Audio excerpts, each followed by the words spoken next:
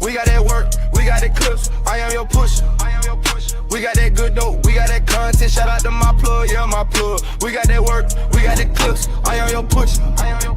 We got that good dope, we got that content. Shout out to my plug, yeah, my plug. Shout out to Drip, he the man of the hour. We got the work, we got the clips, we got the power.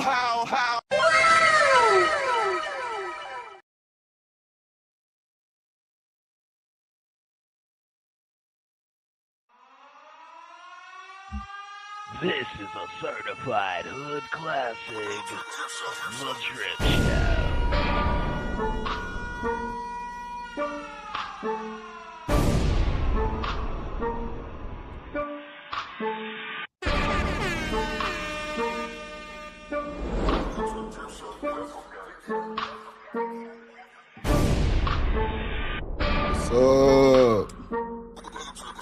Show. What's up?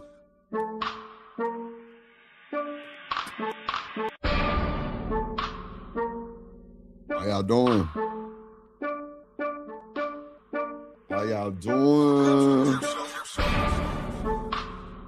Yeah, man. Let's go. Hit that like button, ladies and gentlemen. Hit the like button, please. It helps a lot.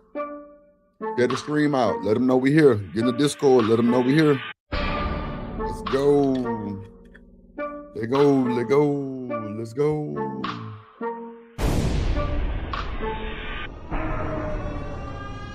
We got a hell of a show, ladies and gentlemen. Let's get it. This is a certified hood classic, The Drip Show. Let's get it.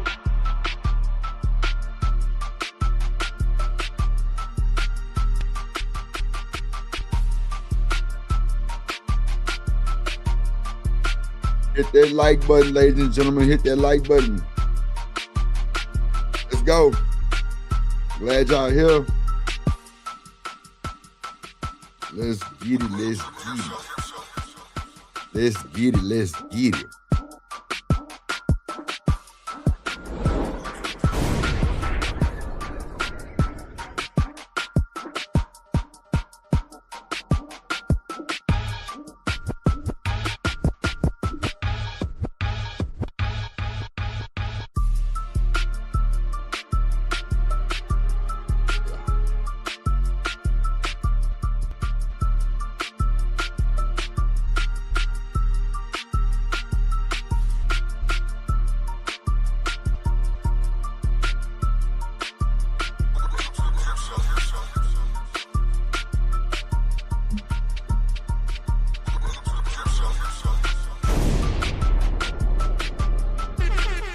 Go. Let's get it. Shout out to the chat. Make sure y'all hit the like button on your way in. Please. Let's go. Hit that like button on your way in. Let's go. Hit that like button on the way in. Let's go.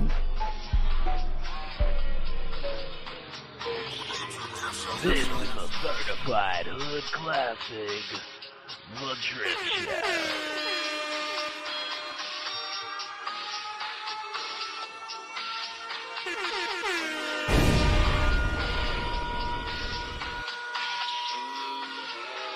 This is a certified hood classic. I'm in the dark. Oh, damn. I ain't got my lights on, my bad.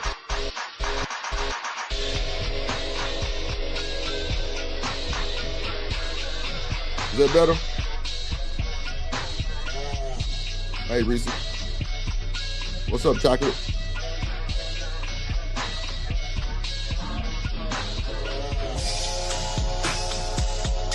Stephen Humley. What up, boy? OJ. This is a certified hood classic, The Drip Show. Say second. Ooh, Reese second.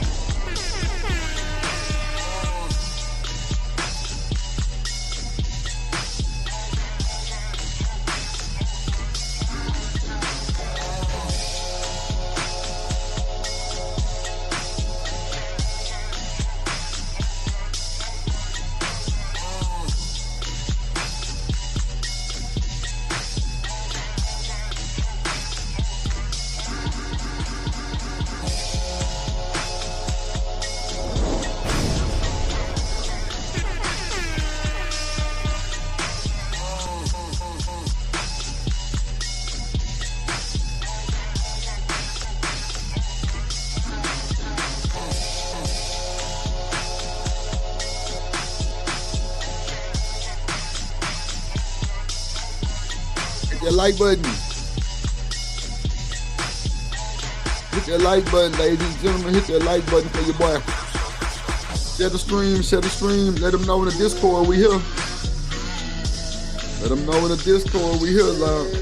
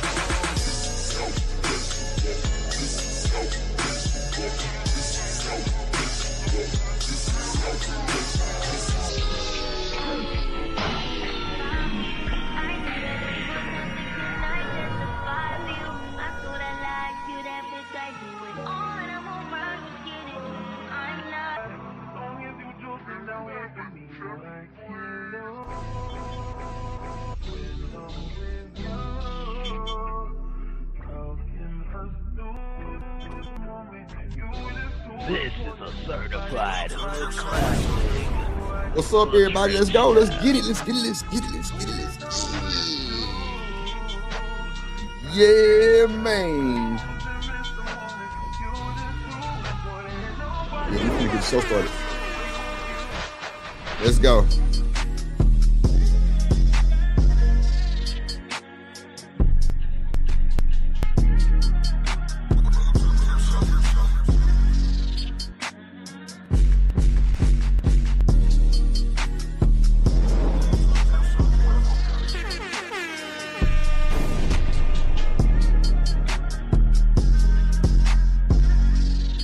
This is a certified hood classic.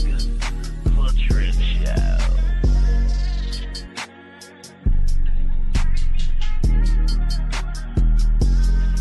All right, let's go. Let's get it. Let's go.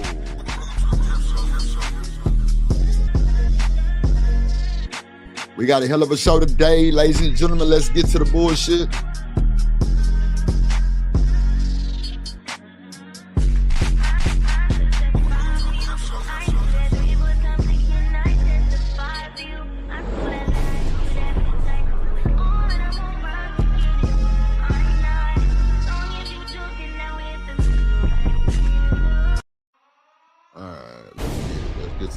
How y'all doing, ladies and gentlemen? Welcome to the YouTube streets of Drip Nation. I'm your host, Himothy, aka Pick Me Drip, aka Drip on the Beach. Let's get it.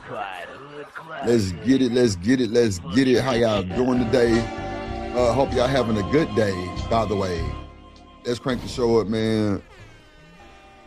Let's crank the show up.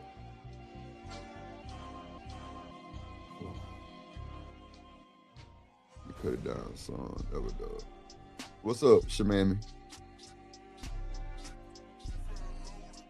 You there? Hola. What's up? I'm at the power. Huh? At work. Oh. Yeah. It's hump day. Ain't nobody fucking. But I'm over here on the internet. But we halfway there. We halfway there. Like, We halfway there through the week, ladies and gentlemen. Let's get to the bullshit. So we got, y'all know Sauce Walka been in the news for threatening Drake. It was a whole play. Nigga Drake tricked off on Sauce Walka baby mama, bought her a spot, gave her $40,000 towards a new Maybach. She brought the money to Sauce Walka. He brought himself a new convertible Maybach. sweet. Yeah. Drake been talking about Sauce Walka for a long time, y'all. Y'all just never caught it. Cause in that new song, he say, brand new Maybach, beep, beep, baby. Come on, man. That boy say, I'm saucing, who paying your bills? I'm saucing for real. I'm telling you. He talking about the nigga Sauce Walka. See, people in Houston know. We know the beef between Sauce Walka and Drake. Drake like to hit on other niggas' hoes. That's for sure. He hit Sauce Walka baby mama, but he paid for it. For everything. Money on for the fun young. Money on to get you done young. Yeah. Yeah. I need to what this say? Okay. I know what this said. Yeah. Hood, I'm gonna work on your shit today. I already started really. I already clipped what I need to clip.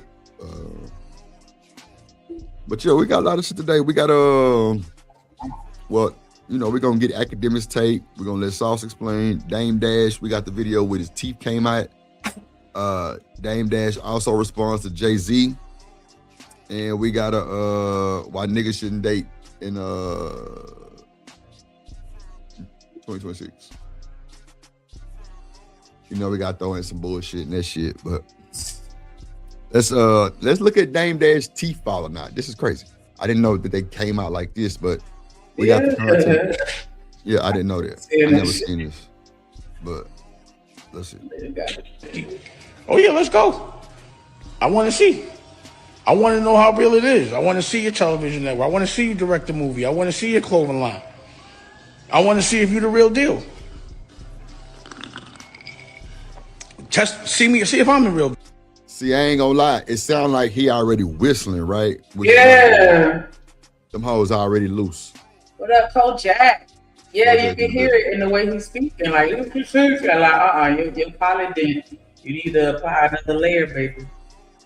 What up, Chocolate? The building, Reese Cup in the building, living humbly in the building. What up?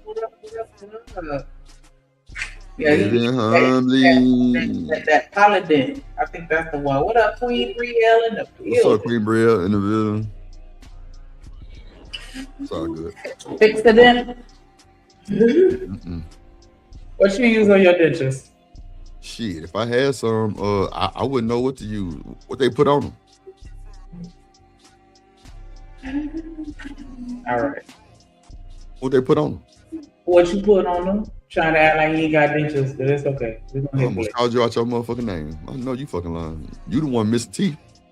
I only missed one, and it was full because my tooth was too small for a wisdom tooth in the back. And the way that it was growing in was so that they made the executive decision to get rid of it because I didn't have mouth ass. Okay, so that's different from my teeth just falling out. That's a problem when you ain't got enough mouth. You need to shut the fuck up. You ain't got enough mouth. Yeah, shut it up. Anybody trying to hit it? You got to take the teeth out because your mouth small. Yeah. Yeah. You through. Anybody trying to hit that shit? He'll die.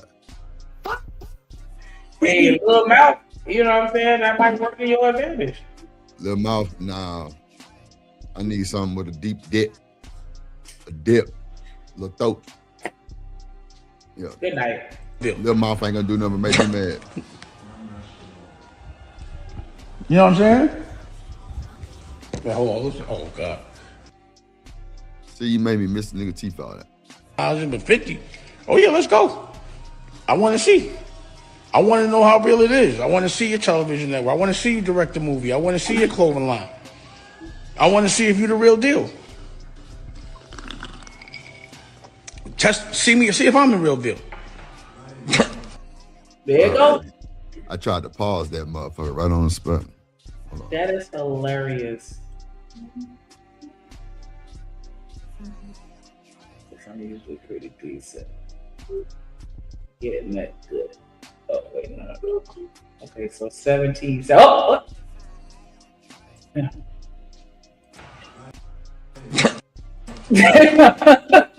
You trying to pause it while I'm trying to pause it. That thing came out looking like the fake vampire teeth. Yeah, them whole click. Top of the bottom connected, like, bruh, just give it up. Teeth for teeth. Yeah, that boy got that list. He through. Damn. This might be the best I could get. Like, why didn't you scrub the internet? That's crazy. You can't. You can only go but so far with that shit. Because he recorded it though. But I'm saying once I download the video, you can't stop me. I'm saying he should have took the live down. Yeah, but it's people that screen record shit. Oh, well, yeah. You got people that as soon as you start a live video, they're going to screen record the whole thing just in case something pop off that they could use. And if it's something real good, that they gonna sell it to the tabloids if they're smart. If not, they're gonna be dumb as fuck and just upload it for free for everybody to share. But yeah, it's people that do that.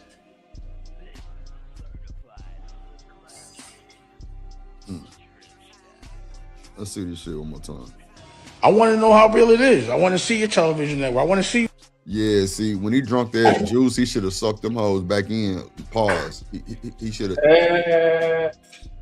Yeah. Back in. Ooh.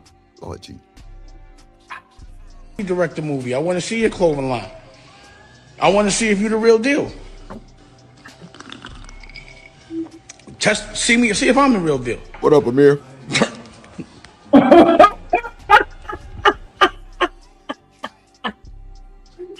That's crazy word, bro. Like,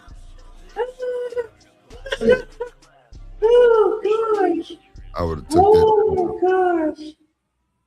I would have took that down, Shanique, on God. He fast enough. He old. Ain't no way he would have been able to take it. Even if I wasn't screen recording, I could have backed it up and then started it before he probably had the time to delete it.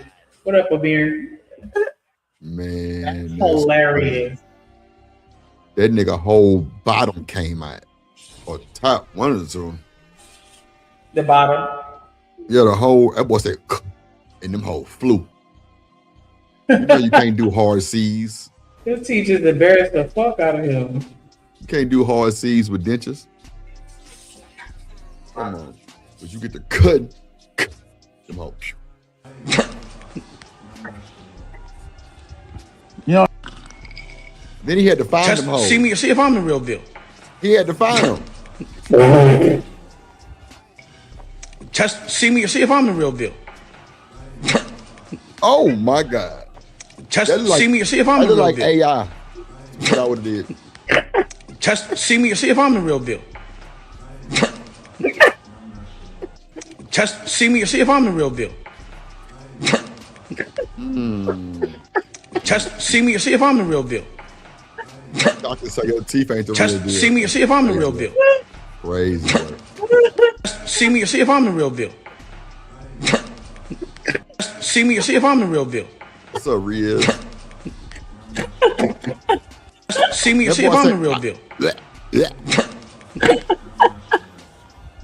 That nigga damn near on them hoes trying to find him. See if I'm the real deal. To grab him. They probably hit the floor. See if I'm the real deal. Oh my God. See if I'm the real deal. The whole 16 came out. The whole 16 piece came out. So now he gummy. Oh no. He gummy. He a little gummy. Like the whole 16 came out. That's crazy. So funny. Jeepers creepers. That is supposed to be that funny. And them hoes. Achoo. Oh my gosh. Hey man, he can't hold, man. He can't help it. He can't hold. No, so nigga, I thought niggas got veneers. It sound like he sneezed. Nah, he was getting ready to say something. Can't say hard C's. Hard C's is diabolical. That's gonna get you every time. His teeth flew out his mouth. Oh, he probably tried to catch him too. The whole bottom row. There ain't no lines in between them hoes. Them hoes. Oh my God, not one. Not one. You got the cheap teeth. Thought you would have got, damn. What? Yeah, it sounded like he tried to sneeze. Oh my God. No, he was just saying. Teach me, baby. Shebang. Okay, I'm gonna stop. I'm sorry. Oh God. His teeth is gaping. That's funny as fuck. I ain't gonna... Oh God. Fucking hilarious. Oh gosh. You got a nice house though. Get rid of talk shit. Big ass house. That's what you get for talking shit. I wonder.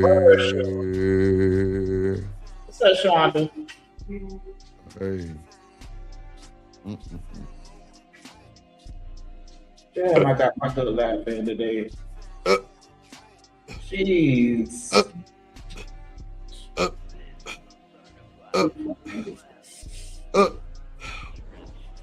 Damn. Sound like he try to say up, down. Up. Oh, and them hoes flew out. Probably hit the camera. They probably hit the camera. You gonna turn the camera off of them. Nigga, them hoes gone. They was escaped convicts. Yeah. The whole bottle came out. Them hoes was on the run. Them hoes was on the run, nigga.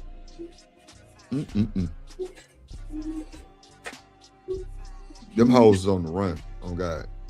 Side to the tooth. To the tooth. One long stretch of white gum. I ain't seen not one line in them hoes. That no flossing necessary. No flossing necessary. Make sure you bleed your gums. Damn. Well, that's the icebreaker for the day. Damn, I don't know how I did that. If my camera go off, then it take me off the screen. Oh, really? Yeah. Oh, that's lit. I'm with that. You want to be on screen? Oh, Pennywise. What's up, Hood? I'm working on your shit right now, boy. Literally. I've been yawning. Shit. Get on this bitch. I'm working on your shit now, Hood. It's gonna be a platinum joint. It's gonna be platinum. Got that motherfucking boom pap on that motherfucker. Got that boy saying what he supposed to say on that motherfucker, Hood. You know, production type shit. Shout out to Hood Servative client, one of my clients. You know what I'm saying? You know, the nigga, she was my client. I had to boot the motherfucker. Yeah. I had to boot the hoe. So. I ain't no clients. All right, so since we went with Dame Dash T falling out, let's go ahead and play the Dame Dash response to Jay-Z when he said what he said, the oops teeth. Yeah. Oh, nah, Hood, you ain't got to have faith. I'm gonna make you respect it. That's what I like doing. I like making niggas respect that shit. They like, oh, this nigga drip cold. Yeah, I'm him. Timothy. Yeah. Timothy. They go. Now come on now, bitch. Why ain't bring my video up? Nigga, I can't bring my video up. Oh, I don't know. You got the right screen. Yeah, something like that, huh? To what everyone may believe, I really still look at Jay as my brother. I bet he got that polydine or whatever the fuck you were saying in them hoes today, Shanique. Fuck he got it on. And he got that okay. That's his boxing uniform. Yeah. You know them things triple glued up. Yeah, them hoes triple glued. He got that bonding glue on them. Fuck that. You can say C like that. They got them triple glued up, cemented in. How they should have been the first time. You need to call your doctor and sue that bitch, because you definitely lost endorsements with that bullshit on the internet. Julio. And yeah, I know Jay, and I was like, all these years, just even amongst my crew, we would be like, he ain't gonna never say nothing until he's broke. So he hasn't said anything for 20 years, and I'm like, damn.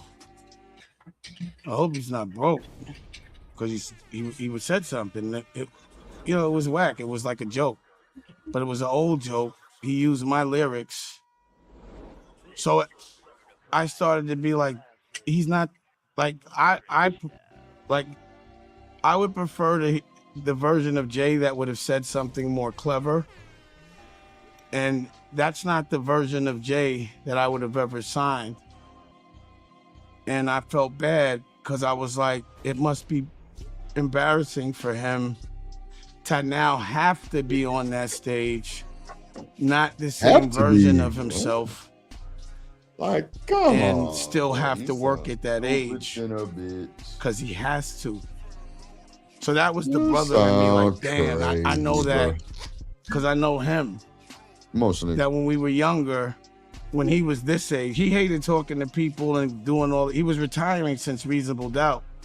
For him to have to come outside 20 years later, I just felt kind of like embarrassed for him a little bit because we all know him.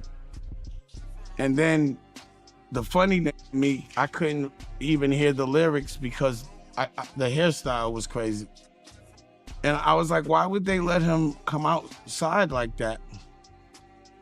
Like, I'm gonna, because to me it's like, that shit is funny, and there should be jokes for that hairstyle. And if like everyone around him that loves him didn't laugh and be like, yo, what are you doing? And I'm like, why would he do that?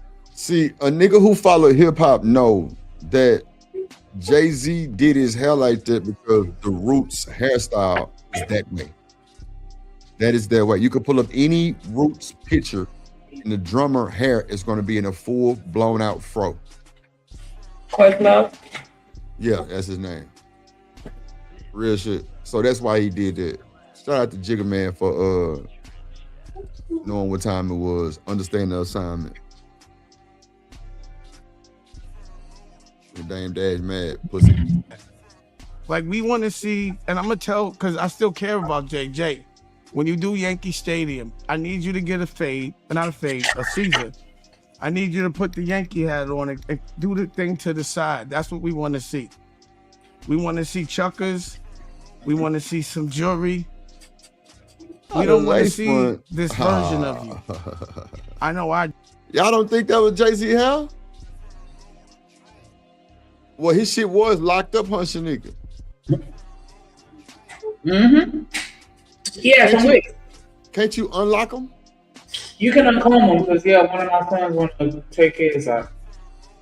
So, why leave him to say he had a lace front on?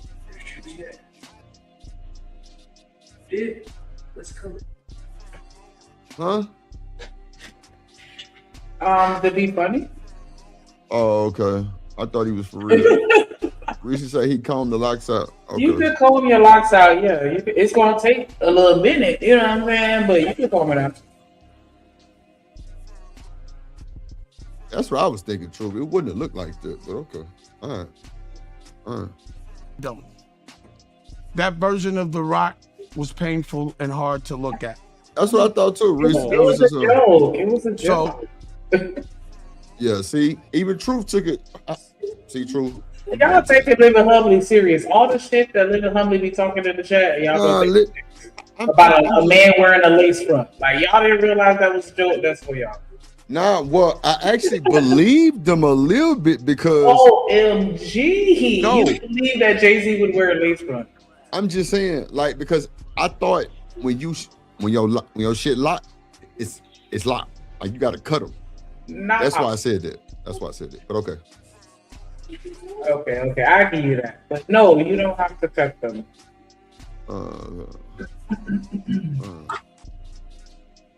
Almost like we don't have direct conversation, but I do feel like if I'm not around, he's not relevant. I feel like that's the reason why they have to bring my name up all the time. I thought that rap was it was bad. It was terrible. Even the way he projects, because again, I'm critiquing him from where he was and where he is. And then I'm like, damn, like, like, why are you trying to make people look like at the outline of you and not directly at you? Why do they keep putting you in these? Who are you yelling at? You'll have everybody, depending on, especially I would imagine with him and his money, he got, you know what I'm saying, access to the people that can really, he probably had about a good 3-4 people in his head at one time. But if you take your time, yeah, you're going to comb out a lot of it, but you can still have a decent amount of hair. Like, go search it up on YouTube, because girls do that shit all the fucking time. Trust me. Sure. Funny hairstyles. And we're like, who is it? What version of this would have sold if Jay would have came out in that stupid ass hairstyle with them dull clothes with nothing shiny in 2000 and 96 when we were coming out, would that have been the one that you would have been a fan of? But it's not that time though. Can't Michael Jordan just show up and still get his flowers? He gotta always suit up and do some layups and shoot some threes and show that he's still the same person he was 20 years ago. Like, yeah. I mean, he ain't gotta do shit. He can look dumb as hell, because he did look dumb as fuck with his hat like that. But, yeah. Dude got to say he had on the man unit. Oh my gosh, here y'all go. Do Dirty is just joking, guys. He doesn't mean he had on a lace front for real.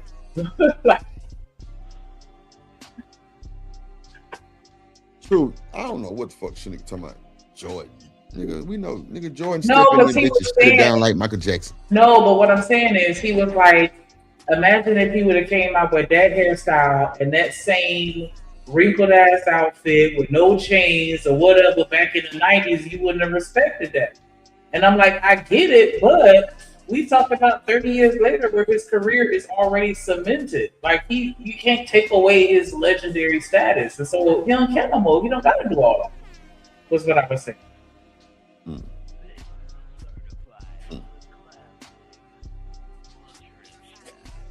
Because I think just like with Beyonce, she could come out in a muumuu, and I think she'll still sell records. Like, you know what I'm saying? Like, I don't think anybody gonna care because we've already seen so much to where it's like, I don't think that, you know what I'm saying? I don't know. Never mind. Go ahead. And then he's getting at Drake, and I don't think Drake can beat Kendrick, but I know Drake can beat Jay. I know that for a fact. And then I was like, damn, this thing ain't say nothing about 50. 50 been, I wanted to, I guess he don't want no smoke with 50, but 50 been kind of quiet lately too, for some reason. And then I'm like, the businessman in me was like, oh shit, I got a TV show coming out that I licensed to BET. And I pivoted toward real estate and I have all these good things going on. This is the alley-oop. It really isn't too much I gotta say. I mean, I'm hearing everyone else's opinions. I don't have to say nothing. I feel like he has to deal with that backlash just for being that whack on a Roots stage. It's like, was he trying to look like the drummer from the Roots? Was that like what? See, that's what I was going with it. See, so he felt what I was going with it. I don't understand. And I don't know how he gets out of going from a dread to an afro in a day without patches and nothing. Like, was it to hide horns? Patches. So to me, that's what it looks like. Yeah, don't you comb some of that shit out? No, I mean, yes. Because your hair naturally sheds. And so there are going to be some strands of hair that you're going to have a ball of hair, but not all of your hair. That's what I was saying. Like, let me pull up some videos. Like, I can show you where people have combed out their locks because my family do it. That's what I'm saying. My son, he talking about he want to do it, and I'm dreading it because I'm like, bro, like, I'm not. We gonna have to cut half of them and then uncomb it. Like, I'm not doing it. But you can comb your hair. Put half the man half and then uncomb it.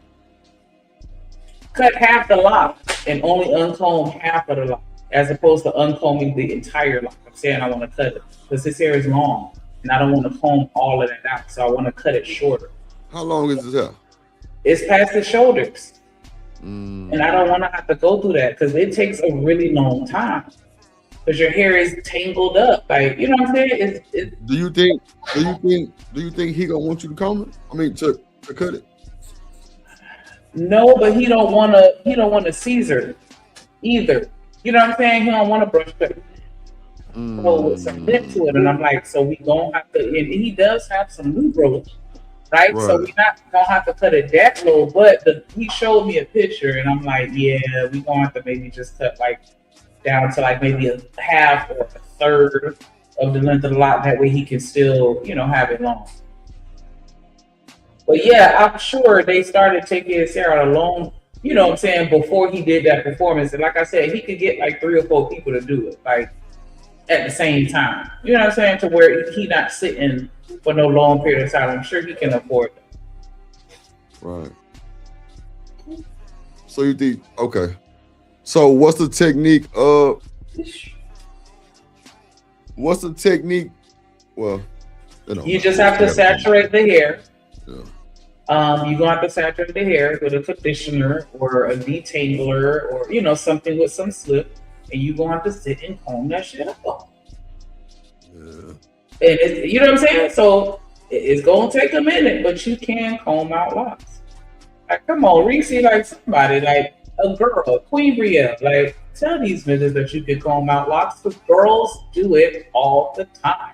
I didn't say that you couldn't comb out locks. No, I was talking about truth, because he's like, we ain't, what you talking about? Like, and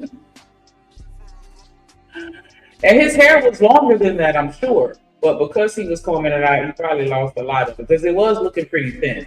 Like that, the light was shining through it. Like he thank you, Vixen. You can comb out locks. It just takes a long while. But they got like some of them really tiny comb. I saw a video where one person was like, get the comb that they use on white people when they get lice. They say that the lice comb is good for combing out locks. I saw a loctician say that on one video, because I be watching hair videos. Y'all should already know. But yeah, this the 4C podcast. Yeah. His texture was different. So you saying that you think he's wearing a lace front shoe? Like it looked like he got a blowout.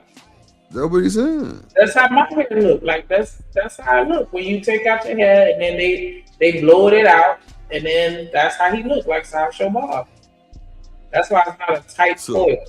He look like who? Sideshow Bob. From The Simpsons? From The Simpsons. That's what he looked like. Crazy work. Oh, okay. See, Queen Bria, they used that opportunity to promote Sacred. A lady from Houston took his wigs out. Yeah, that's what I'm saying. Somebody combed that shit out. And as long as you have a good product to put on there to loosen it up, a good slipping agent, then you'll be able to comb it out. Because your hair is just intertwined with itself. It's not literal, knots and shit. Like, yeah, you can comb shit. But yeah, he looked like he got a blowout. Are you gonna comb me outside at some point? Hey, I don't know. I'm thinking about locking up quietly, but I don't know. It's like every now and again, I be wanting to do some bullshit, and I ain't gonna be able to do it once your hair get too long. Cause my homegirl used to do wigs on top of her locks, but once they get so long and thick, it get harder to hide it. And I see girls still do it, but I don't know. You get limited in your styles because you know what I'm saying. You can't get it down super flat like how you need it to. But I ain't trying to turn it into that conversation. Get that link. Reese put this in. Yeah, I can see your comment, spoiled ass nigga. Shit. Double money. They make you dress funny. They take all your jewelry away. And then they make you do what they say. I watched what happened to Kev Hart the other day. It was sad. So I went from being like a little aggravated with them to now feeling sorry because I'm actually watching what happens after 25 years after you sell your soul. You're in hell. You can't tell me when you were 30 that you wanted to be 60. Yes, with this stupid ass hairstyle, beefing with niggas that you know are gonna get at you all day long. Like what I gotta do? Like I don't want to see Rockefeller look like that. It's still a reflection of me. I love Freeway. He's on my out. I can guarantee. Here, how about this? Because I want to be nice. If he's in a bad place, if he is allegedly, I don't know. Show me something, Jay. You're supposed to be a billionaire. I never seen a billionaire have a job. I don't give a fuck about that Super Bowl. He's an employee. A billionaire. This is giving Pussy ass hoe. Real shit. It's giving just snotty nose ass kid hater. I'm for real. That's what it's giving. Like this nigga, it ain't even funny.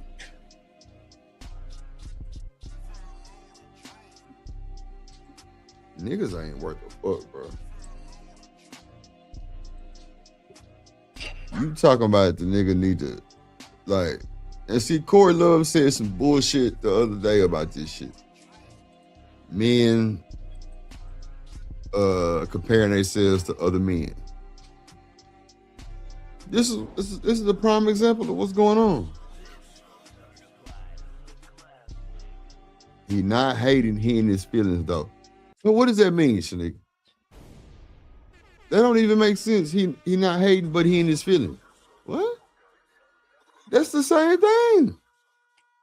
You gotta have a feeling to be a hater. He not hating, but he in his feelings. That nigga is a whole bitch. Real talk. That nigga is hating.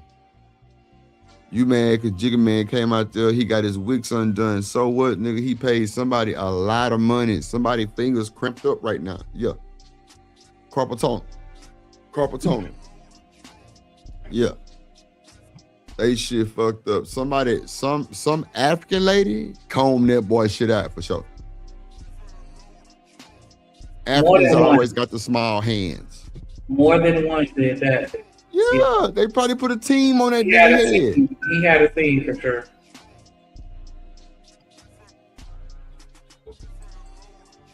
Oh, okay. I thought we were disagreeing, Truth. Yeah. Yeah, Queen Brill said whining about his hair is weird. Oh, God.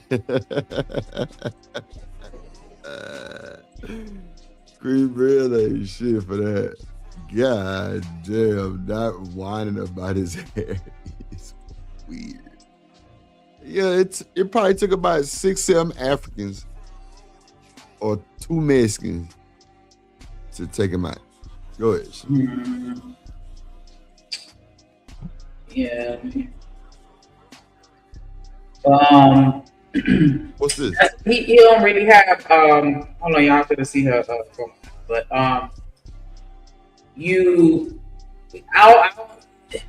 wonder what else he got, because I feel like when you kind of reach it and you ain't really got nothing, then you gotta kind of just say whatever you can say. And I think that's why he was focusing and harping on that. Because if anything, I would have been chopping down the lyrics, because he's supposed to be the lyricist. Like, I want to chop that, but maybe he couldn't. I don't know.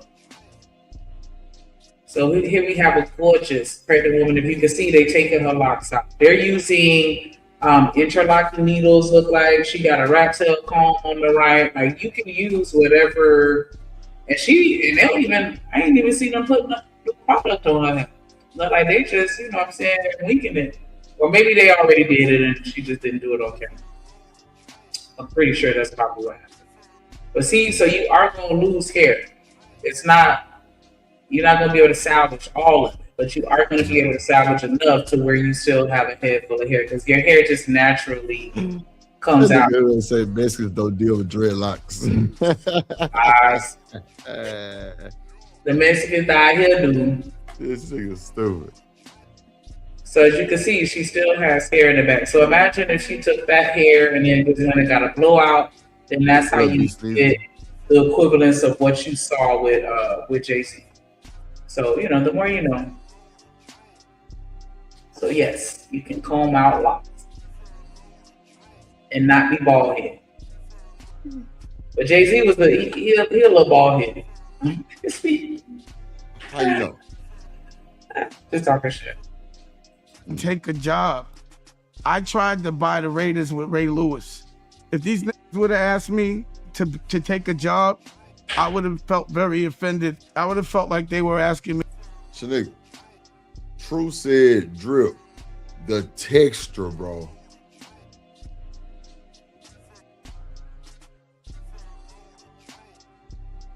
Is that a good argument for you to tell you that he had a wig on? He said his texture of his hair. So when you get wigs or locks, that does make your hair look nappy as fuck. But not you can only have that, some real good hair though, right? not only that, as we age, the texture of our hair changes sometimes. Like So your feet big as stink. And is, but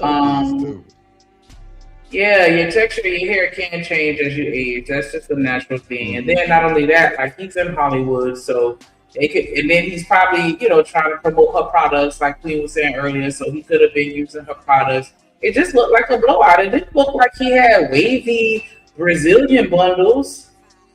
It looked like just some regular 4C ass hair. Yeah, 4C. So what does 4C mean? What does that mean? It just means that it has a curl pattern to it. It's not completely curl pattern to it. Yeah, because like a 3C. Go ahead.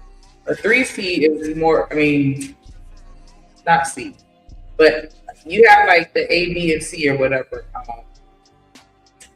A, B, and C, and it's like because I wear coils and it's not an S pattern. No. So what type of hair you got? I have 4C hair. I have a coil. Here. My hair coils. It doesn't do. I mean, it does do kind of like a little wave in certain area. I don't know. It's just weird, but for the most part, I can finger coil my hair and it'll stay. Your shit nappy. Yeah, nappy. 4C is nappy. To the touch. I mean, I don't consider it nappy. I just consider it coil. But I wouldn't say nappy. But that's the stereotype. OC just giving me nappy vibes. Okay. I don't know. Let me stop talking shit, but because I don't want the sisterhood to attack me. But I'm just saying, like, oh wow, okay, yeah, I bet. Yeah, with your mouth is curly and not kinky. 3C. So you said it's an A, B, and C. What's A and B? Because I think that's gonna get straighter. It has no coil, like how Asian people here. It has no curl to it. It just drops limp, like a noodle. Oh, just flaccid. Oh, okay. And then you have wavy hair. That's like an S pattern. True, say your shit. That you have coily hair. Is curly, not kinky. And then you have the tighter coils, because I consider it all curly. A vixen say drip like, being a hair racist. I feel like 4C hair, the curl is tighter. Oh God, not a hair racist is crazy. I'm trying to figure out. Hood conservatives say OC game. OC game. I'm a texturist. See, I told you the sisterhood was coming for drip. Fuck you out. You know damn. I'm trying to. So wait, so like the A and B or the more straight hair, right? That's what. Yeah. Why you took the video done? Because I was about to show you, so we can move past. Oh, okay. All right. So you see, you have the straight hair, which is 1A, 1B, and 1C. You see, it has 1A is completely straight, whereas 1C got a little something to it, but not really much. Then you got the 2, which is wavy. Right. Wavy, that's kind of like the 2C. That's the hair that we buy. Is wave. Remember I was saying so that's where they get the wave, the body wave and the wavy. Okay. It's an S pattern. And then you have the curly hair that's more of a spiral type, right? But then once you get to the kinky hair, it kind of zigzags a little, and so it is a little different. So it's, I mean, even though, like I said, I still consider it all curly, but it's technically not curly. It's more like a, but I don't think that it's as noticeable though. And so that's why I still just say curly or wavy or straight. You feel me? But it is technically considered kinky because as you can see, like the 4A is still like a curl, but then the 4B and the 4C, you see how that looks like a zigzag? It's not. Yeah, like a little. It ain't the S with the curve. It's more of the hard point. Yeah, I see it. Like you're doing the cursive letter I. Right. Like it's a weird. I ain't gonna say weird. I'm sorry, that's the wrong word. Wait, I found it on here. Shush. It's the tightest dentist in coily. See, they say coily instead of curly. That's how they define it. Coily hair. So I'll take that. And you through. Yo. All right. Yes. Get back to the video. Shit. We Produce had our soul daily play. dose of hair. Yes. So when y'all helping y'all ladies with her hair, taking them braids out. Yeah, we want to be that nigga. Taking the braids out. That was her. Would have been like, yo, man, get the fuck out of here. I just tried to buy a team and you telling me to do the entertainment? That's just not me. That's not my perspective of boss, is when a white man gives me a big job. Because that means that white man can fire me. But what I know about business, that nigga hating, bro, is real hard. It doesn't matter how much money you make. It's how much bills you have at the end of the month. So if you make $1 billion a month and you and your bills are 1 billion, 10 million, you're 10 million in the hole every month. You live well, but you got to work really hard. And I know too much. Ooh. And you know, it's funny because I know they got double agents all over. They play like. Yeah, so what he's trying to say, that's why they still working so hard? Because Beyonce damn sure still working. I thought she would have sat down by now. I mean, she don't have to work. Man, she is not working hard. Stop the cap. She got kids that she raising. She doing her thing. Beyonce chilling. She might drop an album every 3-4 fucking years. And it be stupid dumb. And then she go on tour and make $1 billion. Quick. Come on. She ain't motherfucking working hard. That motherfucker's chilling like she need to be. What's up, Relentless? What's up? I spoke to you, Queen Brill. Yeah, I did speak to Queen Brill. Coach Jack say he back. Be easy. Yeah, be sneezy. What's up, boy?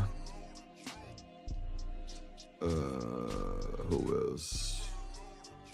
All right. Who say his daughter? You never know though, because a lot of times, you know what I'm saying, people be covered apparently rich, but I would think that they straight though, because you know Beyonce is Beyonce, and she be charging like $10,000 for one ticket. Yeah, you know what I'm saying? Like, yeah, and she's selling that. She's doing Beyonce, so yeah. Man, don't ever put Beyonce name in your mouth the wrong way again, my nigga. Real shit, like real shit. I ain't gonna tell you it no more. What?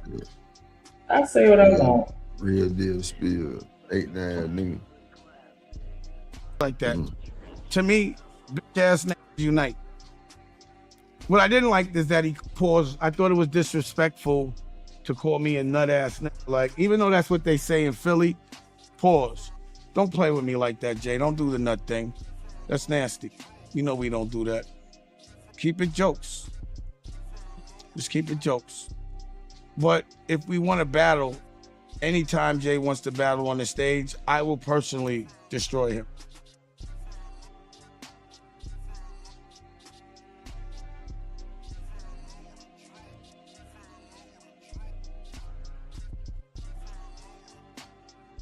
What happened? Oh. What the hell just happened? Shanika, your feet big and they stink. Who did what? I said, is your feet big and they stink? Nah and nah. They're the right for my height.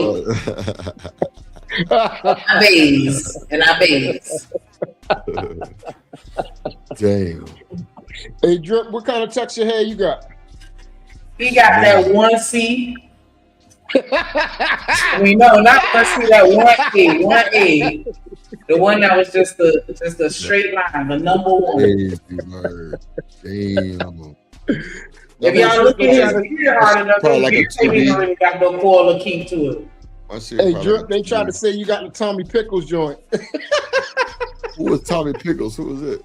From Rugrats? Oh, Tommy. Oh, yeah. No. You do though. This shit is also Tommy Pickles. And thank you Tommy Pickles. Oh, the Rugrats. I'm like, Tommy. Right. I know what you're doing now. Yeah, that's crazy. TV.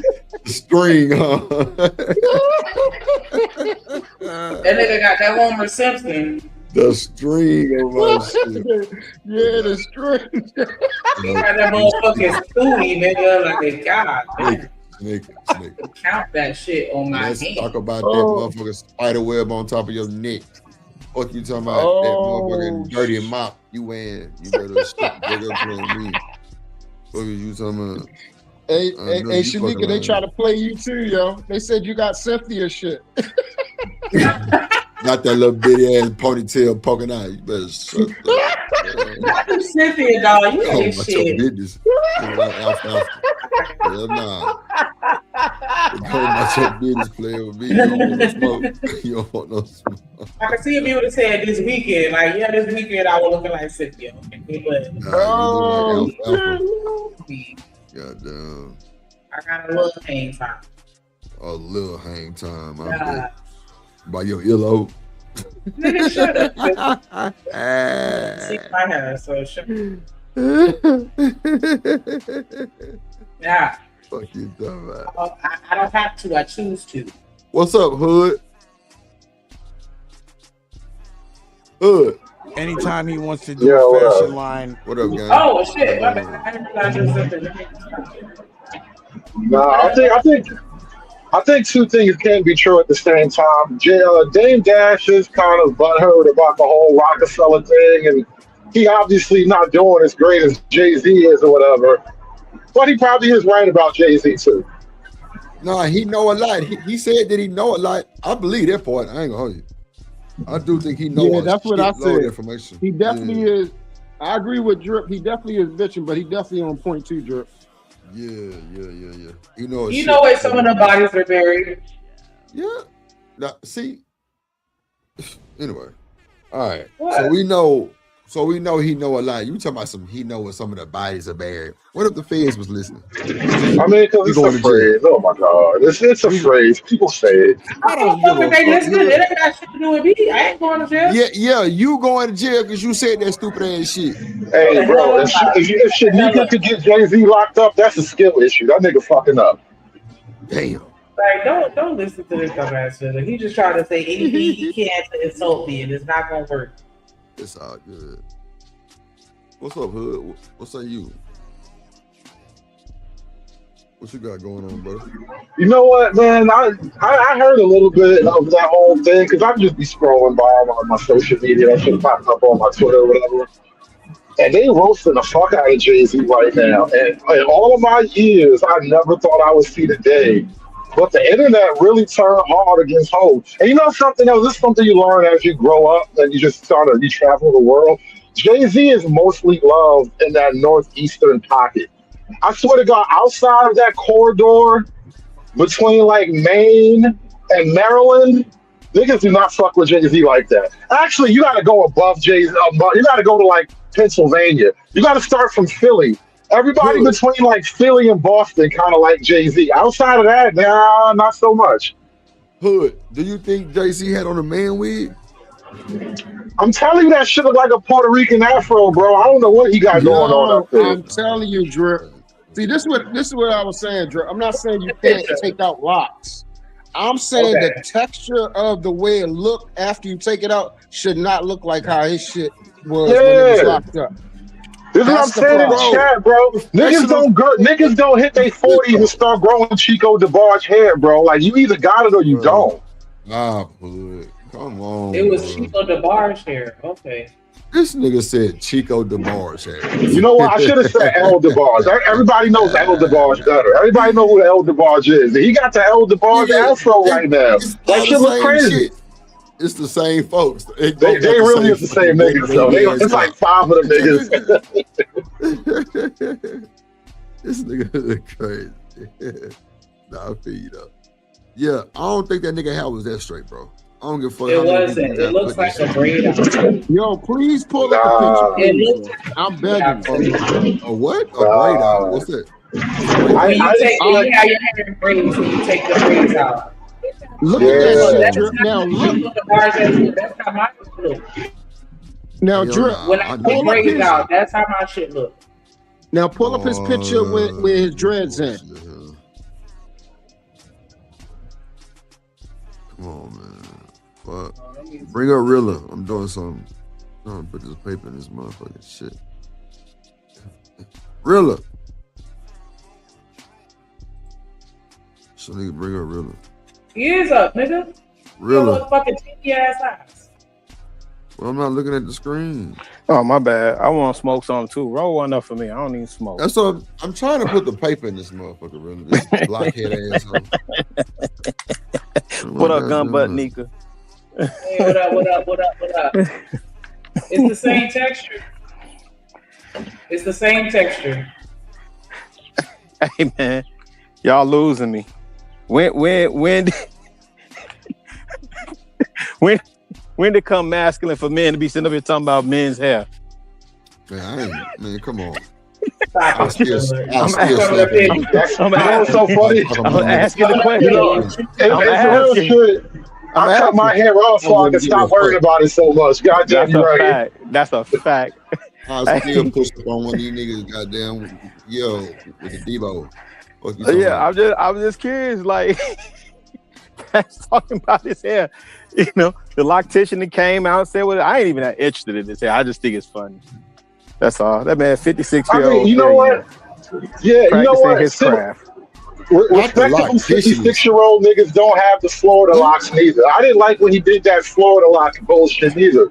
Like, stop trying to look like a young hoodlum. You too old to be looking like a young hoodlum, bro. He said the Kodak Black. Florida niggas, bro. Florida niggas. Hold on now. Florida niggas did that shit, man. That's that Opalaka lock. He got the Opalaka locks, man. I'm not with that shit. What I know Opalaka, my nigga. What's the nigga name? From Maybach Music. What's his name? Gunplay. Gunplay. Yeah. Got the gun. God, dog. I think it's crazy, man. I think it's crazy that all this conversation around 3-minute freestyle. There's a reason why that's happening. Come on, Rilla. It was epic. Go ahead. Bro. It was epic. Yeah. It was epic. He Jay, shot the right shots at the right people, bro. Nah. You gotta remember, like 2 weeks ago, there was a fight at some fast food place. This old black lady got in some little young teenage girl's face, and the little girl just pushed her, and the old lady died, right? Stop fucking with these young people, hoes. I don't know what's wrong with you. You're too old to be fucking with these young people. Tweaking. Stop it. You tweaking.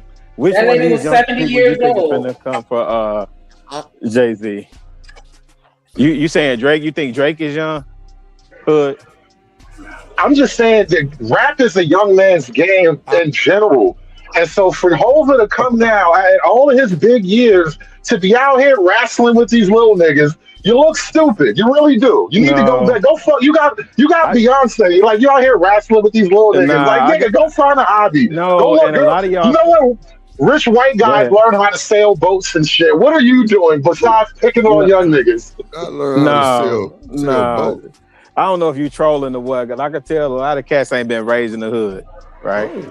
Because the hood, the old heads in the hood, they ain't provoked, but most certainly if you said something about them, they definitely gonna chastise you. Not chastise, chastise. This ain't the 70s, my nigga. Old heads are getting smoked. Yeah, okay. Well, which one of the young people that he addressed, and the only person that you could really say is young, is Drake, and Drake is 40. Drake is not 40, sir. What is he, 39? What is he, 39? Drip want to be specific. Is he 39? Yeah, he's 38. Going on 39, correct? Yeah. November. Yeah, this October. Yeah, November. So 40. Yeah. So he's 40. All them jokers old.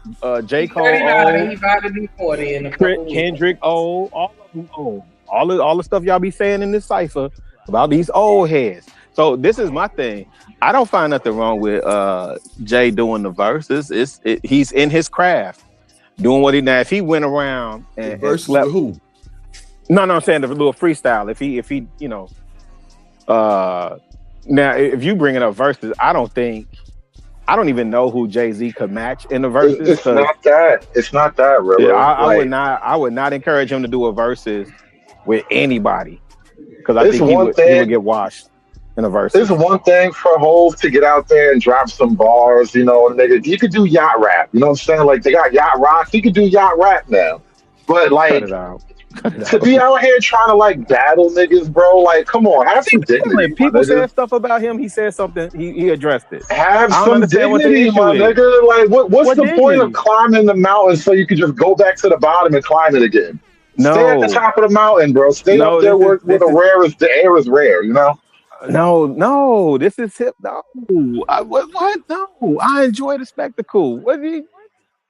No. And that's exactly the point, isn't it? It's a spectacle. The nigga's 60 years old. It's a spectacle now. It's not even a battle. 60, but Drake it's ain't an old nigga battle now. It's like, no, I mean, he's not battling. Like that's the crazy thing. Once you get out there, once you doing the clapbacks and mentioning shit because they mentioned you, it's a battle now. No, and now you're a 60-year-old nigga trying to have rap battles. No. Kendrick and Drake, that was a battle. Drake and Meek, that was a battle. Nas and Jay, that was a battle. Cannabis and LL, that was a battle.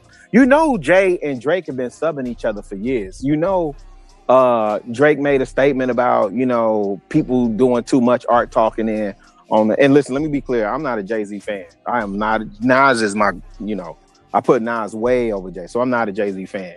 But I think it's interesting that people are saying, "Old man, sit down," when old has been running hip hop for the last 3-4 years.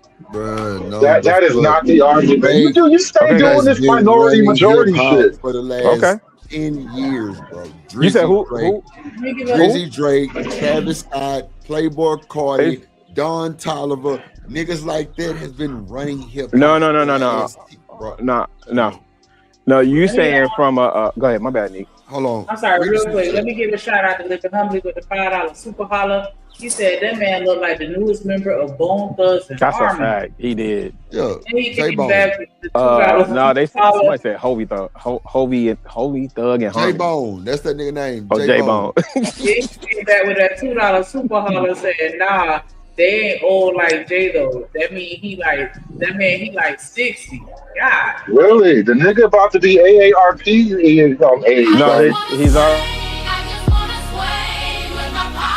Who my player partner shouts at that guy from Milwaukee living humbly. My dog living humbly. Pimp player partner, my dog. Living humbly. Let drip do it, shout. Living humbly. Let really do it, shout. Hey, Jayla do it, shout. Living humbly. Hey, oppressly I support the biggest in the game. Living humbly, who my dog, he gon' shout it. Hey, Milwaukee Ben, Milwaukee Bucks, Milwaukee Brewers, Green Bay Packers, big stepped on my dog, living humbly. You the real one, my team, dripping nation. Salute to solid. Living humbly.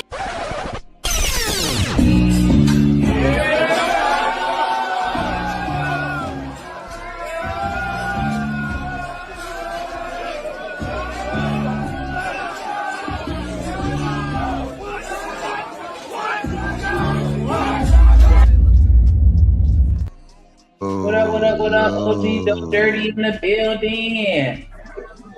Hey, what's poppin' with you, Shanika? What's good with What's up, good Dirty? What up with it, do, Dirty? Shit, chilling. You already know. Good, Damon. What's going on with you, dog? You think that nigga had on a motherfucking a man unit, bro? Oh yeah, bro. I mean, you know, the man unit is accessible nowadays with the capital he got. Oh yeah, bro. He can. They'll produce a man unit for him. Come on, dude, Dirty. I don't think, bro. Why do we think? You know, it's funny that this is like idol worship. You know what I'm saying? Like when we were all younger, especially like all of us probably in a similar age, we're like, we were in high school watching Jay-Z become who he is now, whatever, right? And so it's like you don't want your idols to ever lose their shine, but like the nigga getting old, it's okay to get old, bro. The nigga don't want to be old though. Like that's the problem. He getting old, but he don't want to be old. Jay-Z is not my fucking idol. I never have been a Jay-Z. I'm not making that a personal attack. I'm just this is about like rap in general. Like, cause think about how niggas sound like, you know, like the nigga's old, bro. Let the nigga get old, but he don't want to get old, so it look crazy. I'm with all that shit. I got you for sure. You absolutely right. The nigga is old. Let him get old, do his thing. It's a. I hear it's a privilege to get old. So you know what is he? What? What is he? Nobody told Quincy Jones, "Hey, you old, stop producing." Nobody told Miles Davis, "Hey, you old, stop playing." Nobody telling you old, stop singing R&B. But for some reason, when it comes to rapping, you old, so stop rapping. A fun fact, real shit, no captivity. Quincy Jones is my cousin. Like down there. Say word. Nah, shout out to that. On my bro. So that's your genetics. I feel you. Nah, I feel you. It's genetic skill. With Shaq and Quincy Jones from like 20 fucking years ago, nigga, when Shaq was fucking like a kid, nigga. I was like, what the fuck? She was like, yeah, that's your cousin. I'm like, what? Man, I really do wonder if y'all related to the Jones brothers, man. That's dope. I ain't never seen, met the nigga, none of that shit. You know, so I ain't. But no, not that. The reason why they left Chicago was because there was Quincy Jones' daddy used to do work for the Jones brothers, who was doing the numbers, which became what we know today as the lottery. The Jones brothers literally was running the south side of Chicago, and they're on record saying, "Oh, no relation." But I'm just curious. But go ahead, you got it. That's dope. That's dope info, though. Yeah. But nobody told Quincy Jones, "Hey, man, you too old. Stop producing." You know, you need to do what old niggas do. What do old niggas do? I think rap is unique, though. That's kind of why it's a totally homegrown creation, created by the youth of literally created by the youth. Yeah, but only 50-year-old niggas listen to jazz right now. You see, like it's not the same. No, rap right now is the culture of young people. No, but I know you know this, Hood. When you look at the early days of jazz, that was created by young people. What are the Zoots do? Right? I get and so that. when they got older, nobody forced them out. Nobody forced them out and say, you too old to be doing jazz music. Now, the concept that we think hip-hop is young, again, there's a hip-hop bar for everything, right? Harris once said, the reason why I say, what do you say? The reason why I say rather old on the whole, because rap isn't even 20 years old. 50 years down the line, you can start this, because we'll be the old school artists. And even in that time, I'll say a rhyme, brand new style, ruthless and wild. Running around spending money, having fun, because even then, I'm still number one, right? That's that should sound lame when you're 65. No, it don't. That's what I mean. Like, bro, at some point, the party over, bro. Like, you sick? How you gonna be rapping about bitches and hoes, and you got like grandchildren and shit? Like it don't work to say no more, bro. Like, what 60-year-old rapper you see doing that, bro? I didn't say anyone did. I'm making a point about age and places in life, and rap is not for the place in your life when you're 60 years old. Like, it just don't match no more. So let me ask you this, Drip. So now they can only rap about bitches and hoes? Hold on, Rilla. I wouldn't say that it's not in your life when you're 60, bro, because like a lot of people really find a lot of gems and, you know, a lot of shit that they work with that experience plays a big part in that type of shit then. You know what I'm saying? Because everybody don't want the new engineer. Everybody don't want the new producer. So Scott Storch might be 60 years old and then they can still making hits. Dr. Dre might be 60 years old. He's still making hits. Nobody's telling them to sit down. Timberland might be 60 years old. He's still making hits. And these the OG producers, not Weezy out of there. These are producers. This is a behind the scenes where nobody really see your face. It's another thing to be on stage. Like, I'm 60 years old, but I still got it, young nigga. Like, at some point, that's literally what he's doing. That's the whole fucking point of what he's doing. And we the only ones that do this. Is there a hood? That's what I'm saying. Talent and experience. Oh, you act like the nigga. Why you act like the nigga fly jet fighters or some shit? No. But Mick Jagger and the Rolling Stones can still tour. We don't have the conversation on what we talking about. Yes. Y'all gotta stop saying that. My fault, Drip. What? Go ahead. That part, bro, where y'all be talking about nigga, nobody else can we don't let our people do it, but they let their people do it. Y'all gotta stop saying that, bro. That shit is it's killing, bro. Tell me how, OG. It's because, bro, to this point right now, all artists, if they want to go on tour, they still can go on tour, bro. They ain't stopping them. People are still showing up for these concerts, bro. It's people who was talking. Literally, David Bannon did a concert. Now I can't even think he did some type of charity thing, bro. People showed up for that stuff, bro. When they go to Las Vegas and they get these Big Daddy Kanes and all these dudes that come, bro, people going to see them, bro. They got who's in the audience, OG? OG, when you talk in Vegas, so let's not use David Banner and I love David Banner, but let's not use him in the charity event. When you say Big Daddy Kane, who's in the audience? Older folks. What color? Shit, black and white. Black and white for sure. I mean, bro, that's what it's always going to be. It ain't no concert, bro. This is no. This is what I'm saying, OG. This is what I'm saying. Because our genre, our people are the only ones. Because I agree with you, right? Big Daddy Kane still on tour. Wu-Tang still on tour. Nas still on tour. LL got Rock the Bells, which is literally all old school acts, right? Nobody trying to compete with these young bloods, man. Wait, who do you think? What did you say, Real? What did you say? Nobody trying to compete with these young bloods. Nobody trying to compete with these young bloods. Wait. I'm gonna mute in a second. I don't want this to go too far left. Come on now. Don't make me pull out the panel rules. When I talk, don't nobody cut me out. This shit. So wait, who do y'all think Prince's audience was? Everybody, bro. His core fan base. I've worked soundboard concerts like that. It was white people, bro. On my mind. His core. It's almost always white people once you hit a certain plateau. Like that's just the way it is. That's what they call a crossover artist. Like once you get past a certain level of popularity, that means white people like you too. I want to hear what the white people was gonna say about was out there with Jay-Z. Do you think Jay-Z audience white too?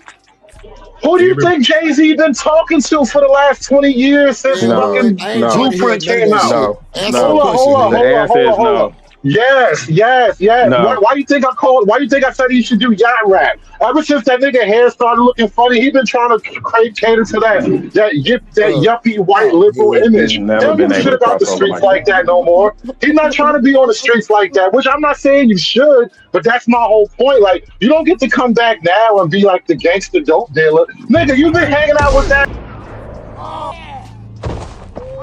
That's my boy, punk. Yeah, you got knocked the fuck out.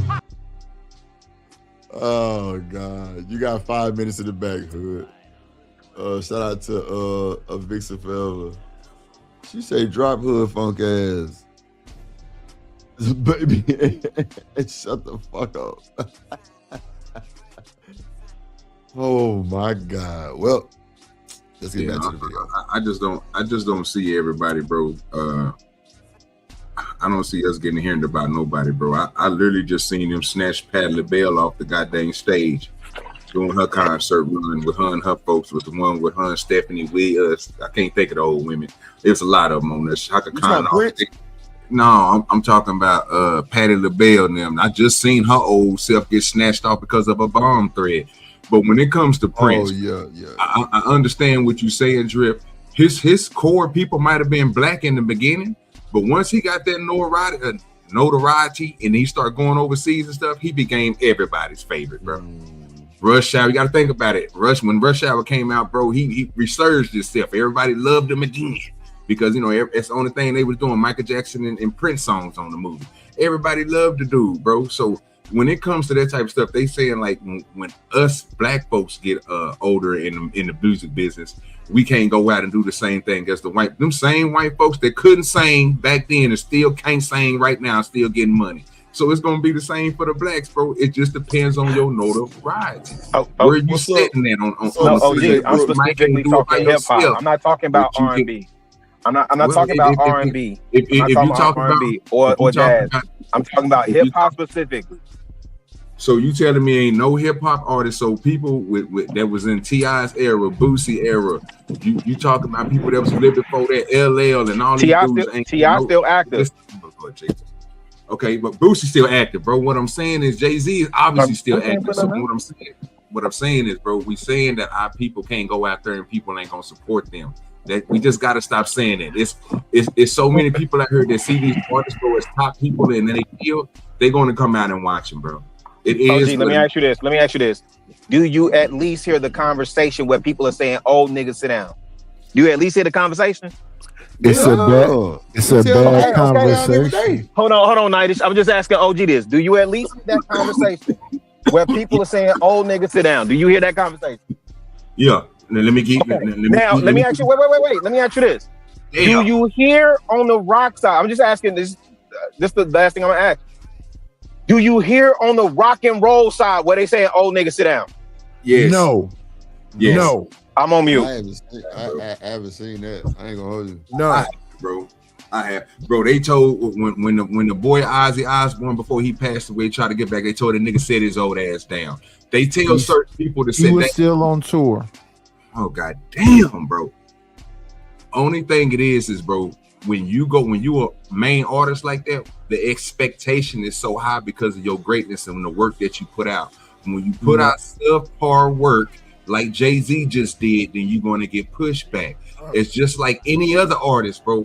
As the years go on, if they continuously do and don't switch up and try to maintain what the new era's doing and try to switch up their style, that's when people tell them to sit their old ass down.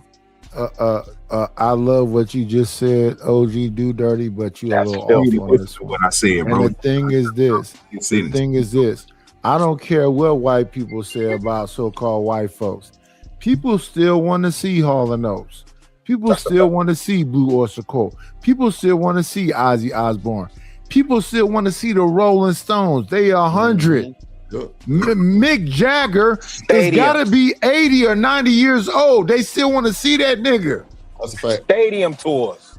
That's a fact. So here's the thing. They're going to pack it out. That's a fact, Drip. That's the point that I'm making. They're going to pack it out. Only when it comes to us, sit your old tail down, or you're relegated to the. You know what them folk also do? You're going to see young people at a Rolling Stone concert. Or Paul McCartney. Or Chicago Rilla. It's teenagers with the tongue Rolling Stones t-shirts. Yes. Yeah. Teenagers. The tattoos with too. On their neck, on their body, on their chest, on their arm. Listen. I ain't gonna lie. I got that bitch too. I ain't gonna somewhere. You got that. Yeah. Oh God. Yeah, that's all Rolling Stone. That's all Rolling Stone shit. And then you got to understand this too. The only black person that has the equivalency to that is who? Let me see if you who. No, I was asking who.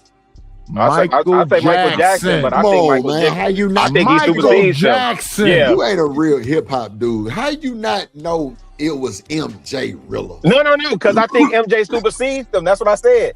I said Michael Jackson, and I said, but I think he supersedes even them.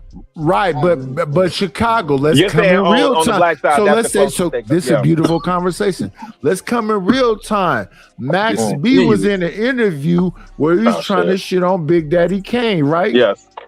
Big Daddy Kane came right back and said, let's go bar for bar.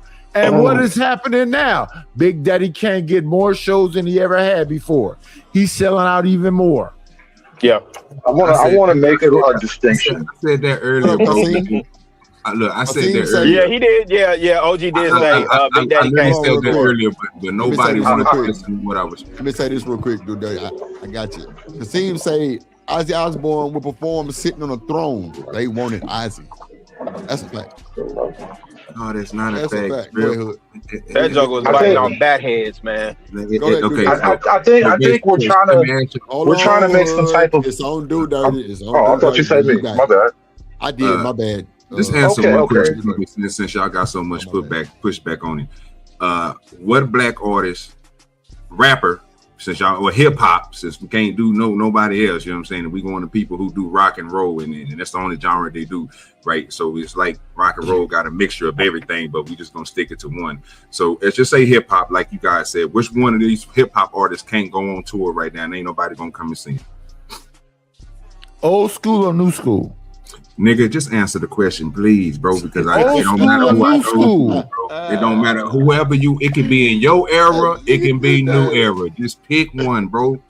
God, because when I give you all the names, I keep on getting pushback like, no, that ain't gonna happen. Then you come over and say it happened, and then everybody like, okay, cool, yeah, it did happen. Okay, so let me answer you. All of them. Cool. So let me prove you wrong.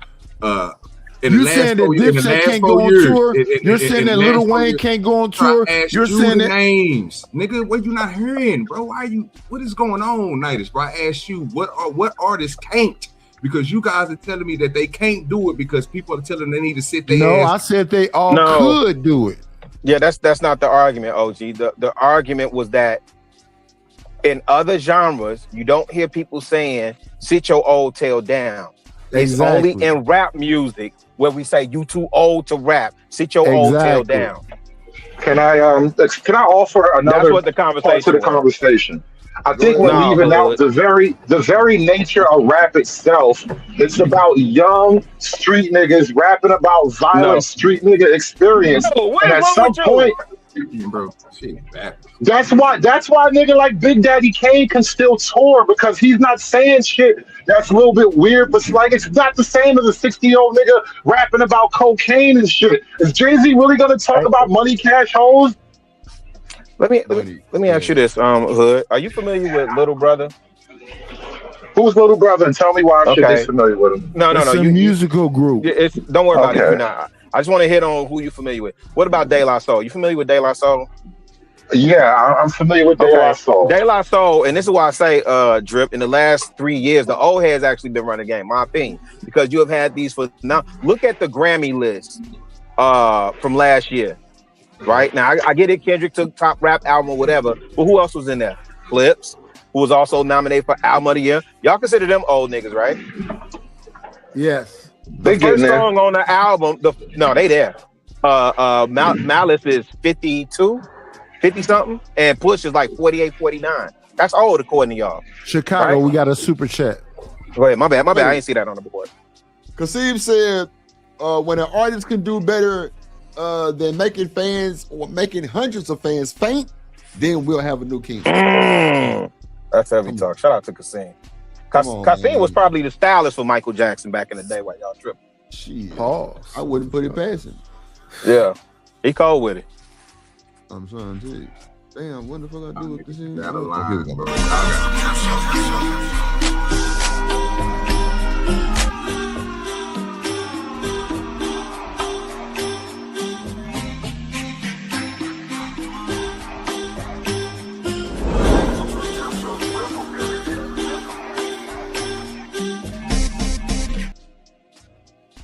Hey, though, shout out to my boy Kasim. Appreciate you, my boy.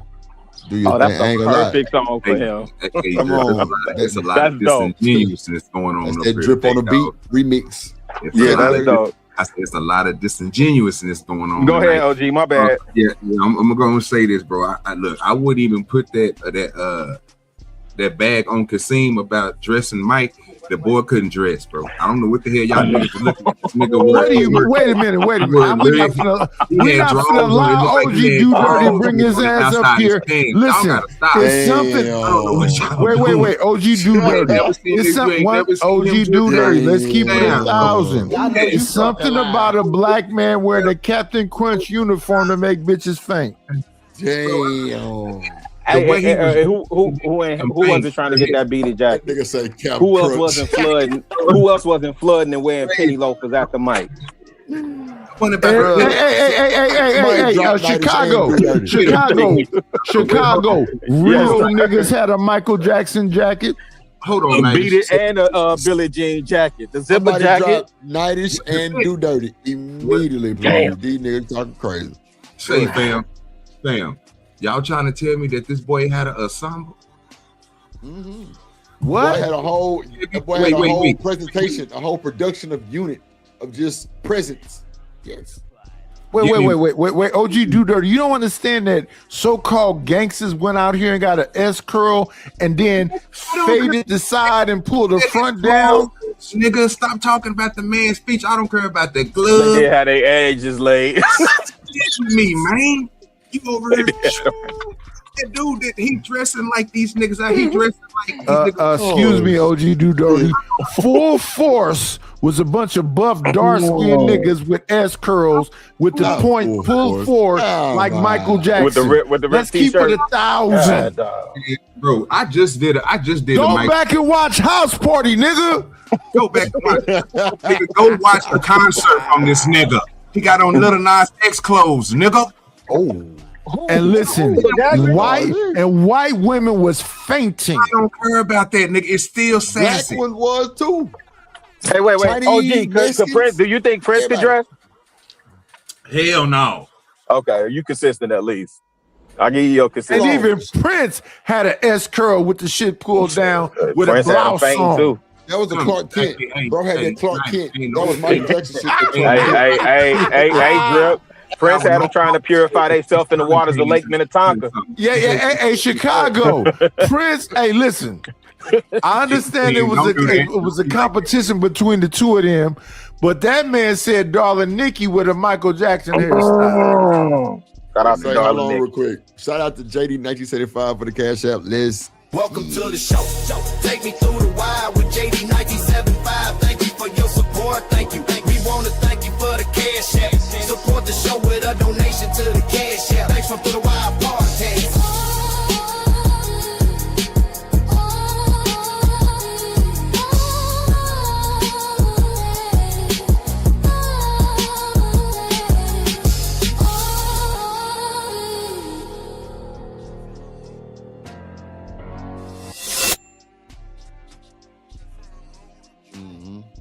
Shout out to Go ahead JD and 1975. catch that next one real quick.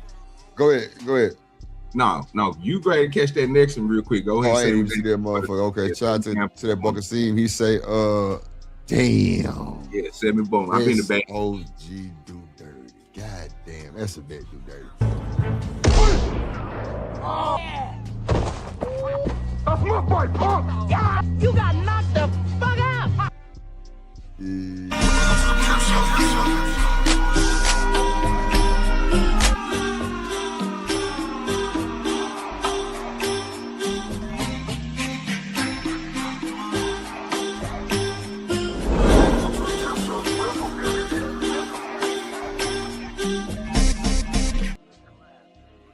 Damn it, Kasim, I was arguing with OG. I'm arguing with him. Look, Coach A say, damn, not OG. Damn, Kasim. Hey, man, I'm purchasing a whole bunch of cashmere turtlenecks for the winter, Kasim. Try and get on your level, set my game up, man. Damn. What up, CJ? That's crazy work. Yeah, that's crazy. Let's see what man said. Michael Jackson couldn't dress, and the thing of it is, maybe in today's time you would say, yeah, but even in today's time, he's still influencing people with Nike that said style. He looked like Captain Crunch, really. He did. What was that? Gotta get him up out of here. Epcot. What was that? Epcot. Was that not the bad album? It was one of the phases he went through. He was dressing like Captain Crunch. I think that was bad. All I know is when he went to court and he was talking about climbing trees, he got on top of that limo with a definite Captain Crunch jacket on and all of that, and his glove. I think Mike started dressing like that around the time them people started fucking with him. Oh, I'm glad Hood back up here. Hood. So let me ask you this definitively, right? What should the old heads in rap music be doing right now? Rapping about old head things, not how I'm better than these young niggas. Yes. So who's rapping about how they better than young niggas? Than nobody. That's kind of what I'm hearing Hova get on the stage and do the other day. That's why the shit looks so cringe. What can you quote it for me? 444. No. He's talking about the Jay-Z freestyle. What was the bar? I'm gonna have to come back. I'm gonna have to come back and listen to it all over again. But that was my general vibe. Just a little bit of it. I heard it's like, get out of these old niggas. I mean, these young niggas. Shit. Did you take issue with Drake saying the jig is up? Chicago, before you continue.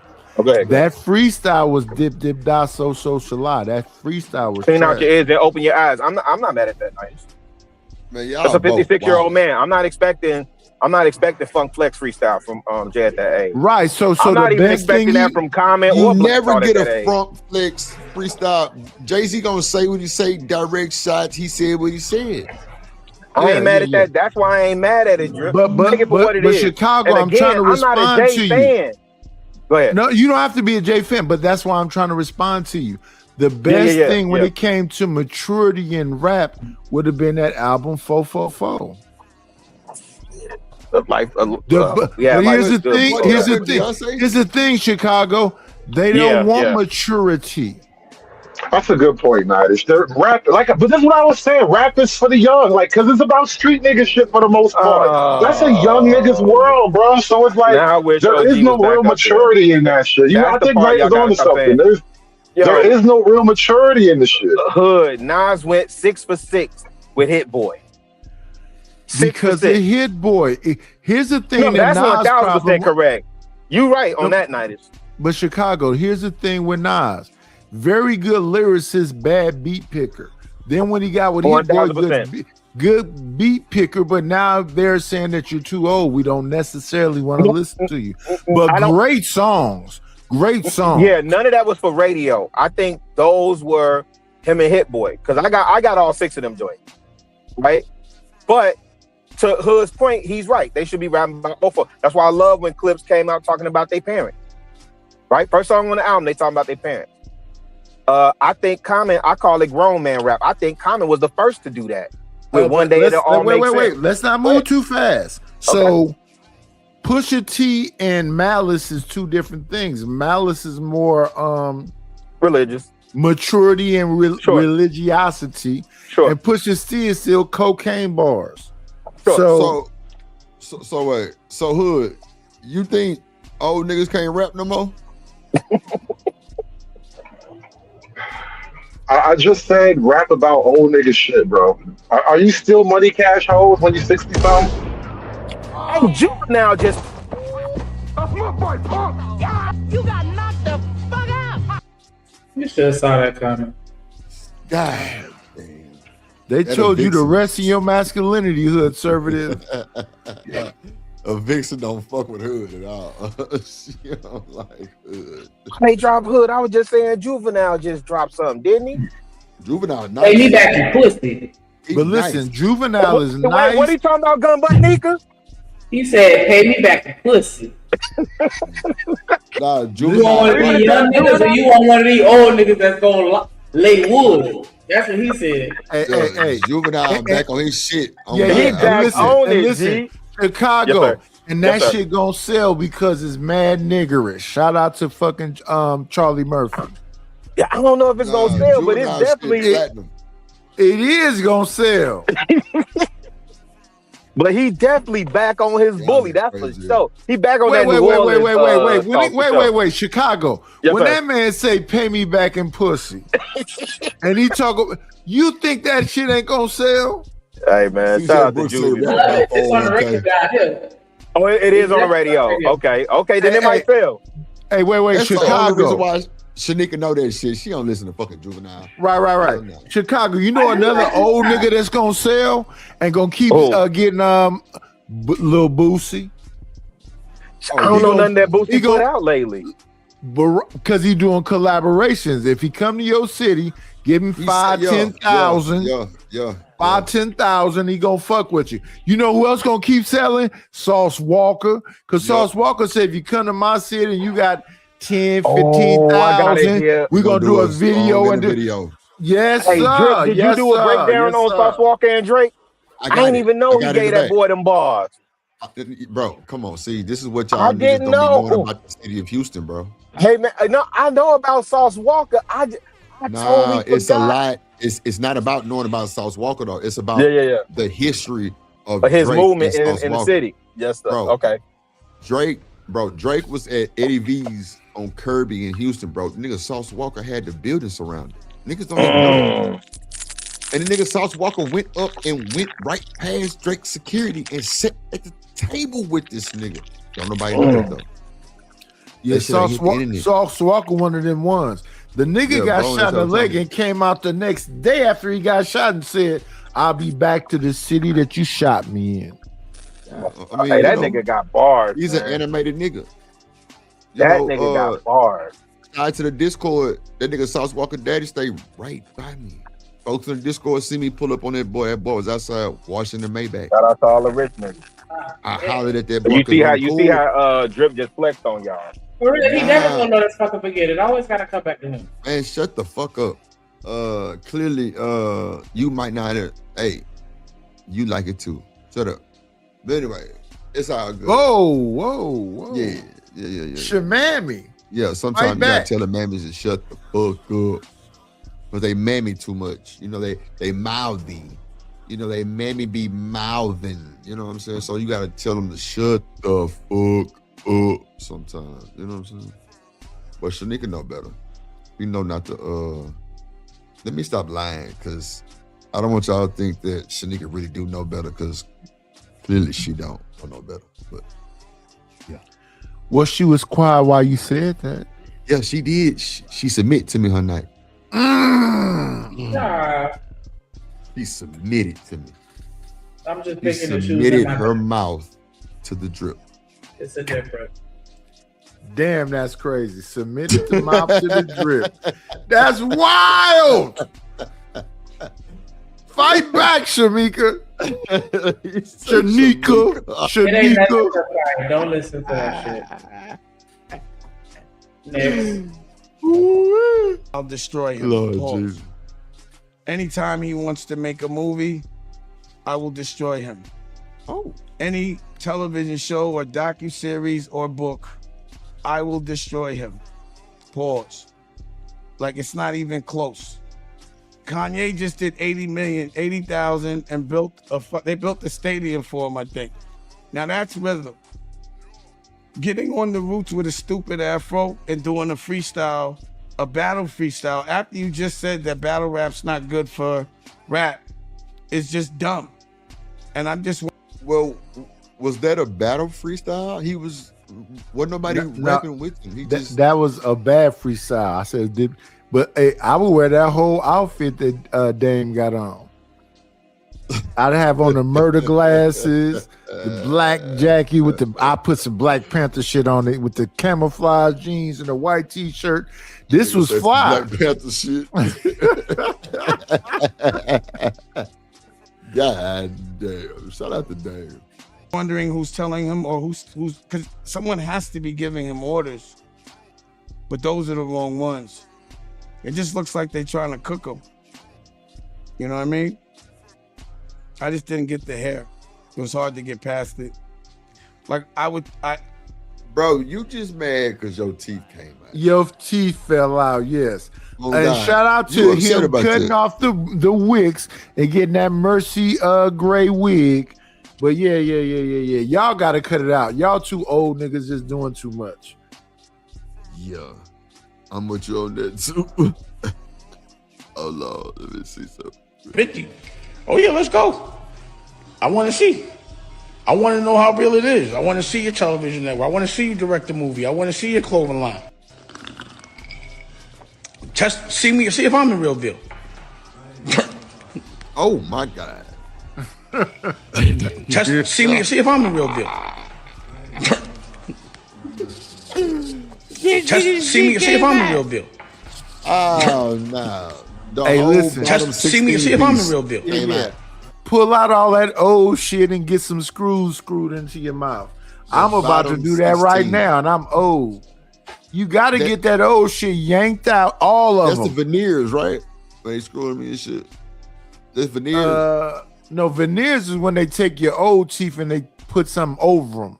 Yeah. I'm saying take all this shit in my mouth, screw some shit into my fucking foundation where it can't fall out, and have some beautiful... I'm finna do that in a minute. I'm scared of doing it, but yeah, that's what you got to do. That man had dentures. Dentures are some shit you put in your mouth and you put the little glue shit up on and you push it up. See, yeah. Nigga said that his polydent wasn't denting. Yeah, that Polly was didn't, wasn't, didn't. There you go. Yeah. That's right. That's a Yeah, fact. his Polly didn't, wasn't, didn't. Do dirty. You back, bro. Let me pull back Hood, motherfucker. Hood still up here. Oh, he look. Okay, go ahead. All right. Hood. That's crazy. Oh my God. Yeah, you got some shit you gotta put in the glass jar at night before you go to bed. Oh, man. He was already whistling. Well, in the glass cup, you mean Hood conservative? You sit on the side of the bed. Yeah, I cup, can't jar, do it. whatever. I can't do it. I can't do it. I can't Not do everybody's it. I can't fancy do it. enough to have real glass cups in their house, bro. They be having mason jars with their teeth in them. Damn, not Mason jars. That's wild, Hood. That's some nigga shit for sure. CJ Brooks says about 40 grand and up. Damn, Yep, some like that. Some like that. Shout out to the insurance. Night. Now look. Man. You better make sure your shit in there. Hey, listen, Drip. Drip. Hey, Drip. When I go, I'm gonna be on them. Yo. yeah. When I go, I'm gonna be on them. But damn sure, you gotta screw them bitches in. Listen, for 40 grand, everybody leaving out that bitch on a layaway plan. Oh God. Yeah. Hey, Hood. I'm gonna die on the layaway plan. I'm gonna be on them. I feel you, bro. I ain't got nothing to say about that shit. Now you go do that shit. I don't give a fuck. Because that's a lot of goddamn money for some teeth, bro. Them niggas outrageous right now. Yeah, she ain't bullshit. I mean, fuck it. He got to get that shit done. Get that shit done. Shit. I'm with you. Shout out to that, man. Shout out to the chat, man. Make sure y'all hit the like button, man. Where we at? I think we need like 4 more donations to reach the goal. Yeah, put some color in the chat. We like orange and up. Yeah, we like orange and up. We like all of it too, but orange is real good. Red is even better, really on the cool. Oh yeah, red is the best. Yeah, red's the best. Yeah. Let's But see what else we got. what? No, I wanted to talk about something. Night has brought up an interesting thing that I've been thinking about myself too. Like, all right, think about what, like, your average NBA young boy fan. What shows and what are they going to be doing when they're 50? This bullshit. Say what? He said what they're gonna be doing when they 50. Because think about this, right? Think about it. So for a lot of right, but a lot of like the like say Jay-Z. We're talking about Jay-Z earlier, right? He wasn't doing backpack poetry rap, right? The nigga became a poet after he got all famous and shit.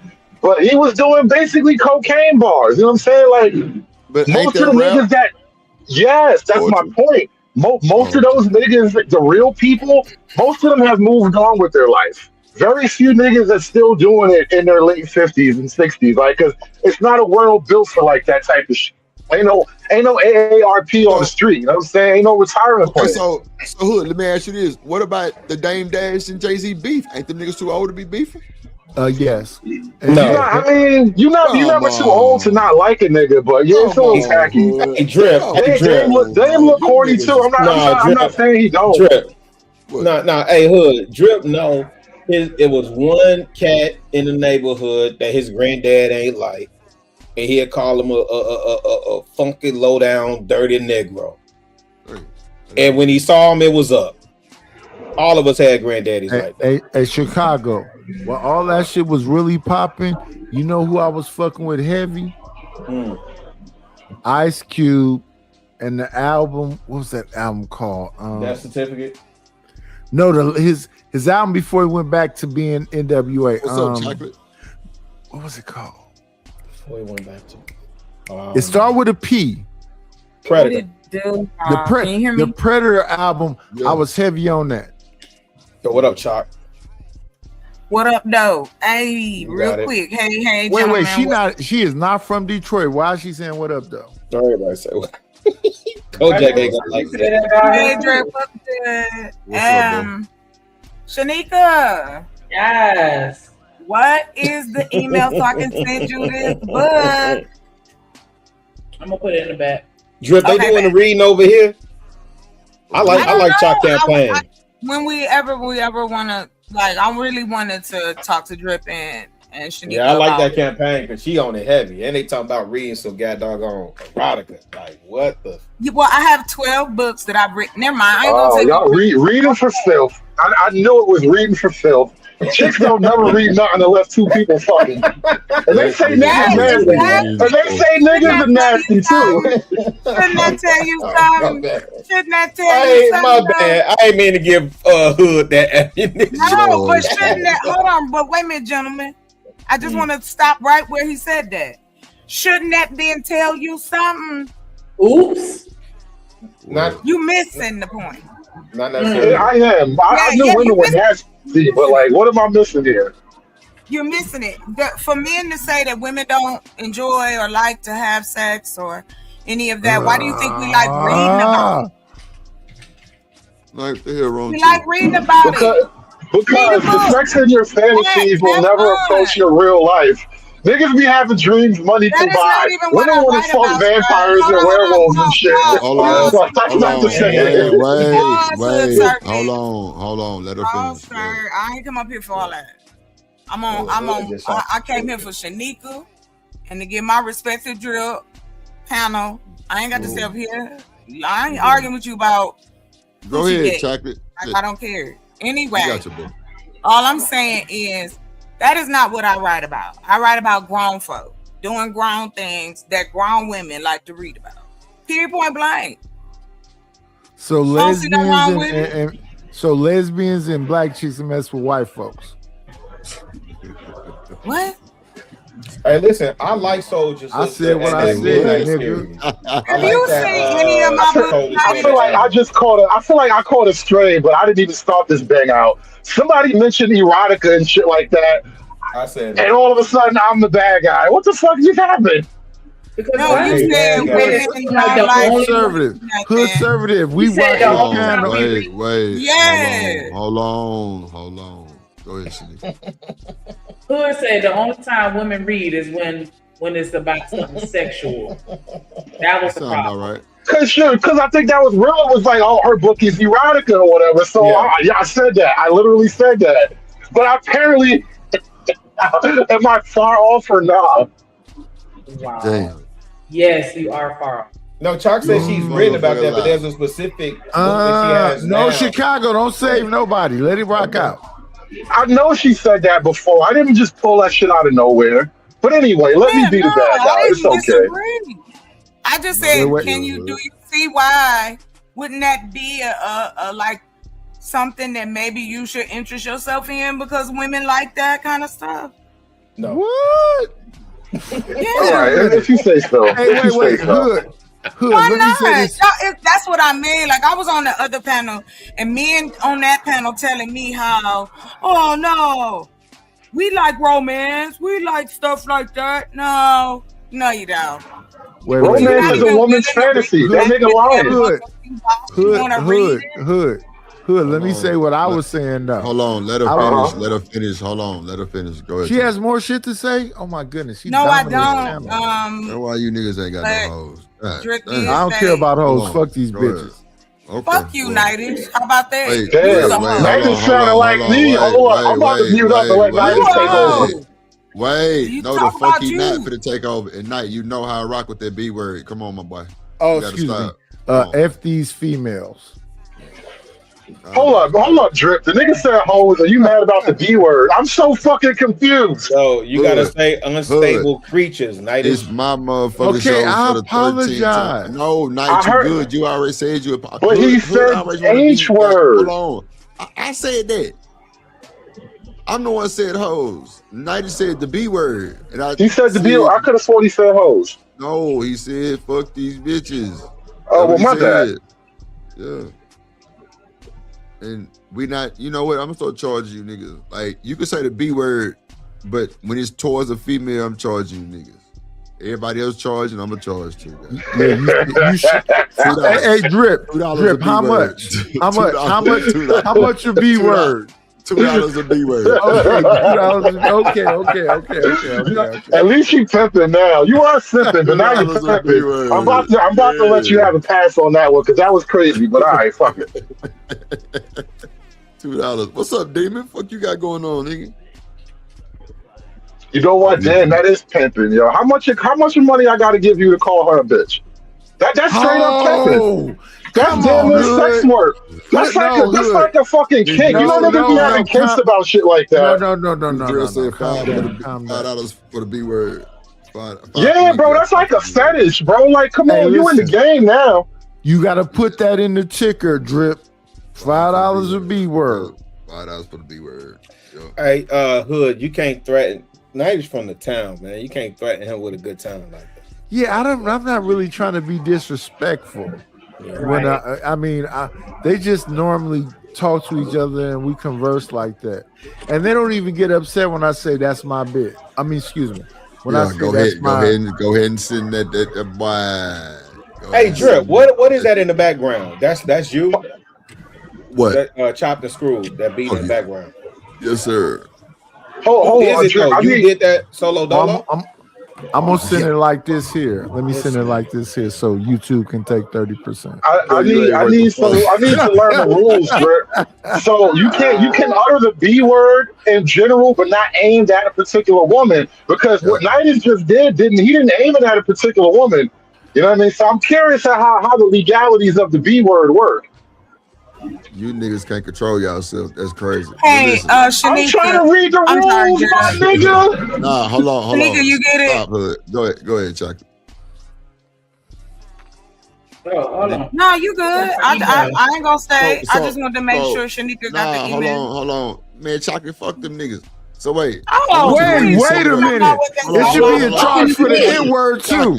Chocolate, I want you to read some of the book. Oh, here? Now? Yeah, right now. Yeah. Man, I gotta smoke first. Not with this crew. Oh, God. Yeah. Let's get that. I do want to hear because you know, hey, Chop. Hold on, y'all. Let me finish my conversation. Yeah, because she been on her campaign. I want to hear. Nobody hear it. Yeah, go ahead and smoke, and then Shamami, can you read the super chat? Hold on, nigga. Don't interrupt me. So wait, I want to hear the video. I want to hear the video. I mean, the fucking book. So get your smoke on. Then, get that oral fixation in right quick. Not the oral fixation. Shanika, I sent you. You can pick whatever chapter you want. I sent you 15 of them. Damn. So you pretty much got the whole book. So wait. How many orgasms is this book? Oh shit! Yo, wait a minute. About 20. If Chocolate don't get mad at that's that bullshit. And she get mad at me when I talk like that, I know it's personal. He said orgasm. When I pointed that shit out, everybody got offensive and shit. Oh, I'm sorry. I didn't say any bad words, but I just pointed out women don't read nothing unless people have the sex in it. I got no beef with you. I ain't never had beef with you. Stop getting sensitive. Now, this is about Drip. This is about Drip. This is about This is about Drip, not you, Chocolate. When I pointed out that women, when I pointed out that women don't like to read unless somebody fucking, Drip trying to put me in the corner. Now here Drip go. How many orgasms in your book? No. I didn't say nothing. I laughed when you said that. What do you mean? It was a lot of people talking at that point. It's still separate though. That's different from you saying the only book. I wasn't tripping with you when you said that shit. That shit was funny. I just want to hear the first couple paragraphs of this book. Chicago. 1 second. I want to hear Chicago. I want to hear Shamami read the super chat. That's all. Oh yeah, there you go. Shout out to Nidas with the $5 super chat. Here you are. There you go. There you through. Hey, Drip. Say let go Drip Nation. Money. Let get it. Don't be surprised if she asks where the cash at. Drip under be cash out. Hit the super chat. I say let go Drip Nation. Hey, money, drip. Money, drip. Money, drip.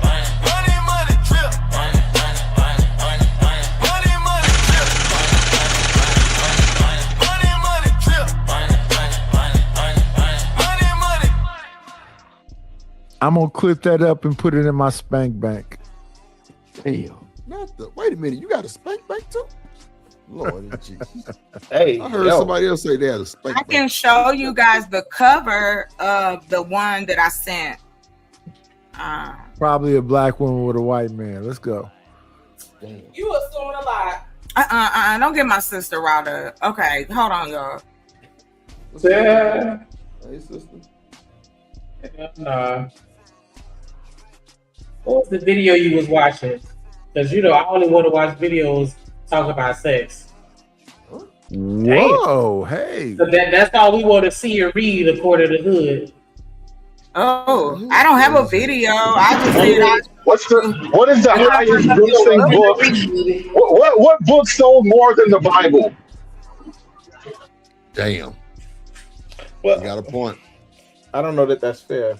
Is it the Kama Sutra? Yeah, because it's only Bible study, Reverend. Today ain't Sunday, okay? So. No, Hood Conservative. I'm just trying to tell you. Wait, Hood Conservative. Was it the Kama Sutra? It was a book about a rich man. No, that's too old. They like new shit. He's talking about 50 It was a Shades book of Grey. about a rich nigga who was having what what do you call that? 50 Shades of S&M stuff. Because I'm driving, always so loud. BDSM. Oh, okay. Yeah, it was like BDSM stacks, right? So he was chaining and rapping all type of freak So shit. Chicago is right. Stop arguing with him. It was a 50 Shades of Grey. Okay. So stop being nice with these women, you goof ass. Sir. Lyrics. She says Drake. She I have never been a BDS. to Drake's song. Wait, I what? put the man in manipulation when I pay your rent. Oh, so they're trying to figure out in some real time shit. Did Drake just rap about fucking? Yo, Drake, you a devious nigga, bro. Bro, they're sending Drake lyrics back and forth. Yo, Sauce Walka, I ain't gonna lie. Y'all can't let Drake keep doing this. The real people that Drake is fucking their bitches and everything, they're sending the lyrics back back and forth like, yo, is this about you? Oh, it's Make Him Cry. Damn, they went to a lyrical record. It'll take more than 6 pallbearers to carry the casket. I put the man in manipulation when I pay your rent. And that is an obligation to our attachment.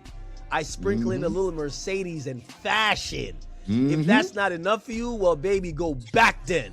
You fucking dude at the spot I got for you, Jesus. You gave him a reason to speak on my name. That's some weak. This nigga's a goat. Drake is a goat. This Sauce is Walka, crazy. Listen, I'm committed to good Drake music. I don't care about none of y'all feelings hurt. Wait. Her feelings hurt. Paul, so let's understand the lyrics and let's understand the two people in this argument. You got one dude talking about tricking, which would be Drake, and you got another dude that's a corn star with a stable, and that's Sauce Walka. That just sounds crazy. Yeah, hey, Drip. No, Chicago. This is a perfect conversation I have right here with Drip. Drip, which one are you riding with? Are you riding with the super trick by the name of Drake? Are you riding with the corn star who got a stable, which will go by the name of Sauce Walka? Let me show you something. Because, y'all be just talking. That's all. Let's go. Everybody went on my mother. Brand new Maybach, beat, baby. That's the song they're talking about. Right. So Chicago. Wait a minute. Hold on. Wait. Drake gave the bitch 40,000. No, you and Night is actually talking the same language, Drip. Go ahead. I want to see if y'all talking the same language. Go ahead. Or the Maybach. Guess what he pull up in? She brought the money back to Sauce. Now he end up watch this. I'm gonna play the video. Listen to what he say. Fucking with Spurs, huh? Yeah, man. This how much dough I got out the hole from OVO. Just in case you want to know, it's the kid that did, not the kid that didn't. The reason why the Sauce word was written. Brand new motherfucker, make you rank, make you bacular. Hey, man, the man just dropped a whole new album, and every song was about me, baby. Had the whole going deep sea, baby. Yeah, man, I'm the nigga that he talking about on the song that was putting the bone on the bitch in the home that he was paying for. You heard what he said? Tricking on all the bills is how I sauce and spill. When I found out that you was fucking a nigga in the house I paid for, it broke my heart. That was me from the start. It's the kid that did, man. I got plenty of hoes. Hey, man, this ain't nothing new. This is what I really do, though. I ain't never took a loss on the internet yet. Lose. Hey, man, I got a brand new jam for all the baby. Yeah. Hey, wait, Drip. So he said he's a kid that did, right? Not didn't. Let's go. Yeah. No, And but I'm night from is the for the- town. So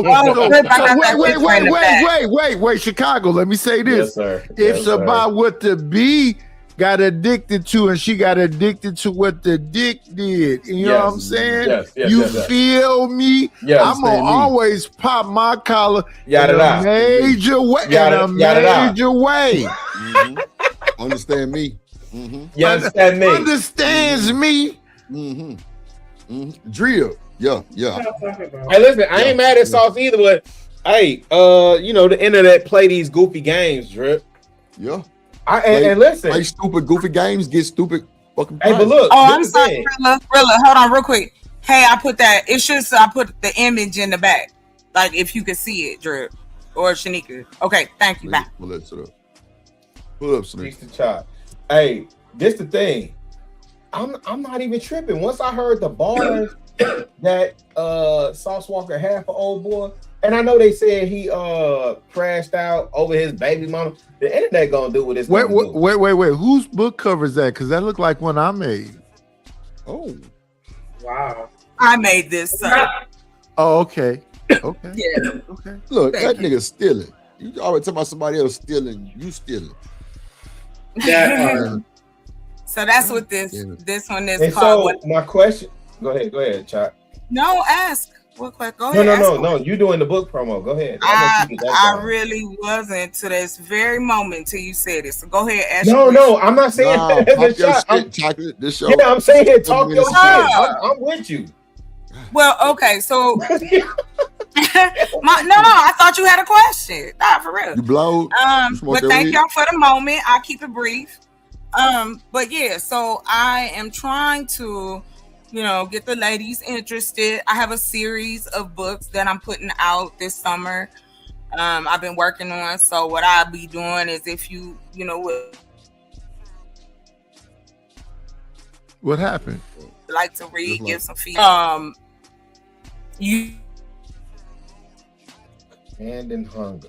Look at the Lord work. What happened? You going out in Oregon? You Borgin? Oh well, hold on, damn, my bad. Y'all forget I live in the mountains, yo. And you know what night is? I hope you sit on a porcupine. That's what I hope. That's okay, and this is what I'm finna say. I think that's a beautiful. I think that's a beautiful book cover. I like it. Your mic off, then I know they ain't somebody ain't. My mic will always work because that's the God in me. That's the God in me. So it is to promote Black love.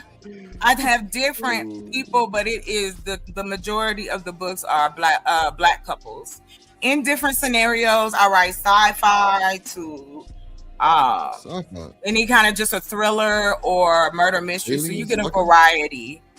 And yes, it is erotic to extra spicy. Let's just say that. Oh, so you got like PG-13 type shit? No, we starting at that first X, and then we just add 2 more on later. Yeah.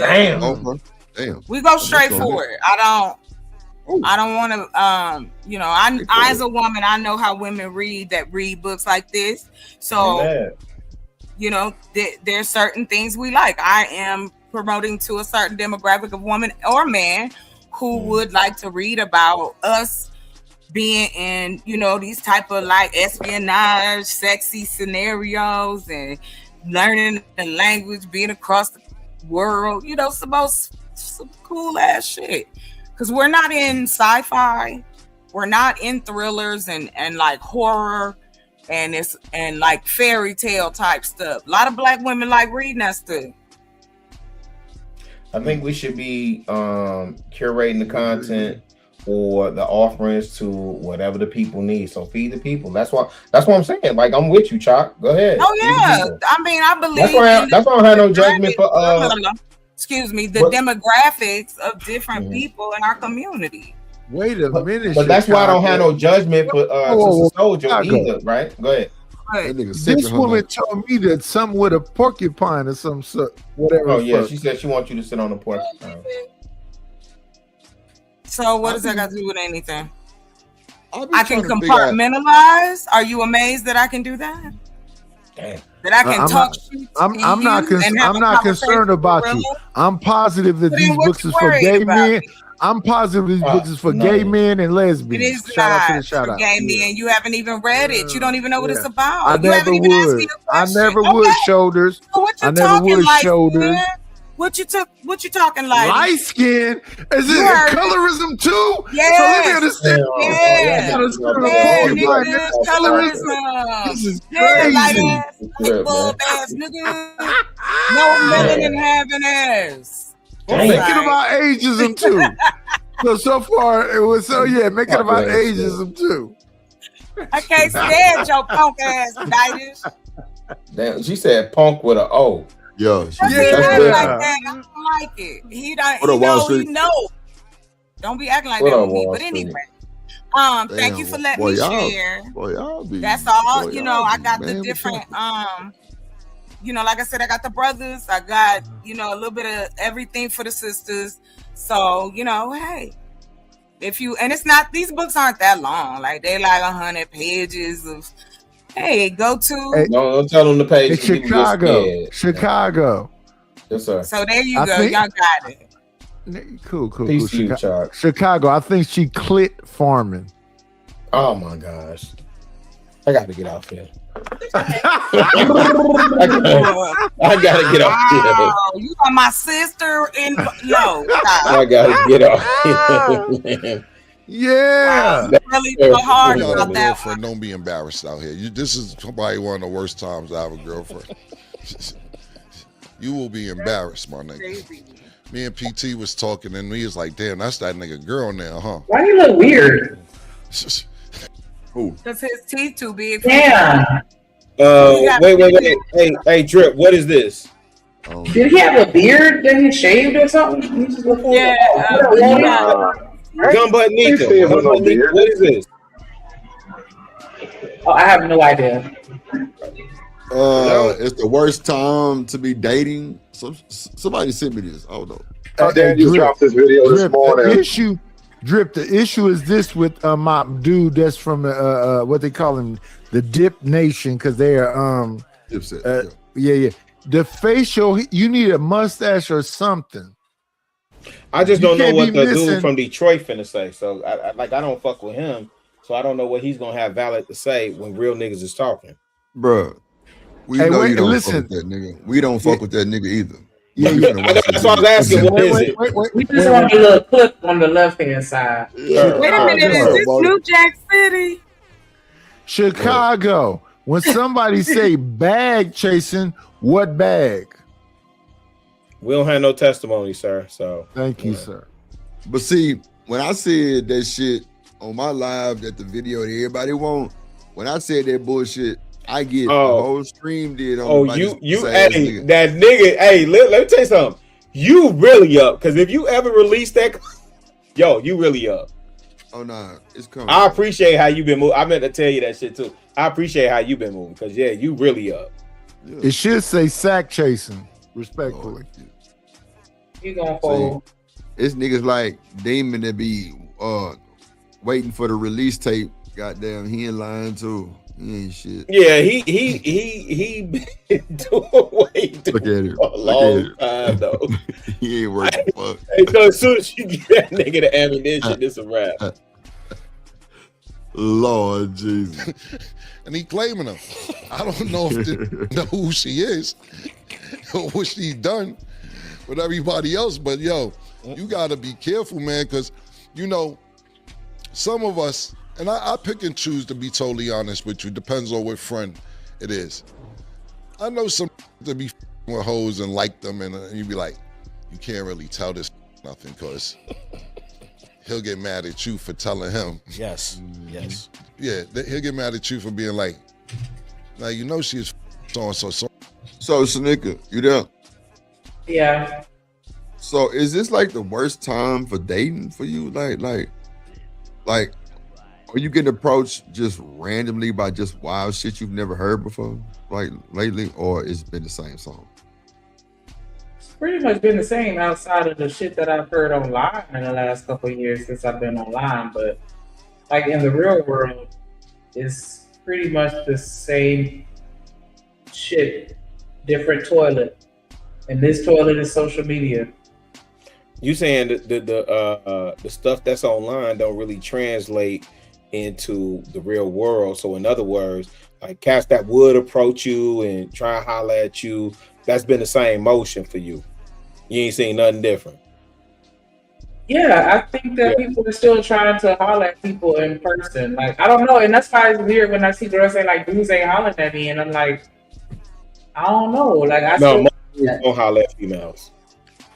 y'all not hollering at females no more. I no, I wanted to hear from the brothers when I said that. Most dudes, most M-O-S-T, most dudes do not holler at females. Are you crazy? Not only that, Rilla, I think the niggas that do great are trying all the time. Like, you know how you got that one homie that's always in the bitch face? Yeah. That's how that works, bro. Most niggas is not trying to hear that many no's and keep pushing. But you got that 5% of niggas, no is just a yes to them that happens tomorrow. You finna. No, I don't want to hear from you or Nighty. Y'all finna tell me. No, Nighty's finna tell me how it was when we was growing up. I agree with you. I want to tell you about now. I just went to happy hour now. last week, bro. I went to happy hour last week, my nigga. Like it was, bro. The bartender, the lady on the side, lady on the other side. Yeah, they were shooting their shot. Like, and I was shooting. Yeah. That's what I wanted to say to Chicago. I want to tell you about now. Listen, they say it's a loneliness epidemic, right? Have you heard about that, Chicago? That's not just about men. That's about women too. I agree too. If I just 1 second, sir, let me finish. If I go outside, I'm 6'2". Hazel eyes, beard, and all of that. Big black motherfucker. Shut and when I go outside, let me talk my shit. When I go outside Chicago, women literally grab me physically and go, "What's that cologne you got on?" No. We know. Nightish. And that's anecdotal. I get you. Now let's scale that out. Let's scale that across Houston and Oakland. Right now, scale that from Houston to Oakland and scale that across the United States. These young niggas, hey man, y'all ain't listen. We ain't gay. We don't have to make it. We don't have to be long-winded. All they want to do is be banged good, and they'll tell you that. Just F me hard. That's what's happening, and they scared. They scared to go up and have an honest conversation with the females. Which people? The men or the women? The young bloods. Oh, so young bloods, let me help y'all out. Just be direct and actually had an energy, but they ready. Shit, I'm on mute. On something like, how you know? Yeah. You always like that. You a hater. So Rilla, let me ask you something. How do you feel when niggas say you can't give me no advice because you've been married all your life? How do you feel about that? That part. Can I speak on the first comment real quick? Hold on, let me just answer his question. Then you absolutely got it after me. That part I have to concede, right? And that's why I listen more than I speak, because my wife is same age as me. And my experience, anecdotal, does not apply. So the way that I talk to my sons is way different, fam. Yeah, I've been out the game for a minute. I think the nature of a female is still the same, regardless of what era you in. So I think I have a little bit, to put some paint where it ain't. But man, really, it's 1000% hype yourself up, bro. But you gotta hype yourself up because now you playing like you trying to downplay yourself. No, bro, you got to keep your woman happy. Nigga, you still got to have game. You still got to have skill. You still got to have performance. You still got to be consistent, bro. And niggas don't see that shit. They just think, oh, well, I am married. So they finna tell you a simp and a suck my dick. Hey, look, I've been embraced that. No, I've been embraced that. So that's no question. He right though, Chicago. No, you know I agree with him, Nightish. I'm not tripping. Listen, my woman upstairs, we good. You know what I mean? Do you think I give a fuck if these motherfuckers call me a simp? Yeah. Let me point it. Word. Like I had all these raggedy bitches running around this. Hey, Drip, your woman happy? Nigga, you a simp. I think these are two different conversations. Like the game for keeping your wife that you had for 20 years ain't the same game you're gonna play to get a new bitch right now. Like these are two different conversations. And I feel like you be conflating that shit for brownie points or some shit. I disagree. Hey, who wants a new bitch? Don't nobody want a nigga new ain't bitch. got one right now. A nigga who ain't got one right now can only want a new bitch. What do you mean? Let me ask her this. There, I know you gotta get in there after that. Yeah, David was respectfully. Hey, pause. Who wants a bitch? My woman ain't no bitch. I don't want a bitch. I know, listen, I lusted after a bitch. It sounds like you ain't said the B word in a long time the way you saying that shit. For sure. You saying it wrong. You saying the way it I'm wrong, saying nigga. it. The way I'm saying it. Yeah, you saying it wrong. Damn. I definitely haven't You said chose the language and now you upset. I did. No. Don't back on the word that you know. So like don't try to hang it out there like it's the listen, y'all put it out. Listen, it's out of my vocabulary. I don't want a bitch. I don't want a bitch. I don't want a new bitch, an old bitch, any type of bitch. I want a grown ass woman that can add value to what I'm building over here. That's what I want. I don't got enough money to drop you Chicago, but you sounding goofy. Shit, I don't know what that is. So wait. Let me ask you, Nidus. You want a bitch? I'm saying that she want to be. Go ahead, Knight. My bad. Go ahead. She want to be treated like what she is. Oh God. Not only treated like what she is, confidently and firmly. Oh, I'm out of this conversation. Y'all got it. Go ahead, Demon. What you talking about? What's good, Drip? Can you hear me? Yeah. What's up, boy? I got the AC going crazy. Look. So I heard that a lot of these young men are approaching women. Is that what I heard? Nah, he said they not hollering at women. He said they not. They not approaching women. Somebody said that they are. I think it was Nidus. Somebody said that they were, and they're not. Yeah. You know how I know, Drip? The man is aggressively. Yeah, nah, they're not doing that. That's why they was going to Kevin Samuels begging for help. Or going to Anton begging for help, for that matter. There's always begging somebody for help. We're talking to women, bro. And that's literally why we have the manager. And it's not just the little niggas. You have men that are 45 years old, lying about their credentials, et cetera, and they can't get women. I would hate to have to go into further detail. Fuck this shit. You ain't said shit the whole show. I don't know. It sounds like we might not want to go down that road. As long as there ain't no bullshit, well, I want to hear what he got to say. All right. Oh, it's definitely gonna be bullshit, but I'm down with it. Shanika warned you. So I tried. He said definitely gonna for be some example, bullshit. No, he said the old niggas that's saying they hollering. Well, let me make sure I understand this, frame it the right way. You saying, because I agree with you, and I said this, that the young cats are not hollering at females, but the old men, you saying the old men are hollering at females or not hollering at females? Daryl? Neither one of them are. It's old niggas that was calling Kevin Samuels for help too.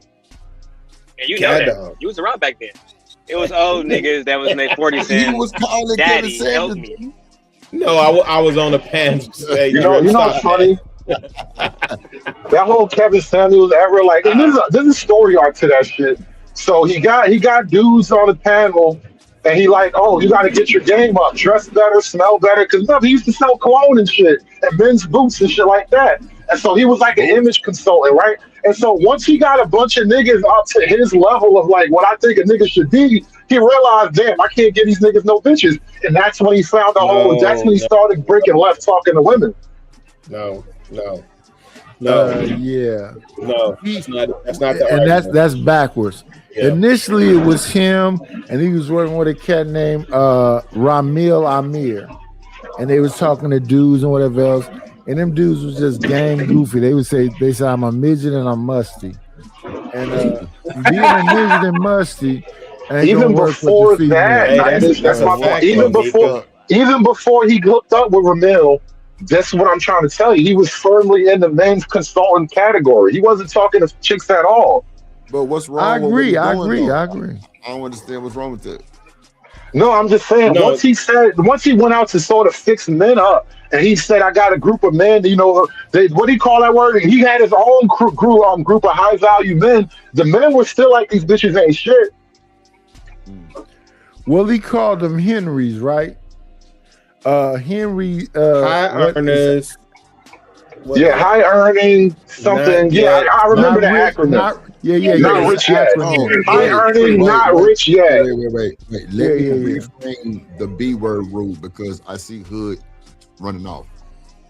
When you reframe the B word to a woman like these bitches, it's gonna cost you. Oh my God! I just asked you 5 minutes ago. So we just can't use it. Wait. I was doing some, or either somebody else was talking, and but I heard you though. I just didn't get back to you, so that's on me. But I'm telling you now. So all right, fine. Let's just ban the word because your rules are too. I would say drip. You know I gotta what? say a word when it makes you Thank feel you, good. Hood, for telling me to ban the word. Thank you, Hood. Because your rules don't make no sense, bro. Like, just say I don't want to use the word ever. Thank you, Hood. Thank you. We don't ban the B word. Thank you. He was saying that it's different from saying like ain't that about a bitch as opposed to these bitches ain't shit. Like, that's all he was Whoa. So wait 1 second. How much she owe? Or did she got a privilege? Wait 1 second. So the N word is acceptable, but the B word and the H word is not? No, I only said the B word. I never said the N word. No, this is what I don't get about niggas, bro. Just ban it all together, drip. Why is the B word worse than the H word when they're the same exact woman? So Hood, I don't care that you feel that way, right? I don't, because I'm asking you to explain to me why. Because I don't care. The B word. It's the B word is disrespectful. I don't even use that shit like that. Like sometimes I might get out of hand, tis. Okay, cool. But I've never told. Well, I did tell this nigga she was a stupid bitch one day. I'm looking for logical consistency. How much to drop drip right now? But real I had to send her some money. Hey, can I drop him for my EBT back? ready to deport him. But that's a whole other thing. You hold on, Drew. I just forgot. She called me a raggedy bitch the other day. Wait. She did call me a raggedy bitch. I hear you, Night. Drop this motherfucker for 10 minutes out of pocket. I'm just curious. I need say something. All food stamp money. I need you. No. Get your EBT card together and drop this black man for 10 minutes. God damn it. I need somebody to explain this to me like we in Sunday school. Why is the B word less acceptable than the H word? Because that's what I said. They're all profanity. Yeah, but that's what I want.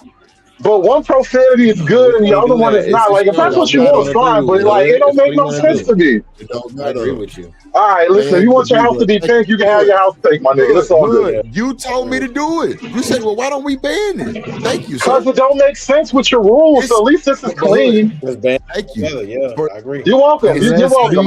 Let's be very specific. So the B word, the H word, and what else?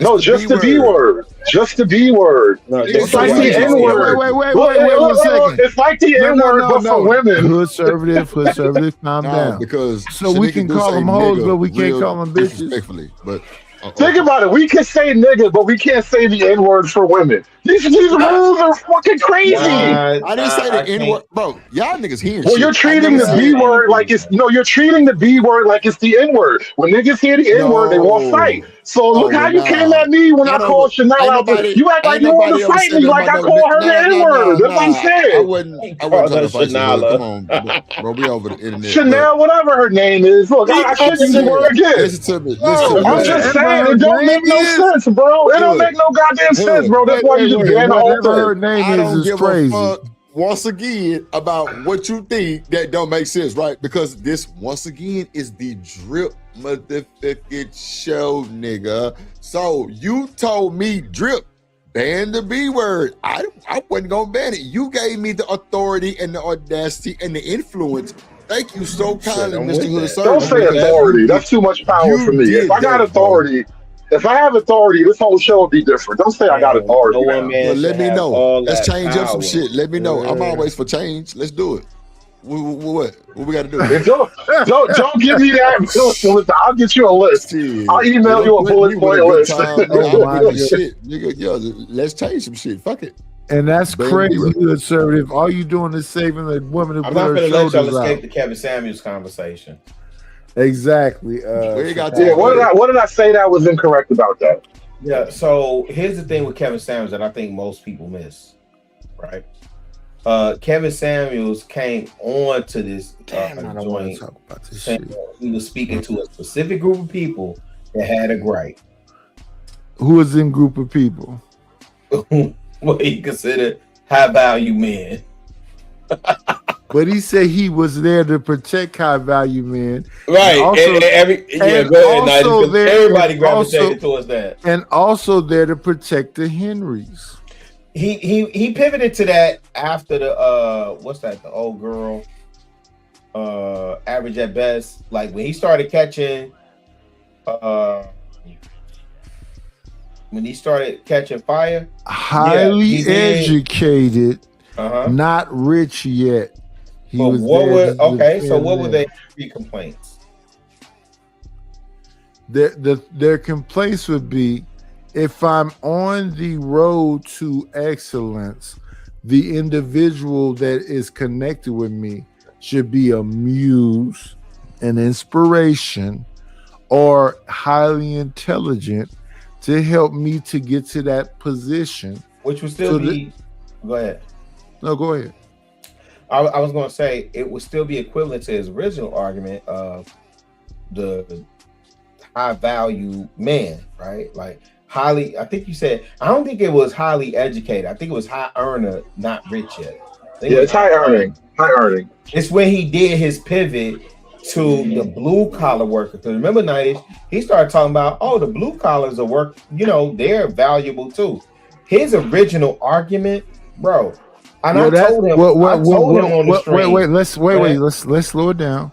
So when he started talking about that, his point was being male oriented.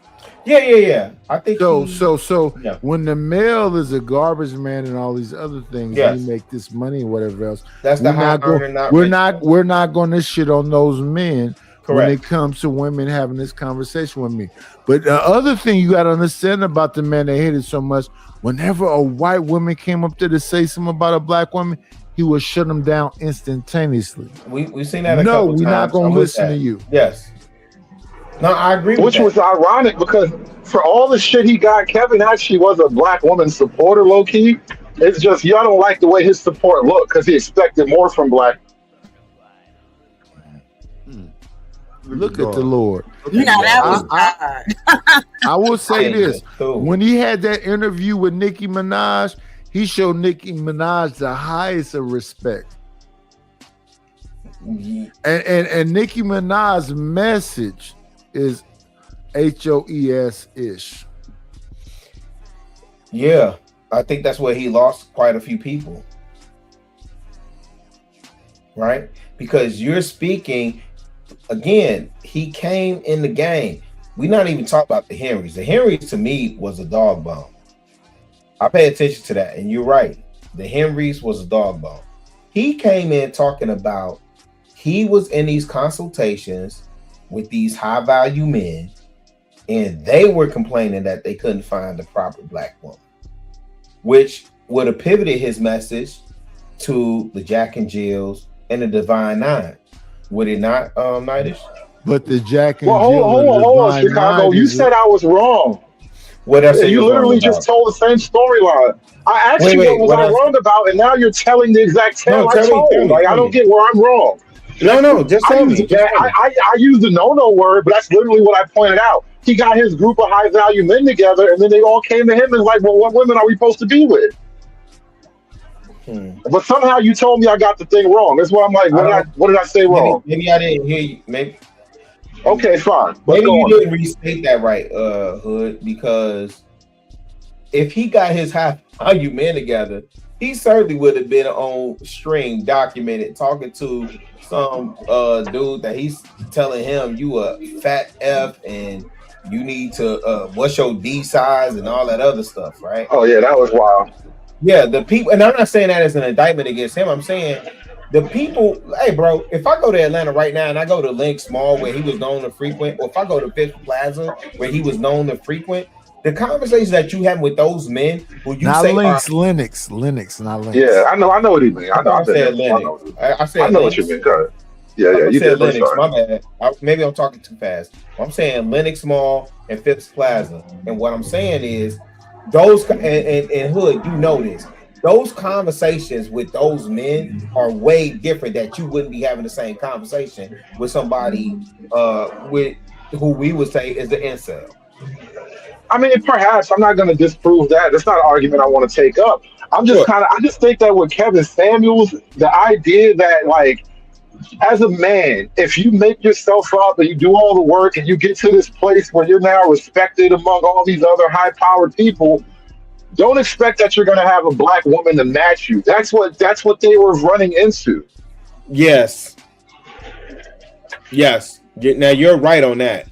That's what I thought Kevin Samuels' platform was, in terms of he's trying to tell women like, this is what I'm running into.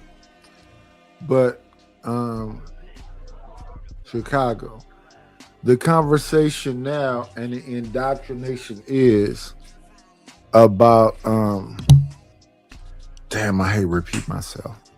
The divine feminine. Have you heard about that?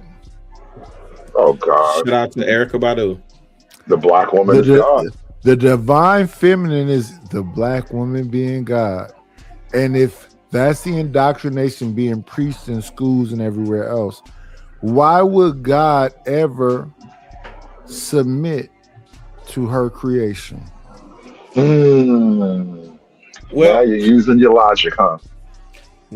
Not quite, because my other argument. Mind blowing. Sorry.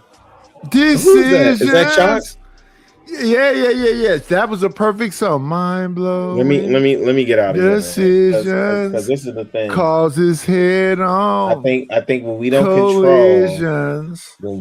control our education system, and you have a number of parents not teaching their kids. Me and my wife was just talking about how I learned how to pronounce Kuji Chagalia. And I just know I'm big on Kwanzaa, right? But Kuji Chagalia is a big thing for me. Yeah, Kuji Chagalia. Kuji Chagalia. Yes. And I often talk to Chicago about Kwanzaa Kunjufu. Yes. Oh man. Oh, GOAT status. But that's not taught in our schools. And I think, again, I'm grateful for the time that I was raised in. And I'll go on mute. But I'm grateful for the time. Don't go on mute. Don't go on mute, because what you're saying is very important. Knowledge begins in the home. In the it's home all about first. the mother Right. tongue. Right. No, in the home first. And I'm grateful for the time that the high school that I went to, hey man, them teachers that graduated from HBCUs literally try to turn my high school into a mini HBCU. So aside from the curriculum, let me just say this really quick. Aside from the curriculum that Chicago Public Schools said they had to teach, they was always trying to drill down. Miss Carruthers, Mr. Howard, Mr. Brevard, Miss Carr. Shoot, they was always trying to drill down to us more. And I'm 52, and I remember my high school teachers because of the impact that they made on us. Teaching us about us. That's the thing, though. So that's why I say don't calm down. Don't go away from this. When Bill Cosby was the father of America, that's when that is before then. The Black History joint that he did in the 70s, where he had the leather jacket that you reviewed multiple times. Listen, but they don't pay no attention to me, but that's okay. When I was younger, Bill Cosby used to come on before he played Fat Albert and have a whole discussion about what the Fat Albert show is going to be about today. So if a dude was a drug addict, we finna deal with drug addiction. If the child was being abused, we're gonna talk about child abuse. And that's what Fat Albert was. Go back and look at it. I understand he was in a time where he was around Hugh Hefner and he gave somebody some Quaaludes and all the other blah, stuff. blah, blah, blah, Introduce blah. him to that. Yeah. But the thing is this: go back and watch Fat Albert. It's some powerful shit. Drip, you ain't almost every cartoon. That was back when cartoons in general had messages. Like they would deliver messaging through cartoons on purpose. Like remember G.I. Joe? That's the what was that thing at the end of every G.I. Joe commercial song? Is half the battle. Yes. G.I. Joe, like that was the thing. They always used to do that. Nowadays, cartoons just make you weird. Knowing is half the battle. You right. Yes. They don't try to teach kids positive morality anymore because now your teachers are probably like lesbians and homosexuals and radicals and whatnot. They got no use for regular traditional morality. Hood, exactly. What I would tell you, Hood. Wait, Chicago, before you go. So when y'all come over there and y'all listen to the night, y'all think, oh, this old nigga just saying. No, I'm trying to say something to you that you're not willing to accept, but it's just factual information. I learned in school about indoctrination. I learned about subliminal suggestion. I understood. Y'all just don't want to understand the answer to all your problems is you.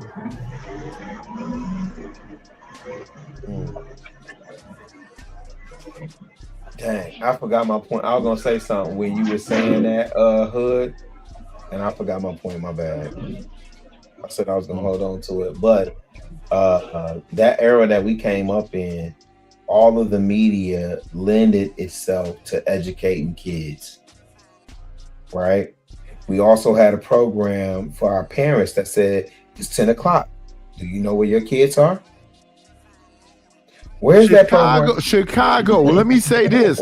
Let me see if the people know about this, Chicago, because this is my favorite thing to say always over and over again. Chicago, let me ask you, do you remember dun, dun, dun, dun, dun, dun, dun, dun, dun, oh, that's when the TV going off.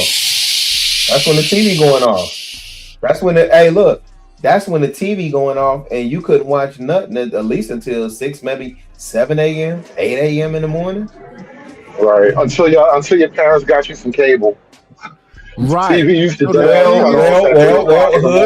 Wait. Hood. In the 80s and 90s, who could afford cable?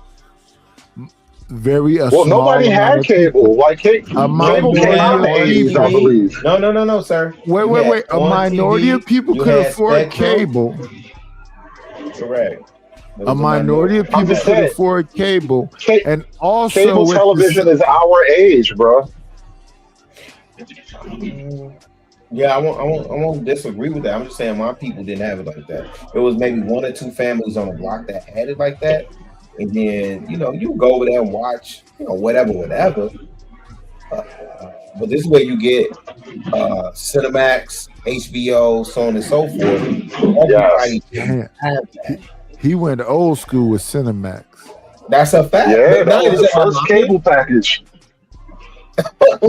Wait. When he say cable package, that's another thing that's old school. Right. And so how do we combat? My question is, so I think this is what Drip and them ultimately get into is, and I don't even know, is how do we combat that now? My thing is, because when I listen to Drip, I'm like, well, damn, how do we channel that in it? There's a ton of kids that want to produce. There's a ton of kids that have creative energy and don't know how to release that. So how do we release their creative energy other than the Castanets and the iShow? I love iShow Speed. How do we release that? So that be my conversation about the social engineering. And they say, we can't listen to these old heads. So you literally are living out the Willie Lynch letter when that was a hoax. I was listening. I had this conversation with Mont earlier. Everybody hates Mont. He had a whole thing where he going back and forth with Angry Man, and he's saying that he made Angry Man dye his beard black so it can look young again. The issue is bigger than that, The issue is about black empowerment. Hey, Nightish, I would say this. The fact that the conversation is around Angry Man dying the beard. Again, for me, man, if I jumped on camera right now, hey, my grade, I embrace every bit of the grade. It shouldn't matter. I earned that grade, though.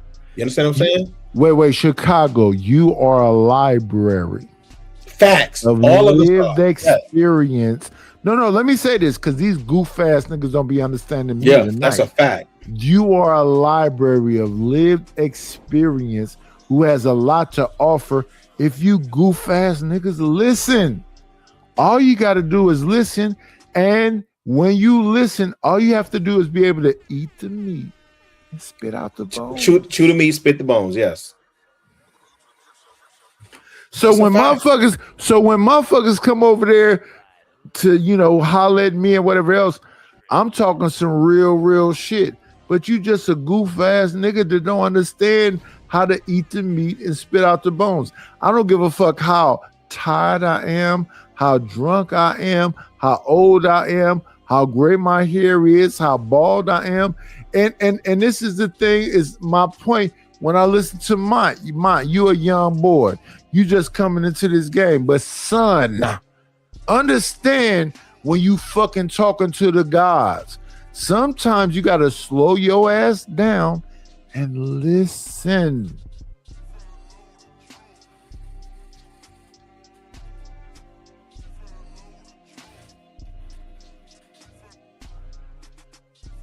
Yeah. How you know? What you think? I just made this up? Nah. Or not talk to her. Then 3 days later, I talked to her about it. It wasn't.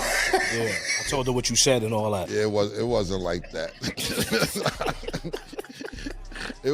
it wasn't like that, man. You know what I'm saying? So I'll be like, all right, I'm not telling you. Then you got some. You could tell them like, yo, shorty a hoe, and you be like, oh, she a hoe? Word? And then they'll make the choice. Either, see, like me, right? I'll give you me, for example, right? I'm very selective on who I say is my girlfriend or something like that. Now, it might come to me like killing, she on so. I'll be like, all right, cool, I don't give a because it ain't my girl. I'm just hitting it, whatever. But if I'm taking that into consideration, then I want to know that information. Like, oh, that's what's up. It's girls that come to me, right? And they're probably going to see this show. Because I'm still cool with some females, right? And they'll say, Cam, you've been leading me on. I don't want to use the word lead me on. Like, yo, why we don't f around for real? Like, yo, we could be together. Like, and I'm like, yo, just have fun. Be together. Why wouldn't we be together? We getting older. Because you gave Sugar a hand job 8 years ago. I ain't forget about it. It's just...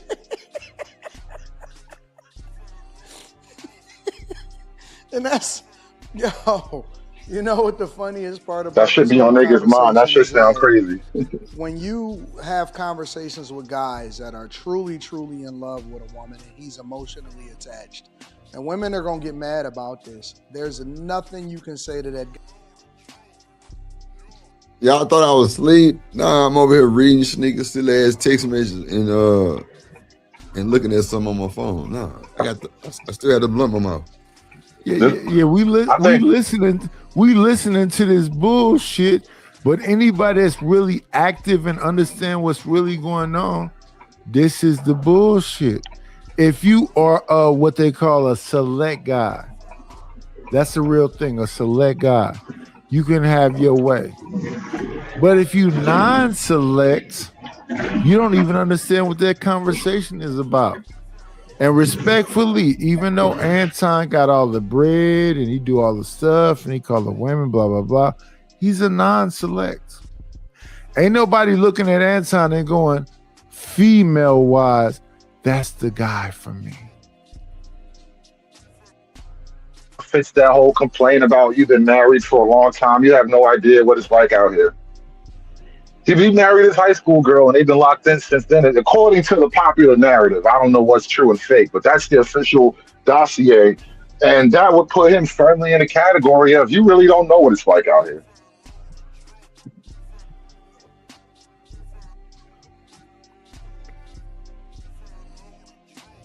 guy at all. And that works to the woman's benefit. And congratulations to the women that are able to, you know, finesse a guy into being with her and to ignore all of the things of her past, even when his homeboys tell him, hey, listen, I don't know if that makes the most sense with you. And that's how a lot of these NBA players, right? A lot of these NBA players are even familiar with the women that they're getting pregnant or the woman that they're messing with or that they're falling in love with. And then they'll get upset when the internet, because their relationship will go public, and they'll get upset at the internet when they start criticizing or having a conversation about what their relationship is like. And it's like, but don't you know what the history of this person is? And we choose to ignore it. Some of us choose to ignore it. Me personally, I don't think that, and I'm an advocate for marriage. I'm an advocate for relationships, but I think it's very difficult once you've, you know, discovered or you understand the nature of what people are and what goes on. It's very hard for you to put that out of your mind and to not think about it. It's almost like the illusion of you being the greatest guy in the world to her, or you being the only person that was meaningful to her, is more important than the truth. And for a lot of guys, it actually is. Yeah, I gotta talk about this shit. Wait. You know one of my friends, or if you give my friend a massage, never wifey, never. If you do anything with anybody I fuck with, I'm never wifing you. Now, can we be friends, cool, hang out? Yes, absolutely. Nigga, enjoy the ride. Pause. Let's have a good time. Yo, I've been thinking. Oh, don't start with I've been thinking. I've been thinking. Nah, that ain't gonna go your way. I've been thinking. So the point is this, and I hope everybody understand, based on what we just saw, that these people are not wifeable. They're effable. You know what I was thinking about earlier when we were talking about Kevin Samuels and the whole high value, the Henry shit and all of that? This is a constant thing I run into, right? Everybody can frame. If I asked you in 30 seconds to write what a good man is, everybody would probably list up some really similar shit. Because we all have a general concept of what a man's supposed to do. When you ask them, like, what's a high value woman? It turns like the conversation starts to fall apart, because once you start saying, "Well, these are the things that men expect from women," who Kevin Samuels? They made it kind of clear. Who's they? The people in this space. They made it about youth and fertility. Yeah, that's a general concept, but that's actually considered misogynistic if you want those things from a woman. Well, but what you said is that you needed somebody to explain something about the men who have to be chaste and in a purpose and making money. They should be able to have young women that's in their virginity.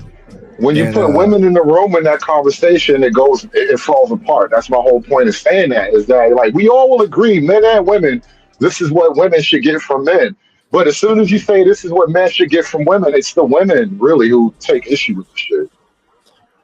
Well, yes, because societally, our government and everything else is set up for liberal men, a part of the LGBT community, and women.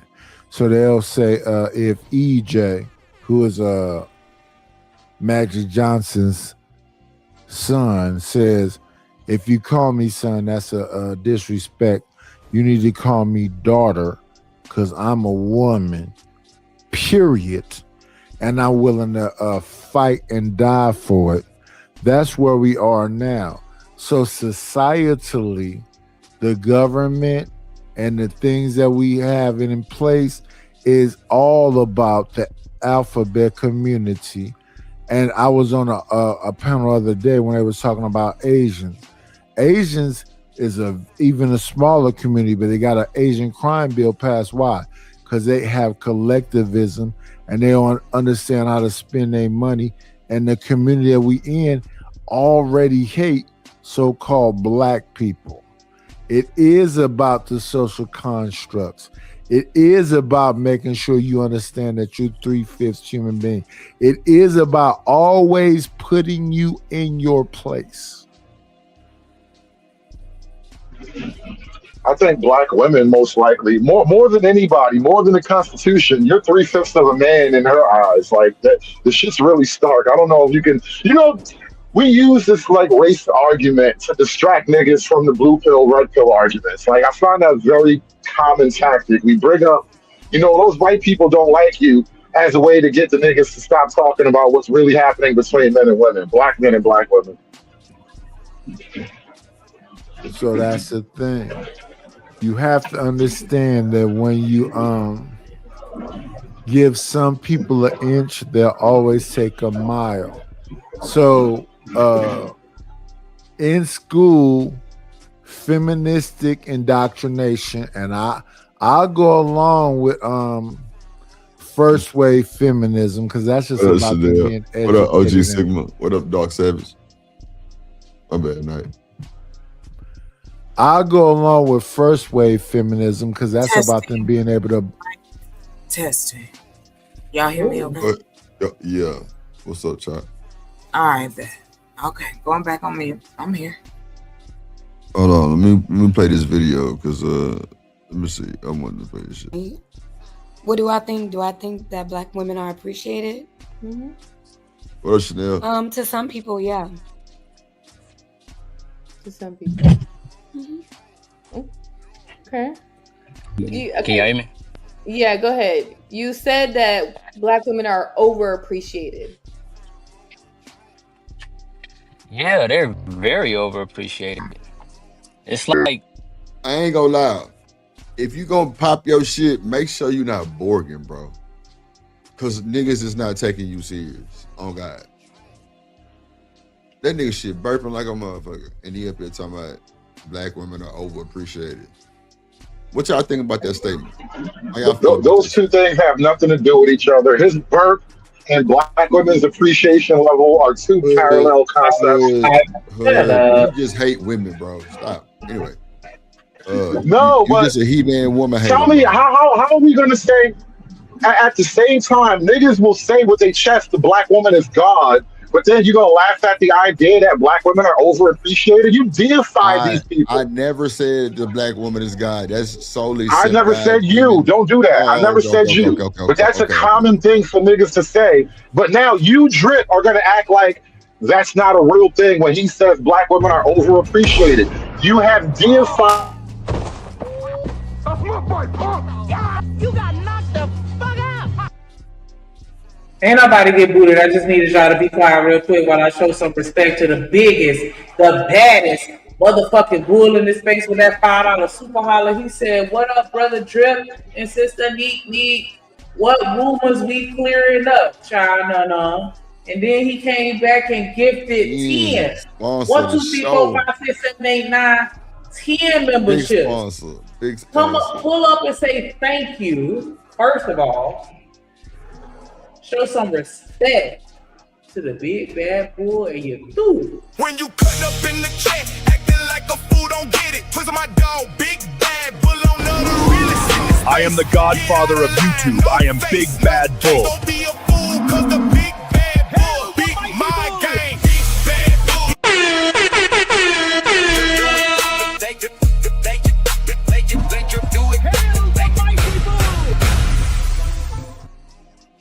You see it. You see it. Hail the mighty bull. Yes, guys, sir. we got all the big hitters in the house. You see Big Bad showing umbrage, showing love to Kojak. You know what I'm saying? Like, Now that we got the business out the way, I want to point back out to Drip. Hold on, how is it that? Hold on, Hood. Hold on. So what we not gonna do is address anybody else being live in my chat. That's a fact. We're not gonna do that. We're not gonna do that at all. Nah, y'all can text each other, y'all can email each other, do what the fuck you want to do, but we're not finna address that in my chat. Thank you. You got it. How is it that as men, you I mean, I'm gonna be crass, but like if you stick your dick in her and she's not your god, yet No, you wait niggas for a call minute. women god, and then these same women will not call you God. At best, you're a king, but God is always above king. And so, like, the idea that they're overappreciated, yeah, bro, I've been saying that for a long time. Y'all want to rebuttal Hood Server? Fuck Hood. Okay. What? No, I thought. Yeah. I mean, it Anybody is else? always fuck Hood and twice on Sundays, but that don't mean shit. That part. Oh God. I'm gonna tell you, Hood, I just What an can't OG get Sigma? none of that What? black lady energy you looking for tonight. Like, bro, I'm writing romance novels, yo. I ain't even on that. What the hell, So, black lady energy I'm looking for? I just made an argument about black men there you worshiping go, the right people that there. they put their dicks in. Stop yourself. Why do men think it's appropriate to worship the woman that they having sex with? Like Ain't she's nothing wrong with literally her. beneath you and bent over in front of you. What makes her a god? Who's thinking about that but you, sir? And why are you policing somebody's penis? No, the question was chocolate. Do black men over appreciate black women? And I said yes. Here's the evidence. Okay, what evidence, sir? What's your evidence, baby? And They who the ones call that's black women over? God. The black Do men you who think know of and what call the black women word? gods. Okay, so Does that not sound like over appreciation to you? which question you want to answer, nigga? Damn. I only asked one question, but you're flustered, so I'm gonna wait for somebody else. I'm not flustered. You done asked like 8 questions. I'm not crazy up here alone. You done You asked really 8 just came questions. out the blue, taking the shit in some other direction. It was a simple point. Over appreciation. I pointed out black men call black women gods. Does that not qualify as over appreciation? Chocolate, yes or no? No, that's not the conversation you had. You said that she changed the conversation by coming up here doing some other shit.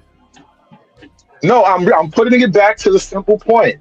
When the homeboy in the clip said niggas over appreciate the women, well, yes, you calling them gods. You're saying they can't do no wrong. No, you can't ever call her the B word. Shit like that. Well, we don't over appreciate, right? Niggas don't over appreciate themselves. I built this shit brick by brick, nigga. So we don't over appreciate. Let's stop right there. But there are some people that would say that when they talk about black women protection and blah blah blah blah blah, that the black woman is X, Y, and Z. So that's a minority of men, and most of the conversation we have is about a minority of men. But when we had these discussions right here, when it comes to this, you know, it is still the same thing, kind of, because they always gonna say that, you know, you're weak if you don't agree in this matriarchy that we live in. We don't live in a patriarchy, but they say they fighting against a patriarchy. Black men have never owned black women. Think about the mind game, right? When black women say they're fighting against the patriarchy, they're fighting against black men having power and authority in their own community. That's the patriarchy. No, it's not, but okay.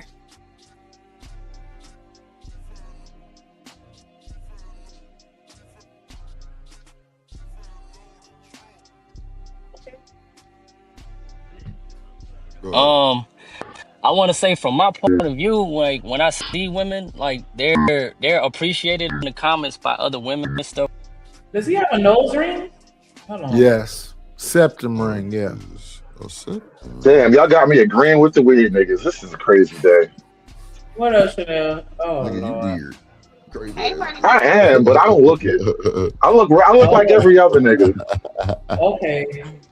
What else talked about in the building? What else, Shiesty? Well, I see him getting appreciated. I'm sorry, Bull. I don't mean by- to cut you off, but your mic is horrible. You got headphones in? Yeah. Yeah, take that out. Take it out. Shit. Your AirPods. Okay. Take your AirPods out. That is so. No, you gotta take the other one out too. I take the other one out. Go ahead, try again. Okay. All right. Can y'all hear me now? Yep. Go ahead. Like we in AT&T commercial. But yeah, like I feel like we're like the women are overappreciated because every time I see women, they're always downgrading or talking about men, and then the women be appreciating the women who talk about men. So it's like I see a whole lot of that. Like that's just my point of view. Like so, I feel like they're old. I don't. Is he saying that the women overly appreciate one another? Did I mishear him? Or quote him? Yeah, he said that the men appreciate the women and the women appreciate the women too, apparently.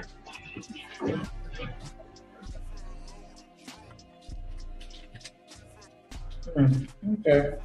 Well, I think that women are looking for appreciation or visibility from men. I think that they're looking for it from other women. All right? That's what I believe is really happening. And so it doesn't really matter what y'all say. Y'all could be right, y'all could be wrong. I believe that women are looking for affirmation from other women. And I don't think that they're looking to kick it with men like that no more. The only thing that they're looking for from us is for resources. That's it. For resources. And the only reason why guys started asking y'all what y'all brought to the table, the only reason why that conversation became a thing is because y'all stopped caring about us. Y'all stopped loving us. Y'all stopped holding us down. Y'all stopped getting with us for the right reasons. If we just gonna really get to the brass tacks of it. That's the only reason why guys started asking what you brought to the table. We never really cared about what y'all brought. We never really cared about where the discrepancy was. If it was all the way 85-15, if it was 100-0 and all of that stuff. We never tripped off of y'all at all. But it wasn't until they started leveraging us, because we've always been leveraged as a resource, but it wasn't until they started overtly leveraging us, whether it was family court laws or whether it was even, if you look at the current state of things and social media, the narrative is get him to pay for stuff. I've seen women, a whole lot of women that says, you know how you want to approach men? The first thing that he say to you, give me some money, give me some money, give me some money. And so y'all started to look at us as property and commodities instead of looking at us as human beings, as people.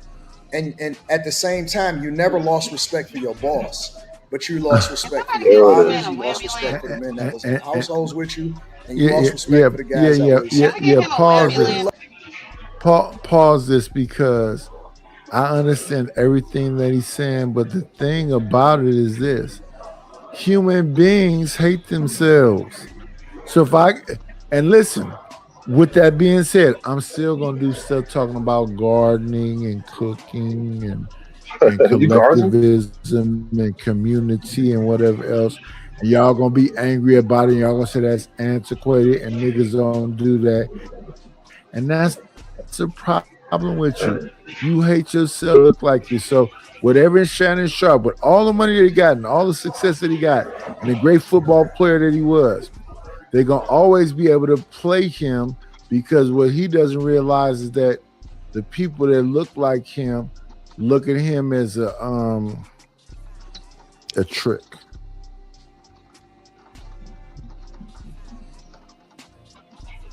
I don't even know if that's totally the problem. Tricks are a part of the ecosystem. You know what I mean? Like a lot of older men, if your wife died, you're probably gonna be a trick, and it's fine, whatever. I'm not tripping. The problem, I think, is though women they've leveraged the government to get the tricks money without turning tricks, and that's niggas are starting to be outraged about that type of shit. If you want my money, you're gonna have to do some tricks, baby, and that's niggas are asking, what tricks do you do? So what if we want to get our money and say, you can sit on your own tricks and I'll just work over here, take care of myself? Well, but the question still remains. If you're leading with your money, sir, then don't expect her not to counter you with money. It makes no sense. Okay, fine. But the question still stands. You have money, I have money. Sell yourself to me now. Like, tell me why I should appreciate you. We both got money. Sell myself to you. What the hell? No, I'm not saying. Stop, Jesus Christ. It's the concept of like, sell me this pen, right? Tell me what's so good about this pen that will make me want to buy it. Now you are to me though. But you are to me, and I am to you. Let's keep it a buck. I am to you. We shouldn't be. But you're telling me what shouldn't be, but I know what is. No, you don't, because you haven't lived that long. You're 100 years old. Again, generally speaking, we're objects to one another. We both want something from one another. Explain to me what I can get from you. You got all the money, so fine. Explain to me what a man can get from you. Like, that's what men are asking. I'm not putting you on the spot right now, but that's the point of it. That's the point of it. Sell yourself. Tell me what. We asked y'all, can you emotionally hang with me? And you return it with, now what you bring to the table? I'm working. I'm going to school. I'm taking care of your baby. I'm doing all these things. I'm nice to your ugly ass mom. All of the things that women do for you. My mom is fine and so am I. And then go, I'm still not doing enough because I haven't patted a black man on the back lately. But listen, that's the thing. I'm what fine. do you want from us? And, y'all can't tell us what you want from us. And everything that Anton just finished saying, that's what men do. Y'all also need validation from men. Yes. Men do need validation. Wait. We don't agree with that. Women take and need validation from other women. I think men need to be validated by their women. Society, it's bullshit if you sit up here and say that is okay. Let me come back over here. You good, Nighty? They having their conversation. They just arguing. They just arguing. That's her. She's not gonna be heard. Like, you can't break through that shit no way, Nighty. So whenever you feel like it. You know what? That's the thing. That's why I don't want to have a conversation, because again, you can't even break it down. You gotta make it personal. Like, come on, I don't you got it good. You right. We all. Hey, Drip. That's why I embrace old nigga shit, right? I just dropped my wife off the bingo. Fuck y'all talking about. And I don't even. I just dropped off the bingo with her sister, man. Fuck y'all talking about up here. I'm trying to find me some domestic bliss too, bro. It's hard to find. It is though. I just joned the shit out of them, but I love it. I love seeing them bonding. Fairly young, man, but somehow I'm like, damn, we are parents now. It is what it is. They find enjoy in bingo. You listen, it's better to be at bingo than the bar. So, drop them off at bingo. Fact. For them two, be there at 9:30 when that bitch closed and pick them up. That's all right. Yeah. I'm definitely gonna be there to pick you up at 8. Why aren't you with a woman like that? Oh my goodness! You know what? I'm gonna send you another couple of dollars. Yeah. Okay, so. Why not? Yeah. And I guess for the men, we either at the park playing chess or we slapping bones. No, I'm asking because are you dating currently? Like, are you actively dating? Hood, she asking you. No. Nobody loves me. I'm ugly. My feet stink. My breath stinks. So all those things.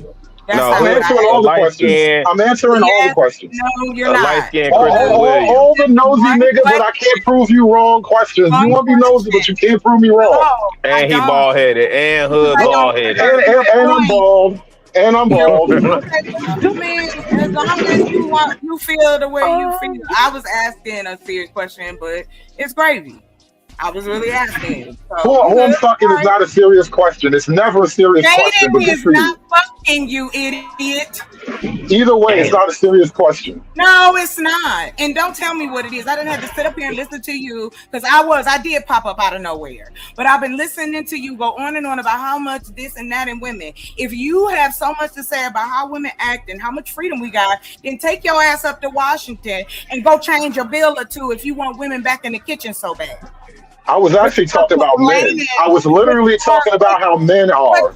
No, you weren't. You were talking about women. Do men overappreciate women? Yeah, yes, the women are overappreciated. Who was doing the overappreciation? Fucking men. Somehow me talking about men got you in your feelings.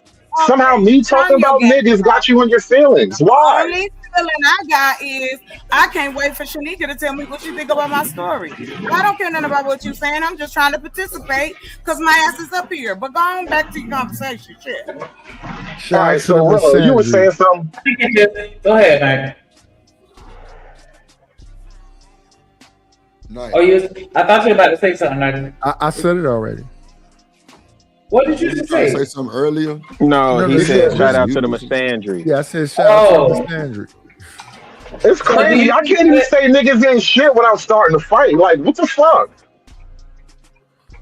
I don't know, Hood. I don't know why everybody just be arguing with you, brother. I think because they think he's soft, and the softness makes them want to do different things with him. Do you think that? Do you think that it seems like? I gotta laugh this time, bro. Yeah, that's fun. Shut up. Do you think it just seems that way because, like you said, you have women and men that appreciate women, whereas with men, for the most part, it's just y'all appreciating each other?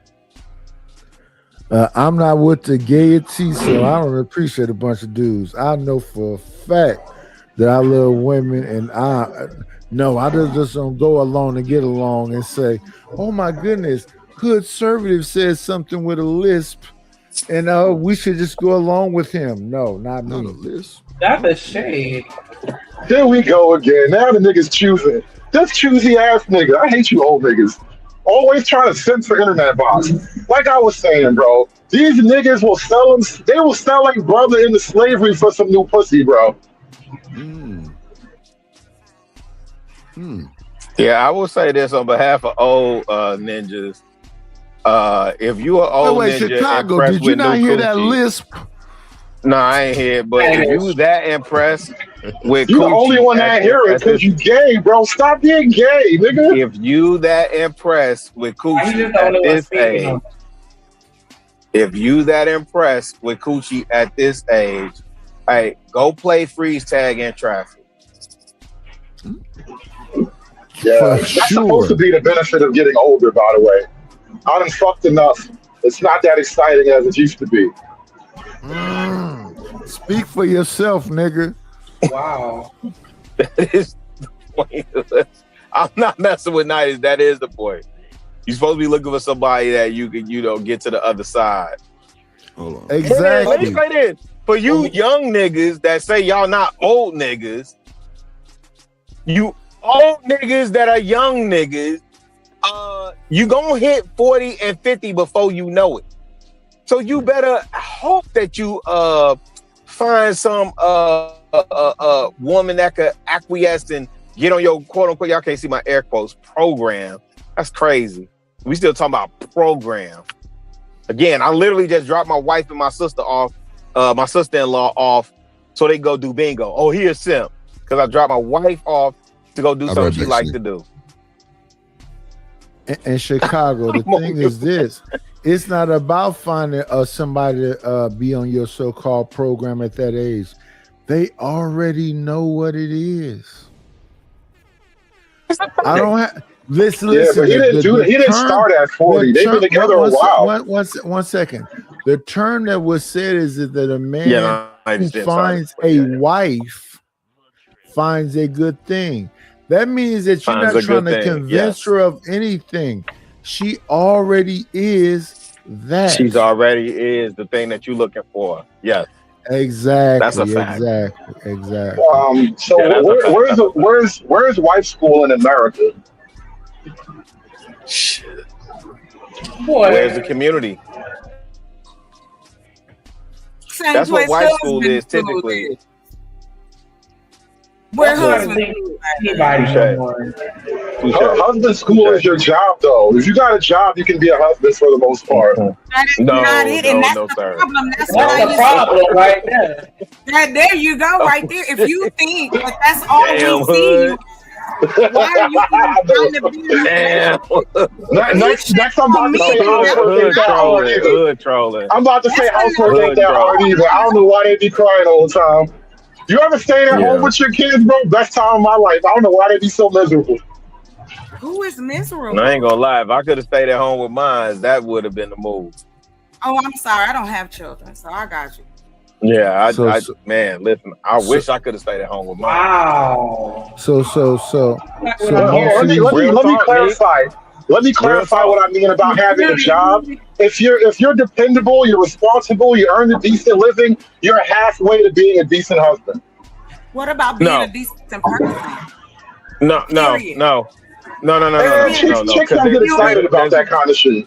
That's tricky. Chicks don't get excited because you're a good man, though. That comes later. Yes, we do. That's an excuse. No, I agree with that. You're Is it Chanel? using it as an excuse. Yes, this is Miss Chanel. What's up, Miss Chanel? Oh my Peace to you, goodness. sis. Hi, Chanel. It's about to go left. It's gonna be respectful, but it's about to go left. No, it's not. No, it's not. It's been left for a little while now. Listen. Okay. I'm just messing with Chanel. I'm just messing with Chanel. I'm glad you're up here, actually.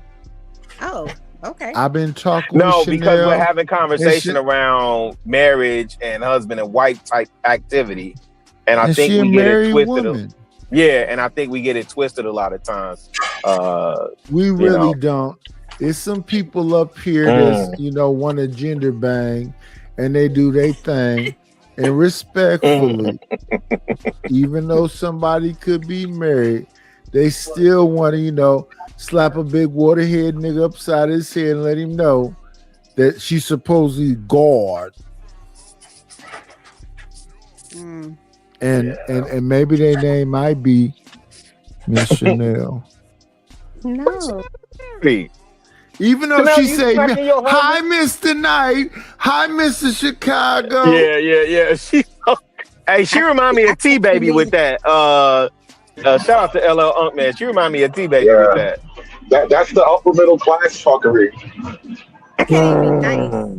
I still get criticized. Shout out to the upper middle class, man. Hey, they trying to eradicate. I won't say us, but they trying to eradicate them too.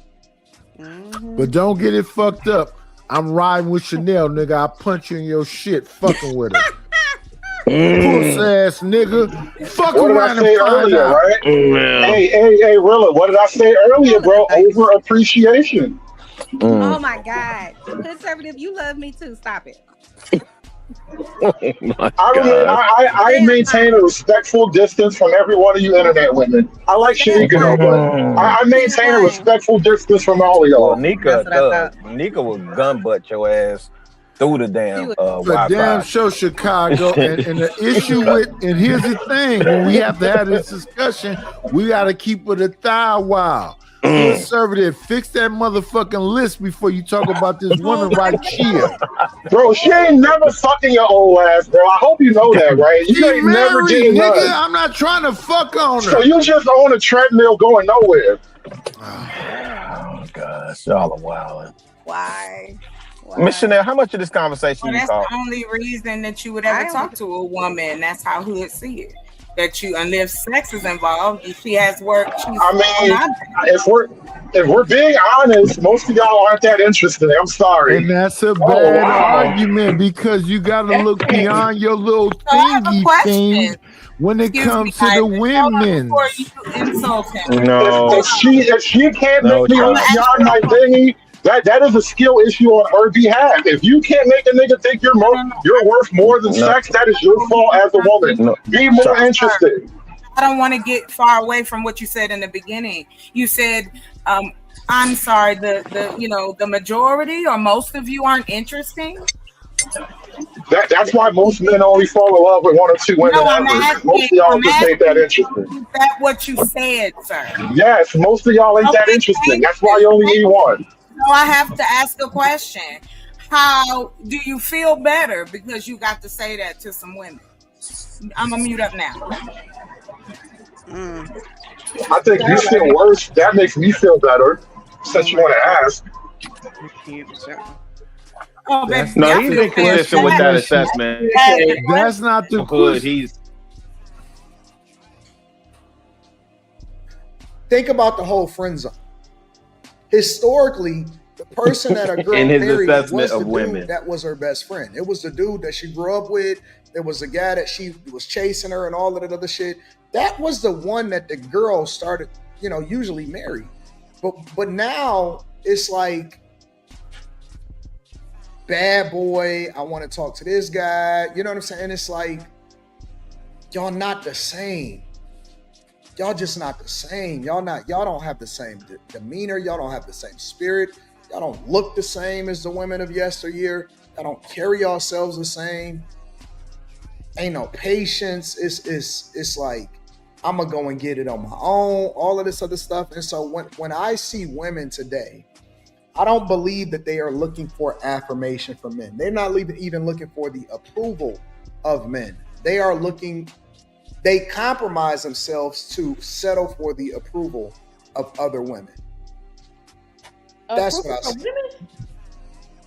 But they're still miserable, Anton. This dude's so far off. Well, I mean, I can't. That's not even his story. Hey, That's not even. Like, he's trying to tell y'all, and that's not even his story. What Chicago? You know what's funny? Let's just keep it 1,000.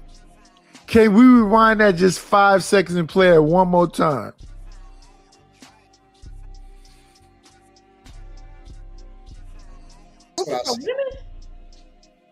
But they're still miserable, Anton.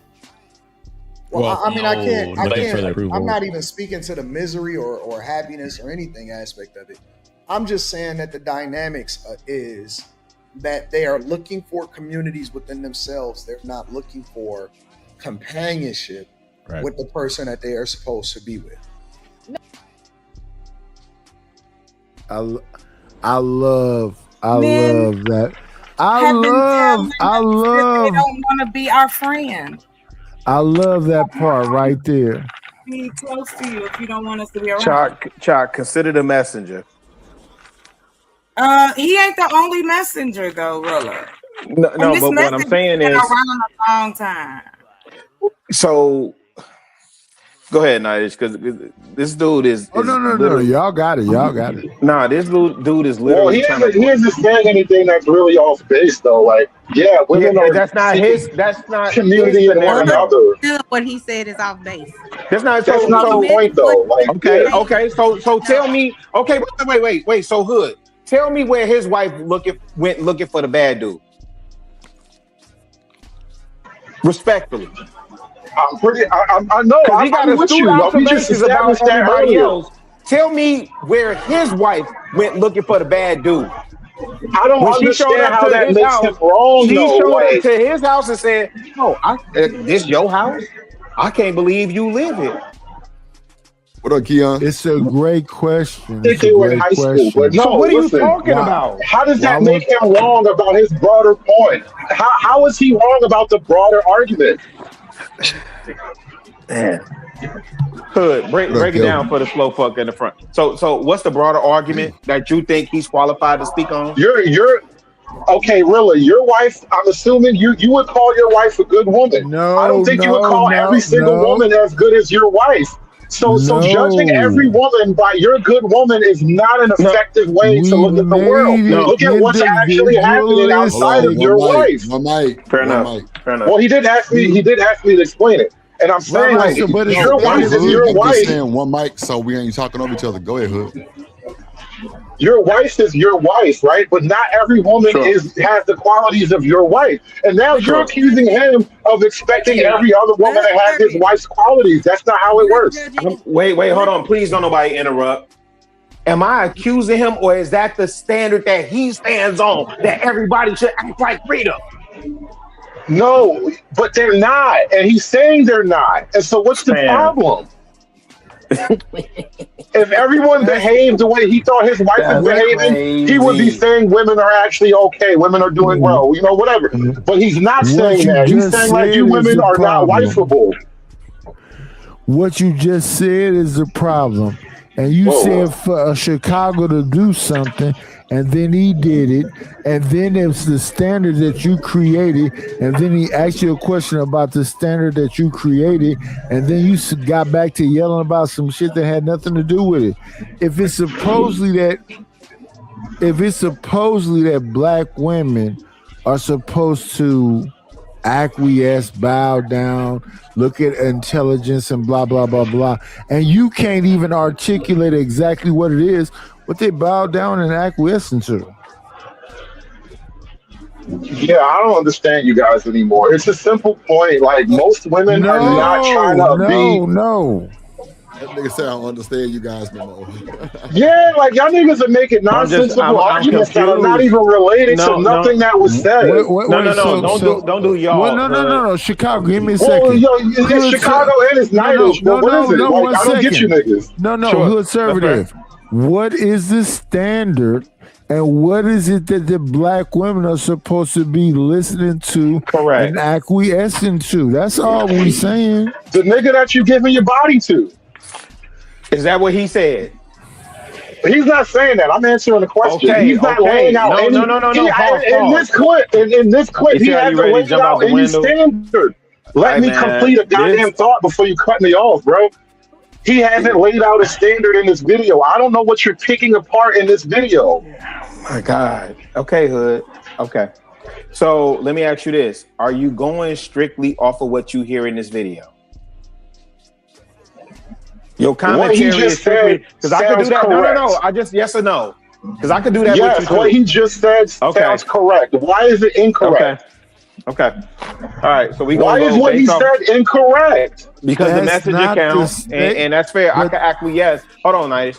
I can acquiesce and concede, but I know you've been in this space, and I know you know who he is. So he's not something. That's a different argument. That's a different argument entirely. Again, the messenger counts too, right? So I can have the dialogue with you based on what he's saying in this video, and I'm willing to go on mute. That's all. I just acquiesce to your point. Simple. A nigga can be right even when you hate him, bro. We don't hate you, hood conservative. I agree. You just say everything. Transactional, but I don't think they want approval from women. I think they're trying to. They do. Well, because yeah. I think I don't know about them. they're competing with women. Yeah, but that's the dichotomy of it. That's the dichotomy of women. They're competing with the women, but they're also wanting their approval. Like, that's the whole point. You know what I'm saying? That's the whole point of the competition. Yeah, it's because it's like, okay, like men, when y'all compete, y'all looking for respect. It's the same thing, but it's like with women, it's like we're looking for, connection, Yeah, I may be better than you in this or that or whatever, in competition, somebody wins, but at the same time, it's like sisterhood is lacking at an all-time high. It's really lacking. Is her name Kamaya? In competition, and I don't understand why women would. Turn your mic up, Chanel. I can't hear you. Yeah. And put me in queue because I do have a question for conservative. Put me in queue. What up, Tia? Thank you, sir. Nah, nigga, you good? What up, Chanel? Go ahead. All right, go ahead, Rilla. I couldn't get on mute quick enough, man. I mean, here's the thing, right? We just had a whole conversation about old heads, right?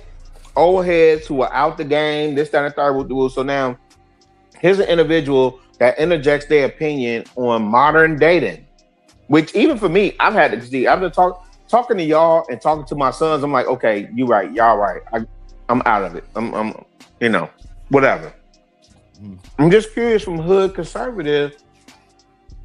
How does he not get the same scrutiny that you have for Jay-Z? I have no personal investment in this shit, so that's a big part of it. Second of all, if what he's saying is objectively provable, if you can demonstrate the veracity of his claim, I can give a shit about the other things because those are other things unrelated to the simple claim.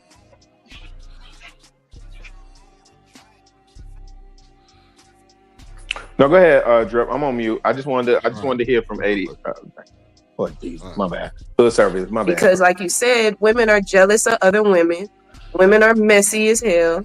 They ready to talk about you, stab you in your back as soon as you don't agree with whatever they're saying. They gotta talk down on you.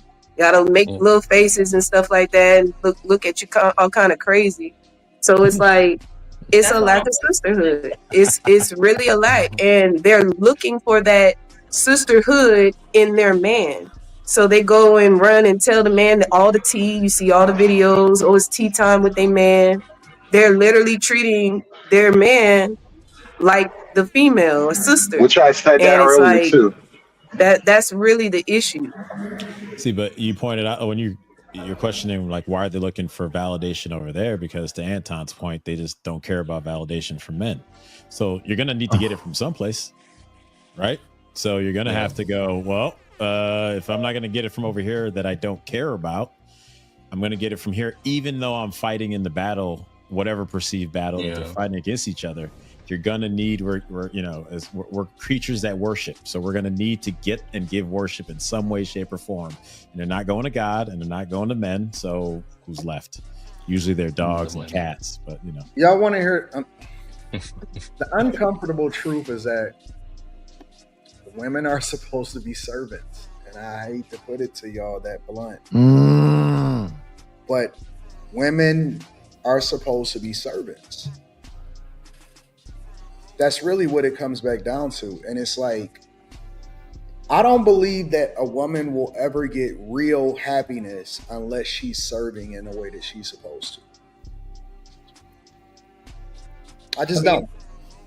I agree. I mean, if you're... You know what's so funny about that? Most of the jobs women take are literally in what we call the service industry. We'll go on mute. You don't have to. And the services that we give are to children. Do you want to send your kid to an all-male daycare center? I know, it's hilarious. Like, it's a big joke when you think about it. So, like, no. You're fighting to do the shit that you would have been doing in your house. That's the wrong question. But they're doing it for strangers who will never love you. Hey, Hood, in service to who? No, I hear you, Chuck. I'm not trying to argue with you. My apologies if it sounded like I was trying to correct you. My bad. What I'm asking Hood is, women are in service to who? Themselves at this point.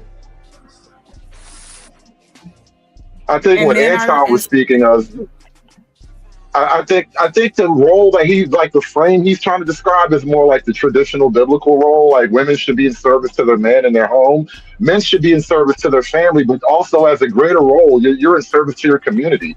This is why most of men's work is out the home, and most of women's work is in and around the home. According to this model, to that model. So if we take what you think he's talking about, which I would agree with you, what should the women be in service to? If he's looking through a biblical lens, I just want Hood to answer that, and I'm going to mute permanently. Their man is the shortest answer. Okay, all right, I'm on mute. Wait, but what did the? It's crazy. If we talk, this shit is crazy. Listen, it's not this complicated. It's at the end of the day about what the involved individualistic person is.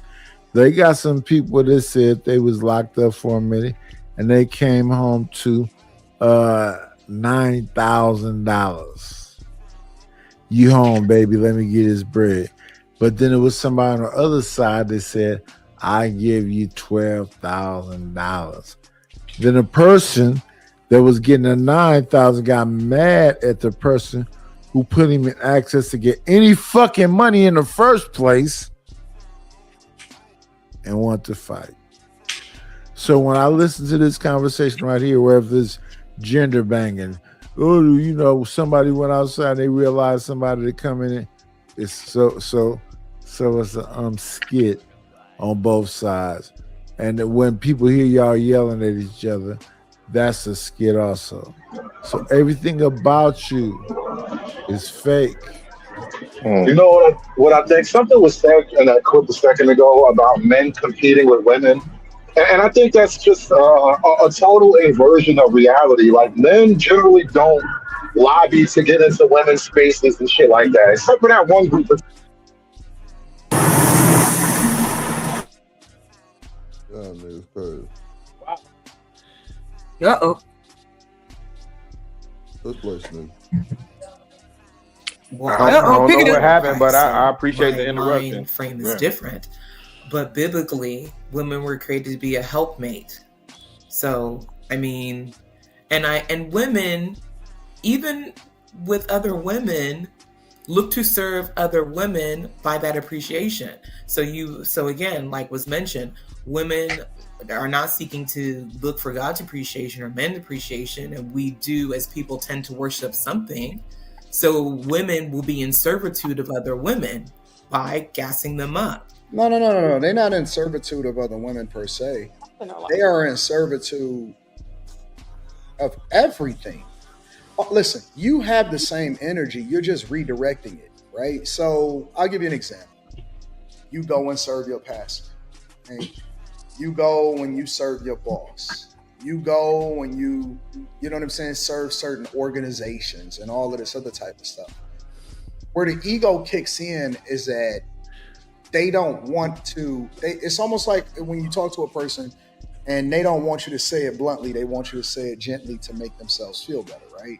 And so when you're talking about a woman, so a woman's greatest moments, I think that the time that they get pure satisfaction is in serving and being nurturing, right? So if you don't have anybody to serve, you then redirect that energy. And that's why you see women are so... Not studs compete with men. That's crazy. What up, Cassandra Brown?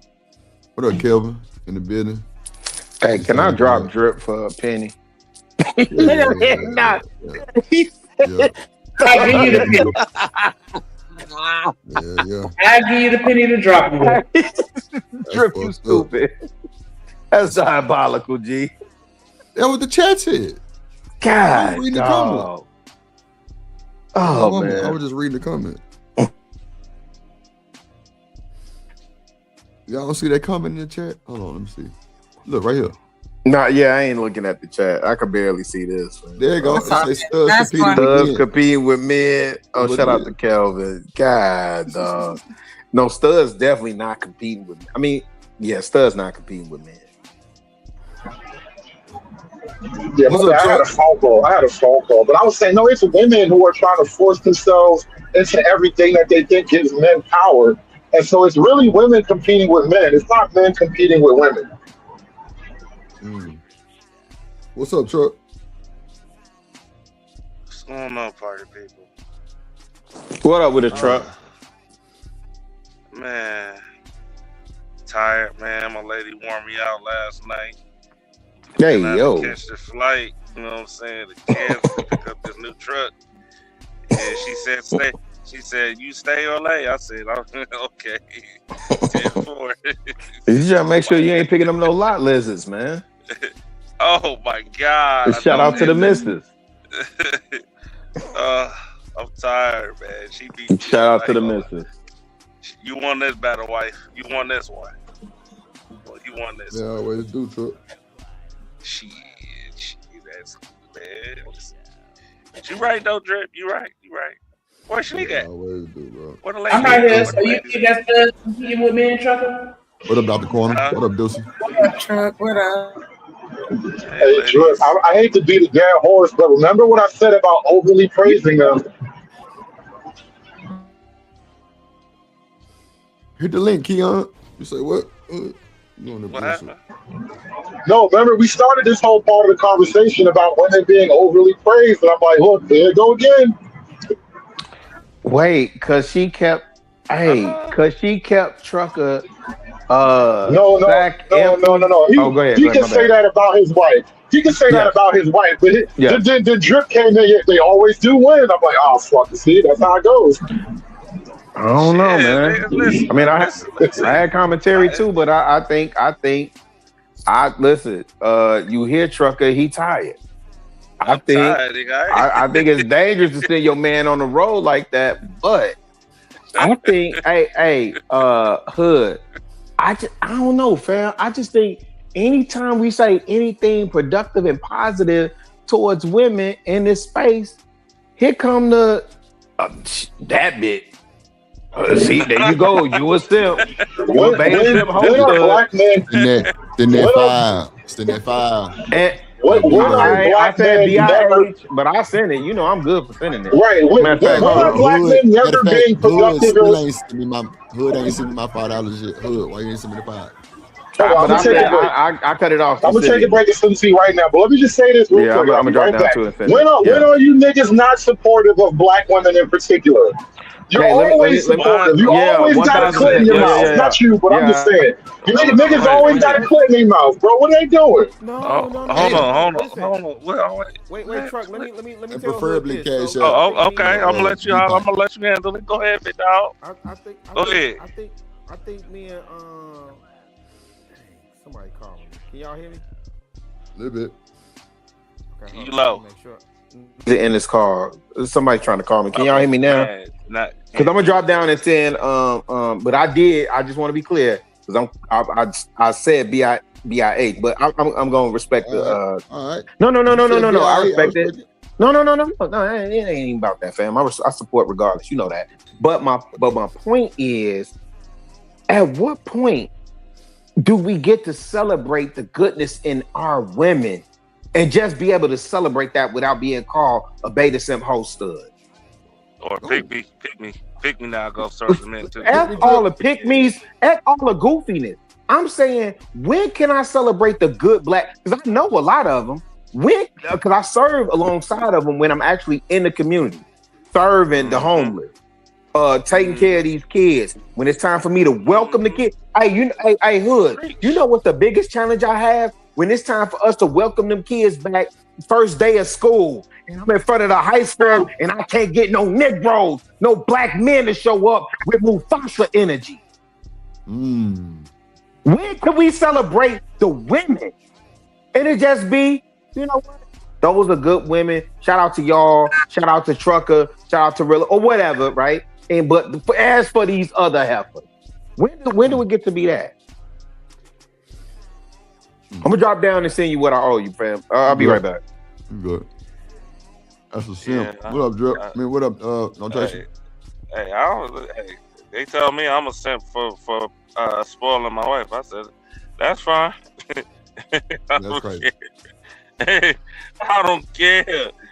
Shout out to Living Humbly for the 2-ball. He says, shout out to the lot lizards. Yep. I just wanna sway with my partner. Who my player partner shouts? Saturday guy from Milwaukee, living humbly. My dog living humbly. Pimp player partner, my dog living humbly. Late Drip, do it, shout.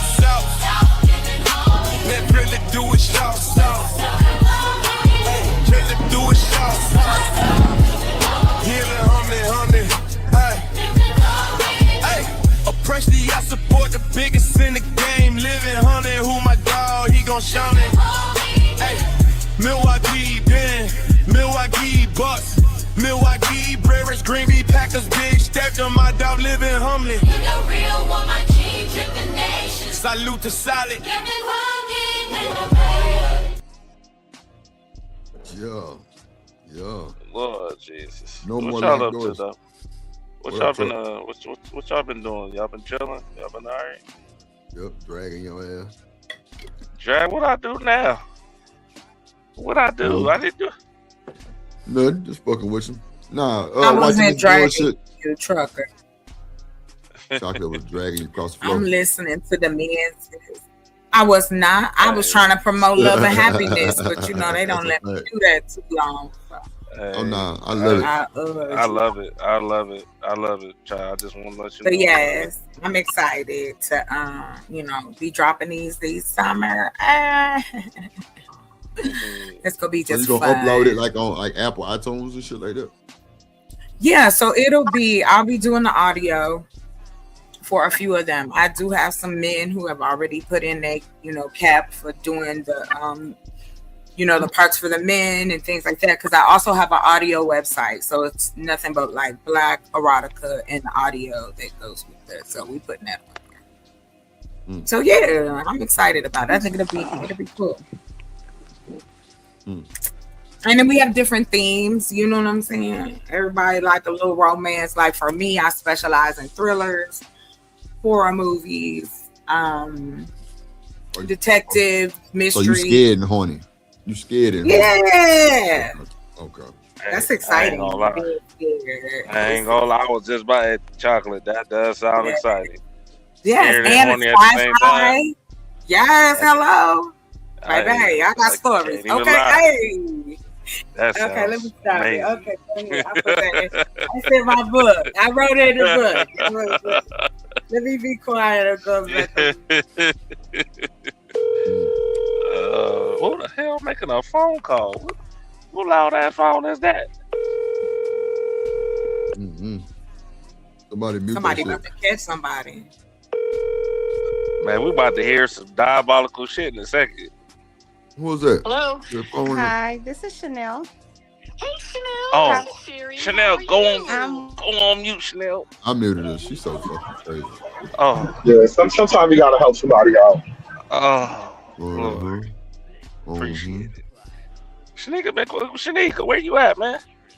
Appreciate you, Rilla. Where you at, Shanika? What's going on with you?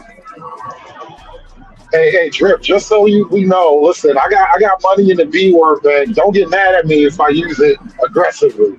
All right, it's about as long as you send enough credit. I got you. You said aggressively.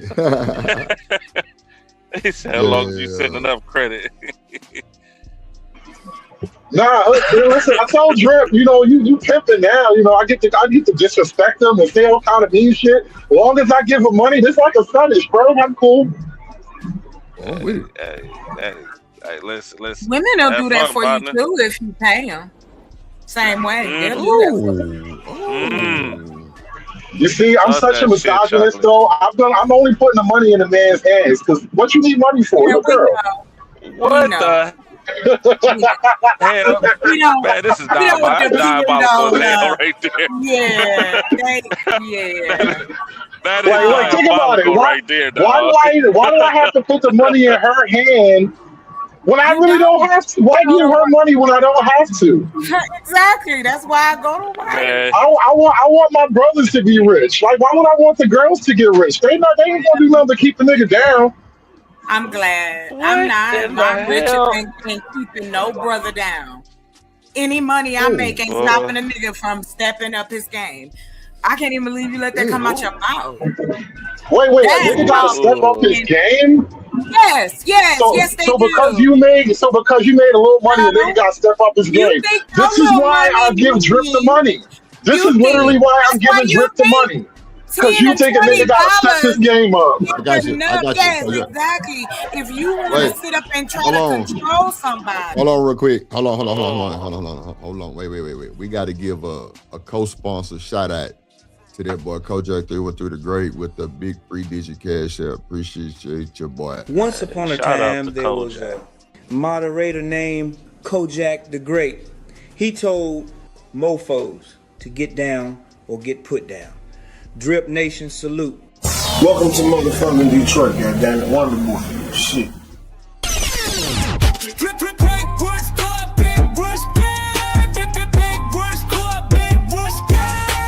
Get down, or get put down on foreign. Salute to the motherfather, he emperor. Kojak 313 the Great, the motherfather. Shout out to the motherfather, dripping nation rich gang.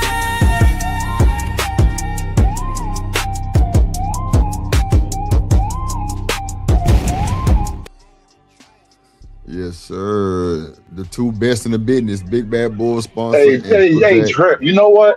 I just had a crazy money making scheme, bro. And this is like something you can sell to, like, I don't know, the incels or whatever. Like for $50 an hour, no, for $150 an hour, because you got to charge you real money for this, right? You can say whatever you want to this bro, all right? You can call it a B word, you can anything but touch it, right? It's like, listen, think about it. Niggas will pay you money for this, bro.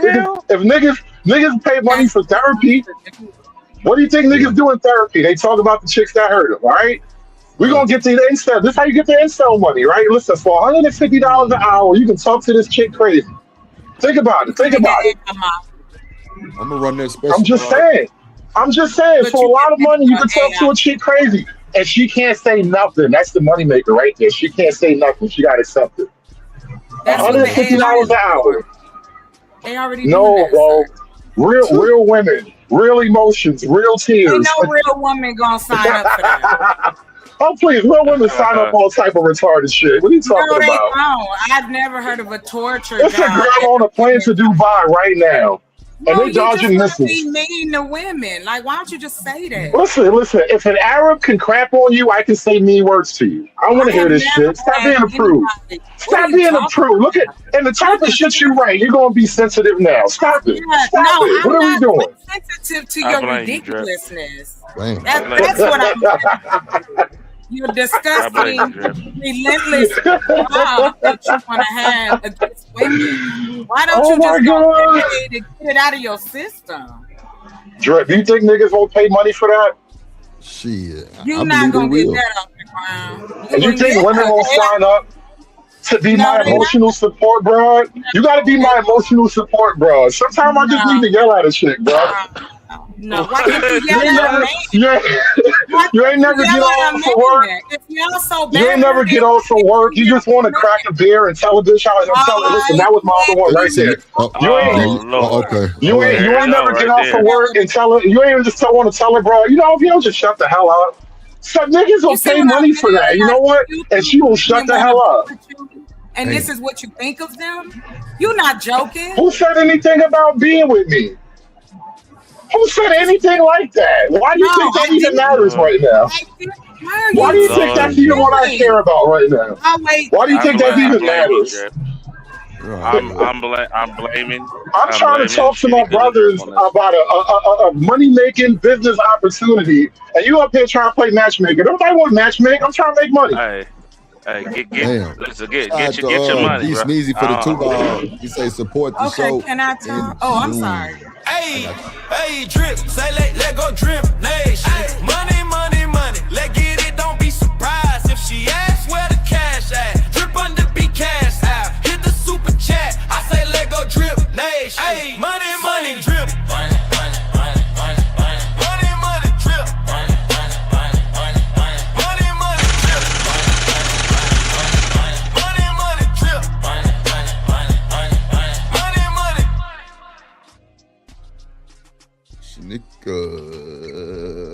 Lord Jesus. Appreciate you, Big Sneezy. For the 2 ball. Appreciate you, my boy. Shanique, you there? Oh, man.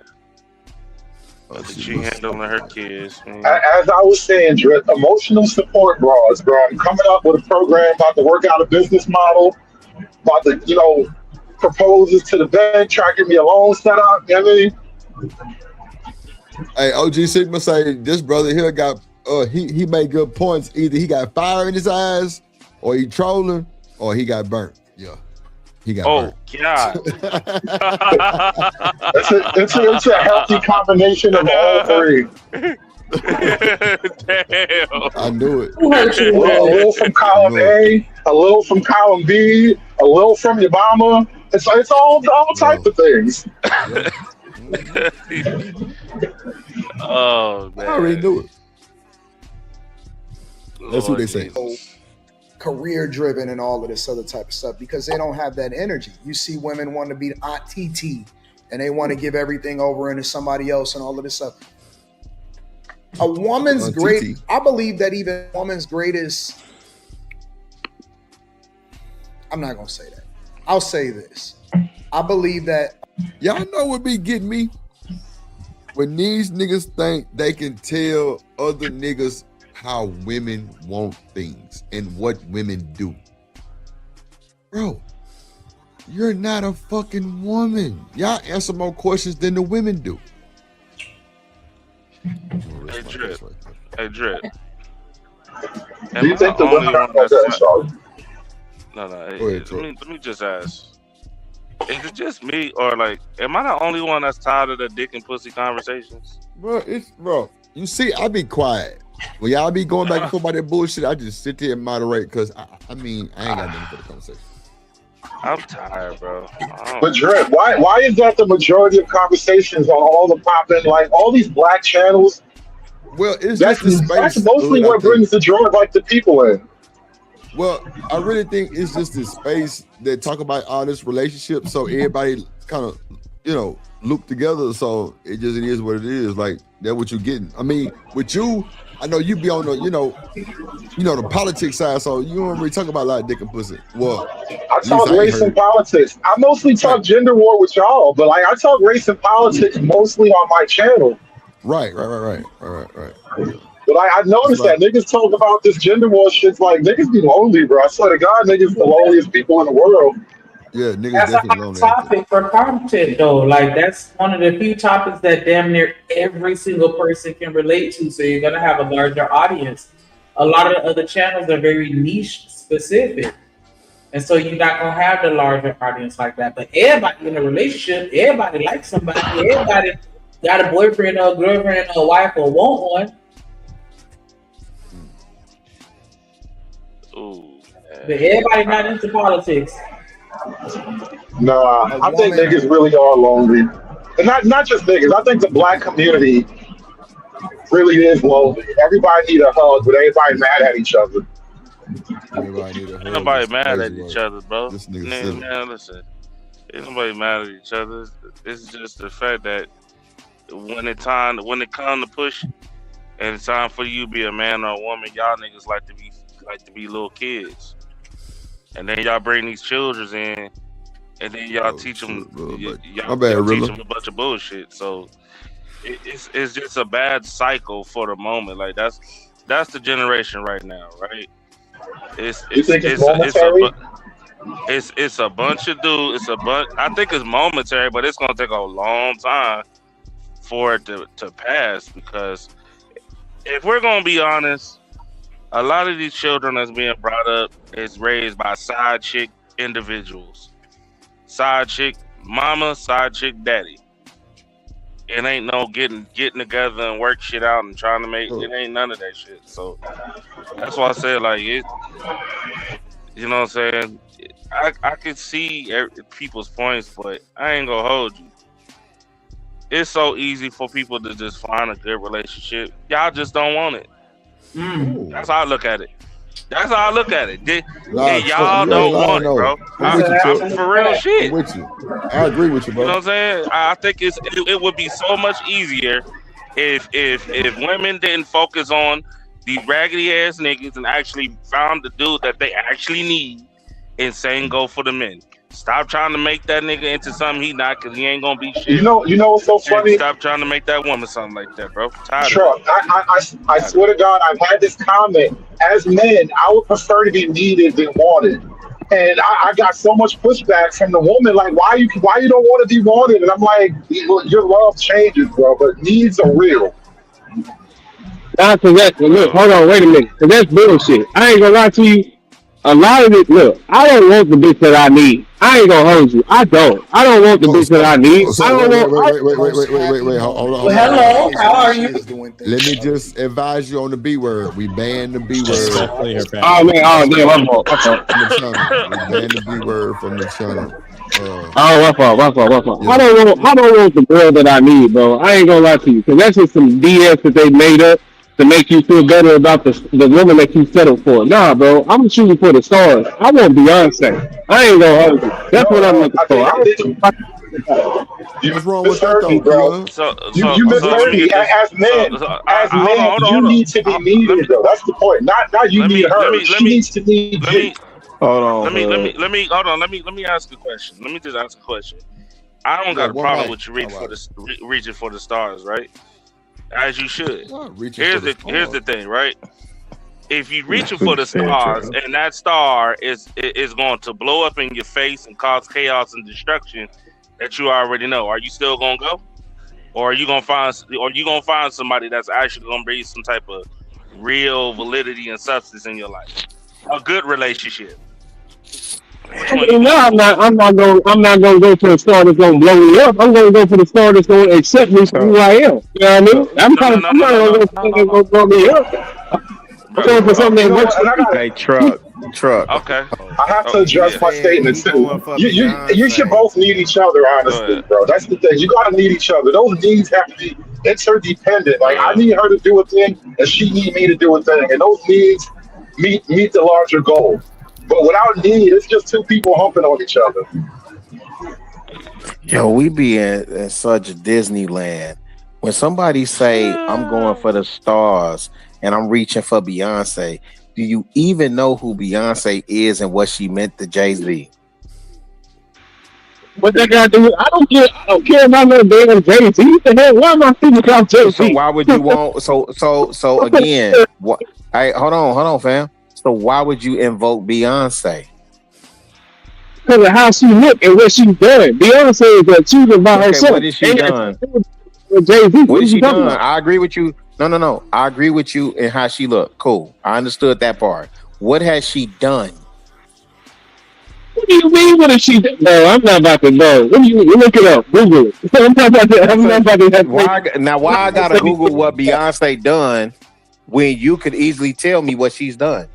Since because you invoke know what Beyonce has done. Like you don't know who Beyonce is. What are you talking about? Like what are you talking about here? Yeah, I know who Beyonce knows is, right? I know what she's accomplished as an art. No, I know what she's accomplished professionally. You said you want that as your wife. Why can't you name off what she done that would translate to your wife? Why are you telling me to Google it? Nigga, is you Googling your wife? So I gotta know what she done as a wife to want her as my wife. You Googling your wife? What type of logic is that? I gotta know what she do as a wife to want Beyonce as my wife. So what about your wife? Listen, this nigga invoked Beyonce. Now, I just told y'all niggas what I did with mine, right? I can tell you why I chose mine. I can tell you why I chose mine. I can tell you the qualities that made me choose mine. This nigga said he wanted Beyonce, and the first thing he lead with is the looks. I said, what other qualities? This nigga tell me to Google the qualities that you need to have for a wife. Nigga, no, you asked me what has Beyonce done. I hate y'all internet niggas, man. I hate y'all. You can say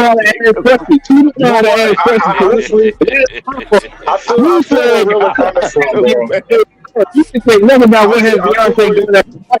What are you talking about? Like, you need to put correct. I'm sorry. I'm only going off your talking point. Go ahead, Drip. Your connection horrible, by the way, bro. Hold on. Go ahead, Shanique. No, I was saying, you able to hear his talking point? Because I don't know. Like, you must be at work still. He definitely at work. He definitely at work. Because I done heard him when he like at home and his microphone is on 10K. Chicago you know really is correct. Wall Street Yeah, Sports, link in the chat. What up, Rasball? What's going on? What's up, the Rasball? My bad. It's so funny though. Say something, Keon? Or was that Hood? Yeah, that's Hood. Well, this thing about wife qualities and stuff like that. What was I saying earlier? Like, you as a woman got to convince the man that you have more potential than just sex. Okay. That's a woman thing. You have to show that, right? And so now when you're saying, oh, you got to have all these wife qualities, like that's a skill issue that the girl has to show. You can't just expect a man to that goes on both sides. Hood. You didn't invoke Beyonce into the conversation, brother. No, absolutely not. I'm choosing Beyonce. To which I would say, I feel you. I said I feel you. I would say, Hood. What are the qualities that Beyonce have that you want in your wife? Now ask the man that invoked Beyonce. He telling me to Google her. You are absolutely right. Like you gotta want more than just the box too. You can make that specific at all. Your whole entire question was what is the qualities of Beyonce? That's all you didn't say nothing about no wife. You didn't say nothing about no wife qualities or nothing. You said you would want Beyonce as a wife. Brother, you said I didn't say that. I didn't say I would want Beyonce as a wife. You said it. And you said what is her qualities, nigga, not what is her wife qualities. I said what qualities do Beyonce hold that you would want in a wife? Google it. You just say nothing about what no wife. Who Beyonce is? You don't know what she accomplished? Man, all Hey, let me say this. Let me say this. I'm gonna go on mute, pal. Let me tell you this. My wife, when me and my wife started dating, right? She was successful as her own woman. That shit, I'm not gonna say it didn't mean nothing to me. It did show me how she was disciplined and how she was able to function as an adult and how accomplished she was as her own woman. But that's not what that didn't attract me. That didn't what impressed me with her. So I'm asking you, if you sit up there telling me about Beyonce being able to tour and being a multi-millionaire and being visible and being pretty, like the pretty thing, I get. I understand that part. Bearing kids, I get that. I understand that part. When I ask you, because you invoked Beyonce, nigga, you could have invoked Solange, and I would have asked the same thing. But you can't answer. To learn how to be a wife. It doesn't matter. As long as you're pretty, I feel like you can learn how to be a nigga's wife. You know what? I just wait a minute. I just made the same argument for men, and I do think niggas and men and women, we like to overcomplicate things because we all live in 2026. But yeah, she should be pretty. He should be stable and relatively intelligent, have a job. That's half of the marriage right there. But niggas want to complicate shit with feelings and you're not this sexy and it's all this extra shit. How do you think people got together all this time? Listen, I'm man, you're woman. We're gonna do these basic things, and Hood, wait. Hood. Yeah, Trucker for sure. Hey, Hood, just answer me this. If she pretty, she can learn how to be a wife? True or false? No, it's not true, though. Okay, so how did your wife learn how to be a wife in the first place? Yeah, her mom. She was already a wife before she met her. Oh, damn, Truck. My nigga Truck. That's a fact. Same here. So she can only learn how to be a wife from the age of 5 to 16 or until 18 when she gets an adult. That's the only time when she can learn how to be a wife. You missed what Truck said. Truck said her mother was a wife. That's how she learned how to be a wife. And that's the same for mine. So when she gets grown as hell and when she gets married to anybody at any age, she can't learn to be a wife after that? Now at this point, you just trying to make your point. You skipping over what Truck said. She learned from her mama, my nigga. She learned from her mama. Acknowledge that point at least. Oh, no. She learned from her mama. I think the point where she learned it from is beyond me. I can care less. All I'm saying is that Beyonce learned it from her mama too. Right, wrong, and different. Learned it while she was married. She can still learn how to be a wife because being a wife is not a general thing. That's not the point. Hold on. Go ahead. You got it, Truck. Listen, bro. That's what I was saying. Like, and unfortunately, this is the chaos going on right now. If people really wanted to be happy, they would be happy. But instead, they trying to convert somebody into something they not. Ain't no way. That's almost like a woman saying, that's almost like you get into a you should all like I'm just gonna speak on man's perspective, right? You should be a man however you move, a man way before you get with a woman, not when you get with a woman and learn how to be a man. That's ass backwards, bro. So what about a husband? What about a husband? Same thing. It all depends it's on the same. who you're around. Oh no, it all depends on who you're around, your family members, and the whole 9 yards and the friends. So again, so how are you learning how to be a husband without being a husband? By the people you surround yourself with. If you can go to work every day, if you're stable, responsible, you're honest, you're dependable, that's more than half of it. It's not. That's not being a husband. That's you being a person. That's just being a responsible adult. That's not being Hood is talking about providing resources, but he's not talking about. And you can provide for yourself. That's not being a husband. Hold on. If you're arguing that it's actually simple and people are making it complicated, I'm telling you that's the simple thing. No. What I'm saying, Hood, the only thing that's missing from that is that you're not intentionally building family. You're not casting vision for family. Providing resources is one thing, right? But again, I don't want to skip over what Hood said because I think that's important. That's one of the main things that attracted me to my wife. That she grew up in a 2-parent household, so she saw her daddy and her mama there. Yeah. She knew what her husband looked like, and she knew what a wife looked like. I call cap. In what way? Wait. What's the cap you calling? Wait, I want to hear this from Drip. What's the cap you call? That was not what you found attractive about your woman. Oh, No physically, goddamn no. household. I know what he's saying. I'm saying once I got past all the physical stuff. You right. Oh, okay. Yeah. But see, Hey, Drip. And relax. That's the part. I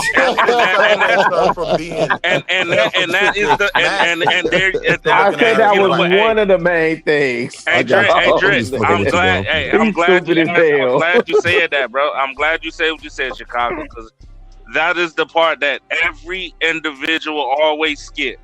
Right? That's why you see in these marriages, as soon as the kids is gone to college, what they doing? Divorce. When C-19 hit, what happened? When people had to sit home with their spouses that looked good. Oh, yeah. DV on the rise, all that. Yeah. You know what I'm saying? When they actually had to sit around their spouses, all that good lookingness, but they can't stand each other, all that came out. That's and all and a lot of people got divorces behind it. Hey, Truck, let me tell you this, Truck. Okay, so I went to high school with my wife. We wasn't intimate. We didn't date. None of that stuff. We just reconnected after high school. Hey, you know what's funny, Chicago? I went to high school with my wife too. We've been together 10 years. Okay, we got married in 2022. But even in my big old age, I still had to go to her daddy and ask for her hand in marriage. Right. Rightfully so. There's nothing wrong with that. I say that because because she grew up in a house where she saw her mother be a wife and the father is a husband. I had to honor that. That's my point. Listen. That's the difference between, again, if you want a wife versus you buying a chick. If you buying a chick, have at it, nigga. Pretty looks, fat ass, good coochie, look good on your arm. Hey, more power to you. But then don't cry and complain about the results after that, because you know what's gonna happen. Shout out to the $40 holler. Let's get some $40 hollers in the chat, man. versus a wife where she still look good and all that shit, you know what I'm saying? But her main priority is respecting your last name, respecting your legacy, because at the end of the day, she is raising your legacy. You feel me? So, but Rilla, to that whole father thing, like with me, yeah, it was a benefit him being in her life, her coming from a 2-parent home. But what was really the win for me was he was the type of dude I aspired to be. You know what I mean? So being around him actually benefited me. It wasn't even just about how he raised. Well, I told my father-in-law doesn't have a son. I told him he got. Go ahead, Rilla. Rilla got cut off. Mic drop. Hey, you know what's crazy, Dre? Question though. Oh, my bad. In this modern age, do men and women actually share the same mission anymore? Like, even when it comes to something as simple as like the family, having children, like it seems like we are not on the same page. We're not on the same mission. And the people who are, they get married and they stay together. But as a general concept, men are on one path and women on another. Conservative. We just But talked I about think when this it comes to the other day. kids, though, those lanes merge. We all want the best for our babies. Yeah, of course. But see, we talked about this the other day, right? How like whether it's modern or traditional, at the end of the day, everybody want a good relationship. It's just right now, everybody ego is in the way. Everybody trying to convert somebody into being a Muslim. No shots. I don't know for this generation. You know what I'm saying? Drip's still out here being a slut monkey. Hell yeah. Hey, Drip was in Baltimore slanging that fudgery. Yeah. Hell, Drip. So you in Baltimore fucking with all them damn crackheads? You gotta have He out there in Baltimore fucking with all them damn crackheads. Oh my God. Don't be slinging no fudge and B-more, bro. That's a pause statement I've ever heard. Man, listen, he about to catch crackheads. Hey, Hood. He better not be slanging no fudgery in H-Town. The way them numbers looking right now. I think that's the whole bro, nation. y'all, That's the that's the whole capital nation. down there. No, H-Town is like the capital. Nah, we not gonna do It's that. a We not gonna goddamn do lake that. of fire. We It is not a gonna lake do of that. fire in H-Town, bro. I'm telling you, I be Y'all hearing not bad gonna do things. that. Y'all not gonna do that, man. The whole U.S. is like Houston right now. Let's stop No, not the whole U.S. Yes. It's The whole damn H-Town. country is like that. Nah, and it's a reason why, but it's really H-Town. And y'all could correct me, but I think it's H-Town, Atlanta, and Dallas in that order. You know it's Atlanta. Well, for sure, but it's been Atlanta for a decade. Y'all leaving Jacksonville out of that too. Y'all leaving. I didn't know Jacksonville was even involved. Jacksonville definitely involved. Yeah, well, that's why I say crazy the whole exactly. On the East Coast? The whole damn. Yes. Yeah. Oh, that's bad. That's bad business. Yeah, it ain't bad. That shit normal. No. If these shorties, is because unless you saying the old folk that's in the homes, slanging that D and got the STD rates going up in the old folk homes. If that's contributed to it, then that's one thing. What they said is going on, Chicago Riddle? Yes, sir. They saying women have bisexual besties and they hit. Man, I've been saying that I've been saying that. Oh, that's Drip, why you I've been saying that. Drip, I've been saying that for the whole. I've been warning niggas, bro, for the longest. That's definitely Dallas, Houston, Atlanta.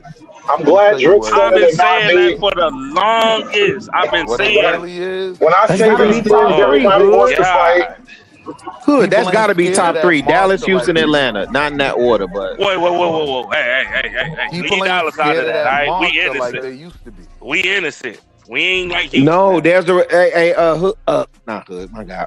Trucker. There's a reverse migration, specifically from the mid. That's why y'all, hey, listen, the stuff that y'all be saying, oh, Chicago bad, Chicago this, Chicago that. Hey, man, no, them YNs, which y'all refer to them as, hey, them jokers all in the South now.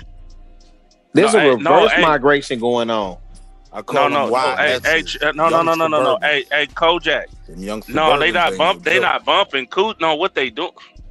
Listen, what they doing is that gay friend that they have, they fucking them too. You talking about like in gay?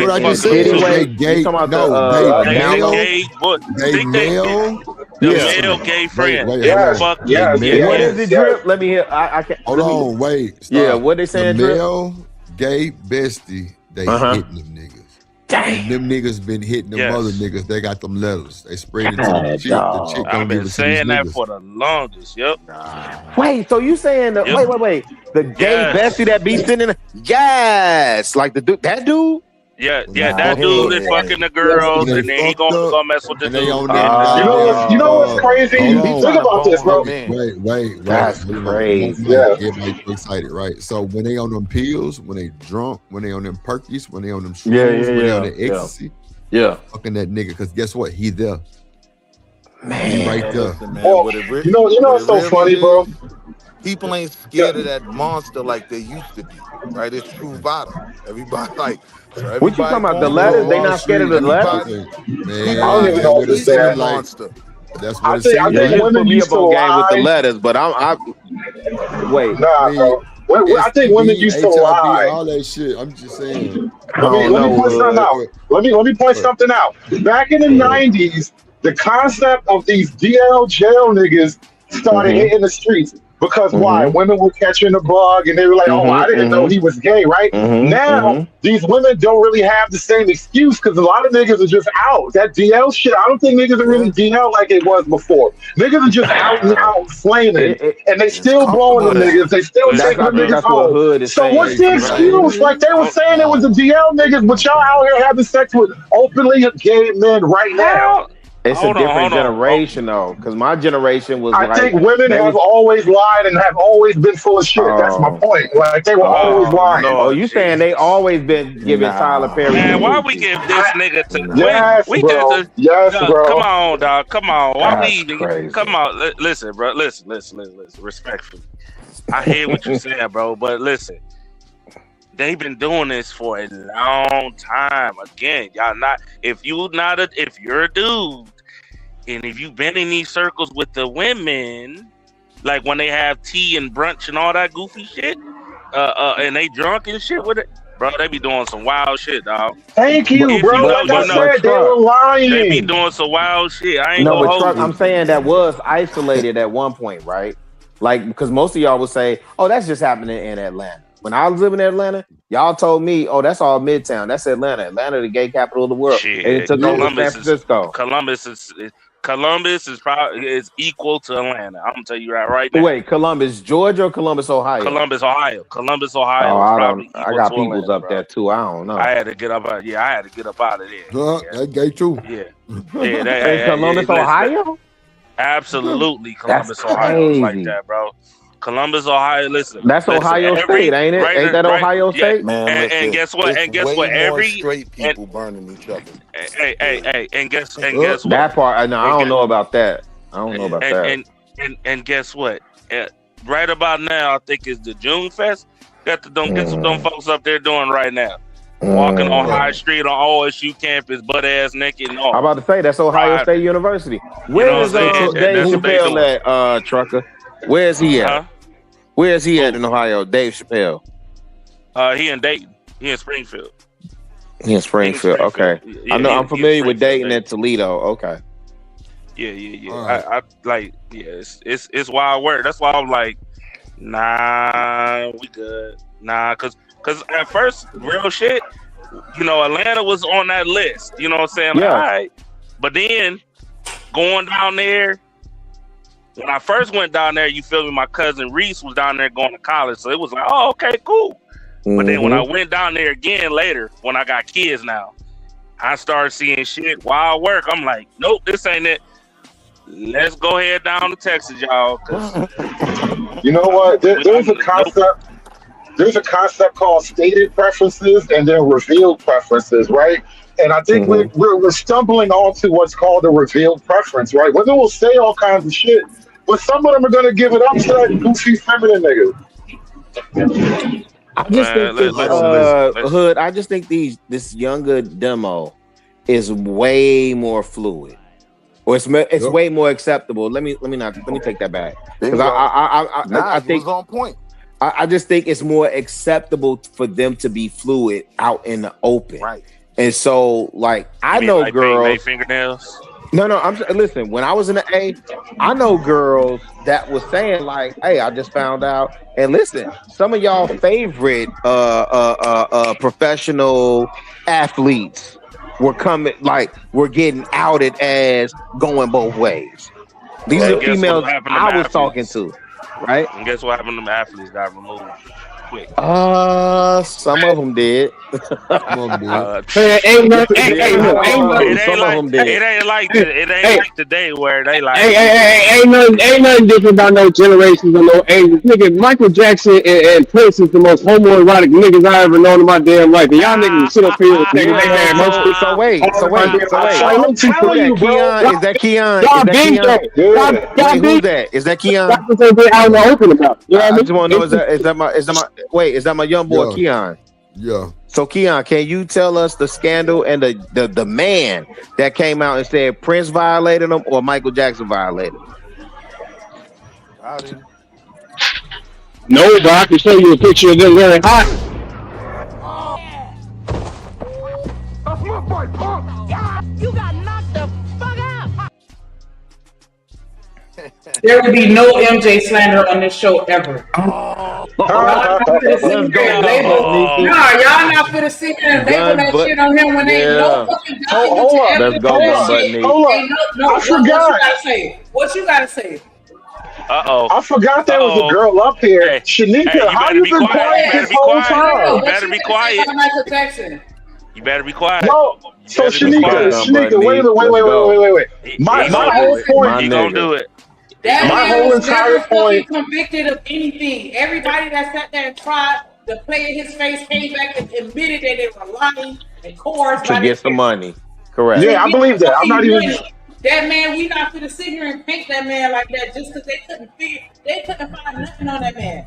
They couldn't get him to play them booty games that they play in Hollywood, which is the reason why they had to get him. Hey, I never said nothing about the kid shit. Now, if you want to talk about Elvis or you want to talk about Jerry Lee Lewis, we can get to that conversation. What man? What the grown man ever said anything about him? I'm on mute. Let's go. Hey, hold on. I feel like y'all let her dodge. Nah, don't do it. Yeah, because ain't nobody brought up that kid trial and shit. I'm not talking about that. I'm just talking about the nigga aesthetic. Oh man, goddamn, chill out. I'm just talking about the goddamn. I'm just talking about the nigga aesthetic. His aesthetic, Michael Jackson aesthetic would be in this day and age considered gay. But it wasn't in the 80s. That's the point. No, the 80s was the gayest decade ever. In the 70s, I hate when y'all do that, man. Hey, we gotta have one mic panel etiquette, please, so everybody can talk. Mike aesthetic was never as bad as Uzi Vert. Mike Thank you. aesthetic was never as bad as Young Thug.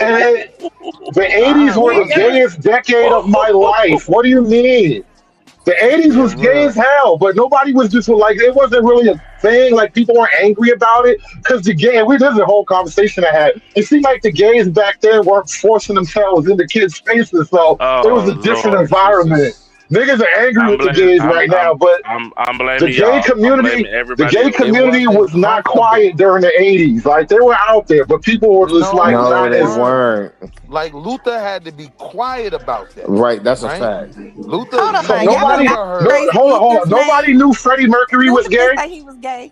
Stop it. Yeah, Freddie Mercury. Wait. Miss Chanel, you said what? No, nobody knew like Iggy. Like a lot of these rock stars were gay as hell, but people just let them get it past. Wait, hold on. I just want to wait. One mic, please. Hey, listen. I just wanted to hear Miss Chanel. Y'all can say whatever y'all want to say. Prince pull up on your girl, he walking away with her. Michael Jackson pull up with your girl, he walking away with her. I don't care what y'all talking about. Nigga. You won't see her for the next 3 weeks, nigga. You gonna see her walking the corner with his ass. Please. Same thing with Lil Uzi Vert. Same thing with all the young thugs. If they pull up on them girl right now, they taking it. What are we talking about? What are you talking about? She gonna get on the yacht. No.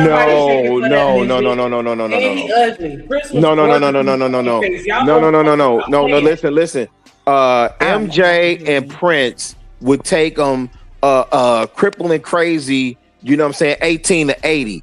Uzi Vert is not catching them like that. He gonna catch some young girls like that, but Uzi Vert ain't catching 18 to 80. Yeah. That's a Big Daddy Kane verse, but don't mind that. Okay.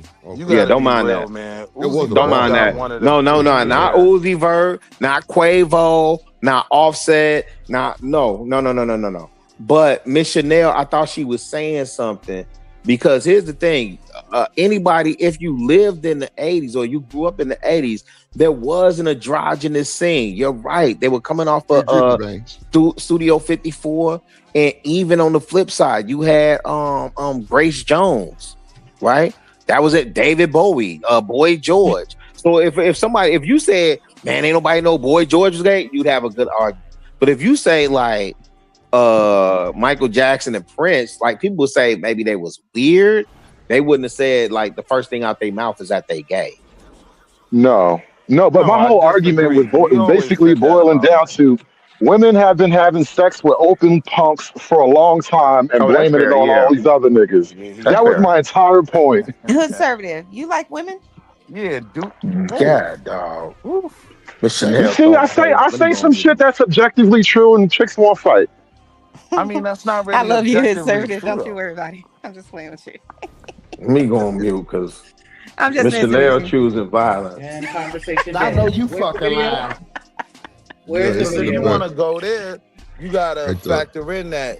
What was your man? Wake up, everybody! Right, like he was messing with them boys too. Not to wake up everybody. You know what I mean? Hey, ain't gonna be no Teddy. No. That wasn't Teddy Pendergrass. That wasn't Teddy Pendergrass. That was Teddy P. That was Teddy. Really? Yeah, Teddy was out there messing with them boys.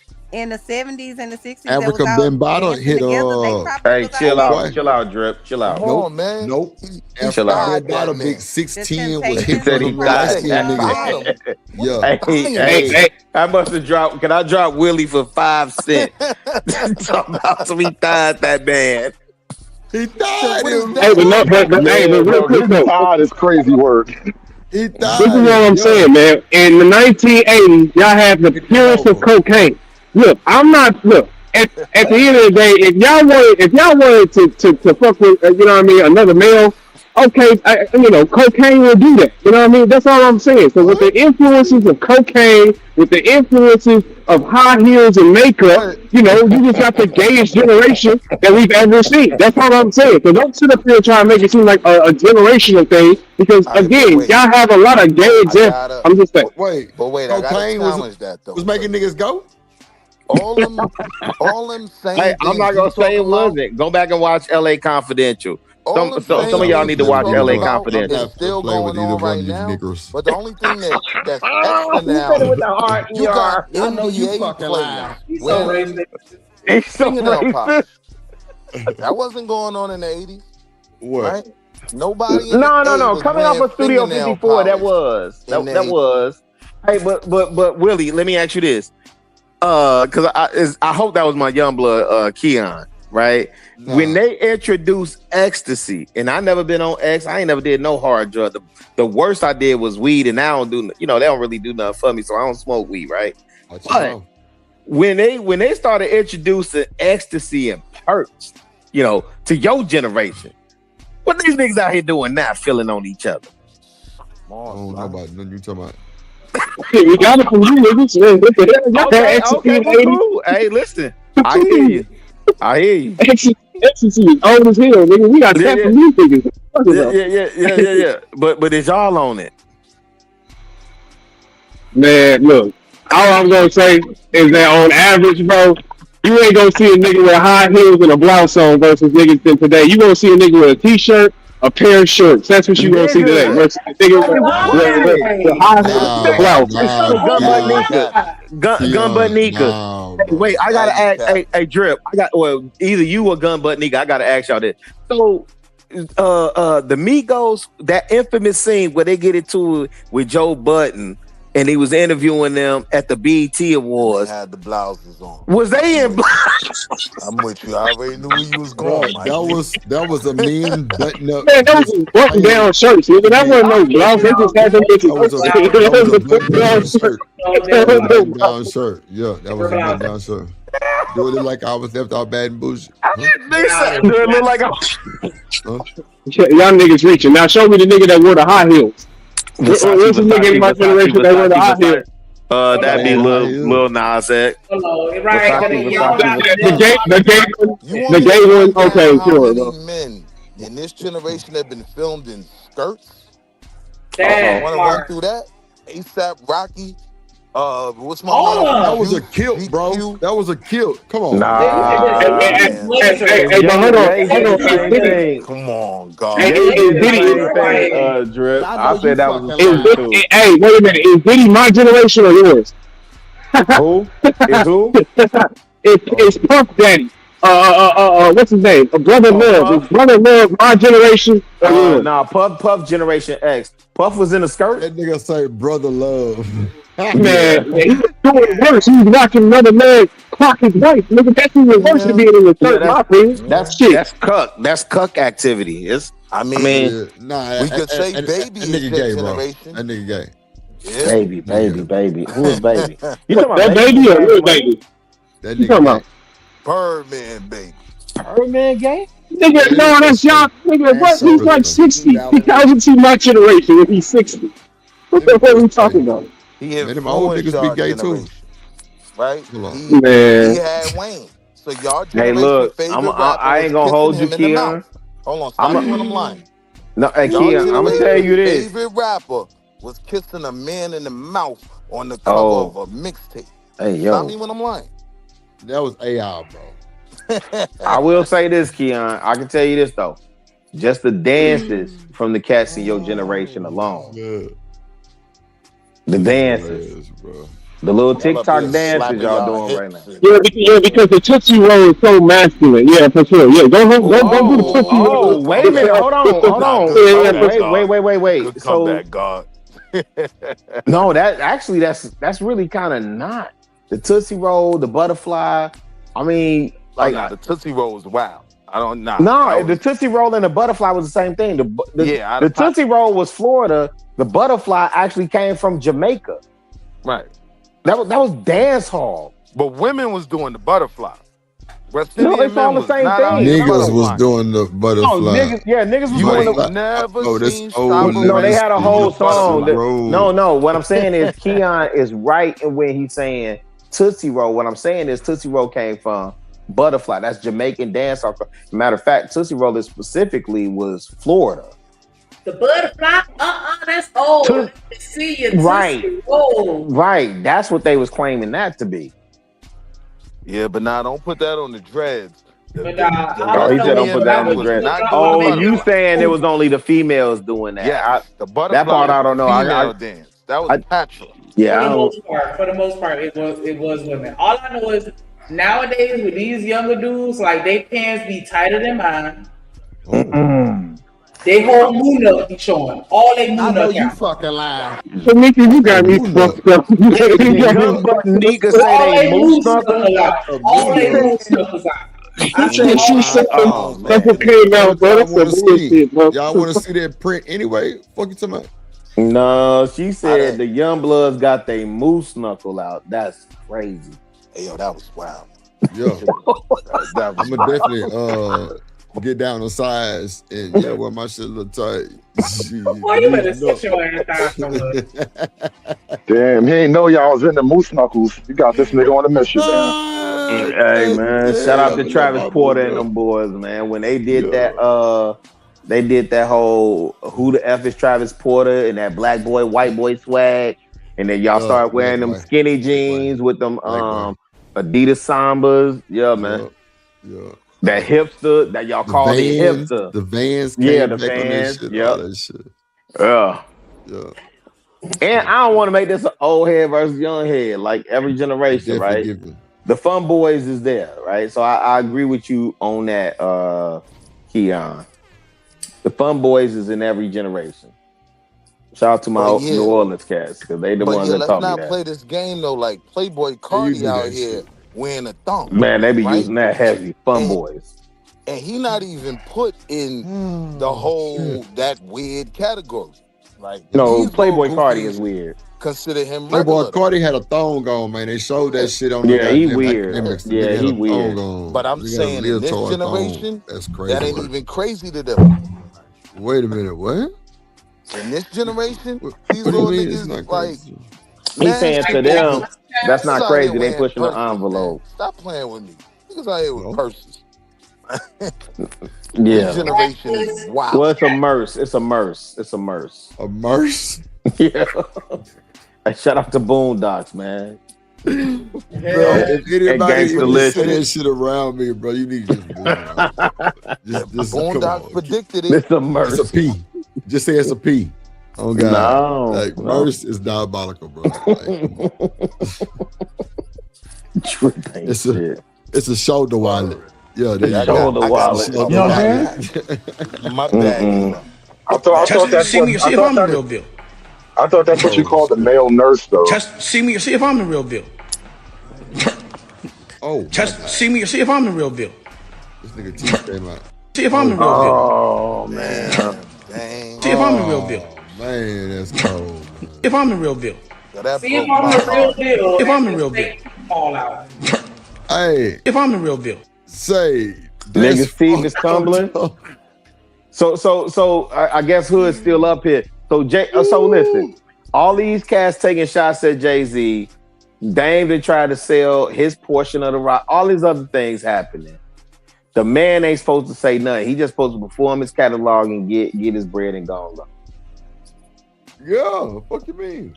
Yeah, but I'm an MC at heart. Beyonce should have cussed this funk ass out. Like, Nah, you ass Beyonce nigga, not Savannah. why you Beyonce You know what it understood it. was, Hey, Rilla? wait, Drip. Let me tell you this. You know what I heard, and you from H-Town, so you know this effort pedigree.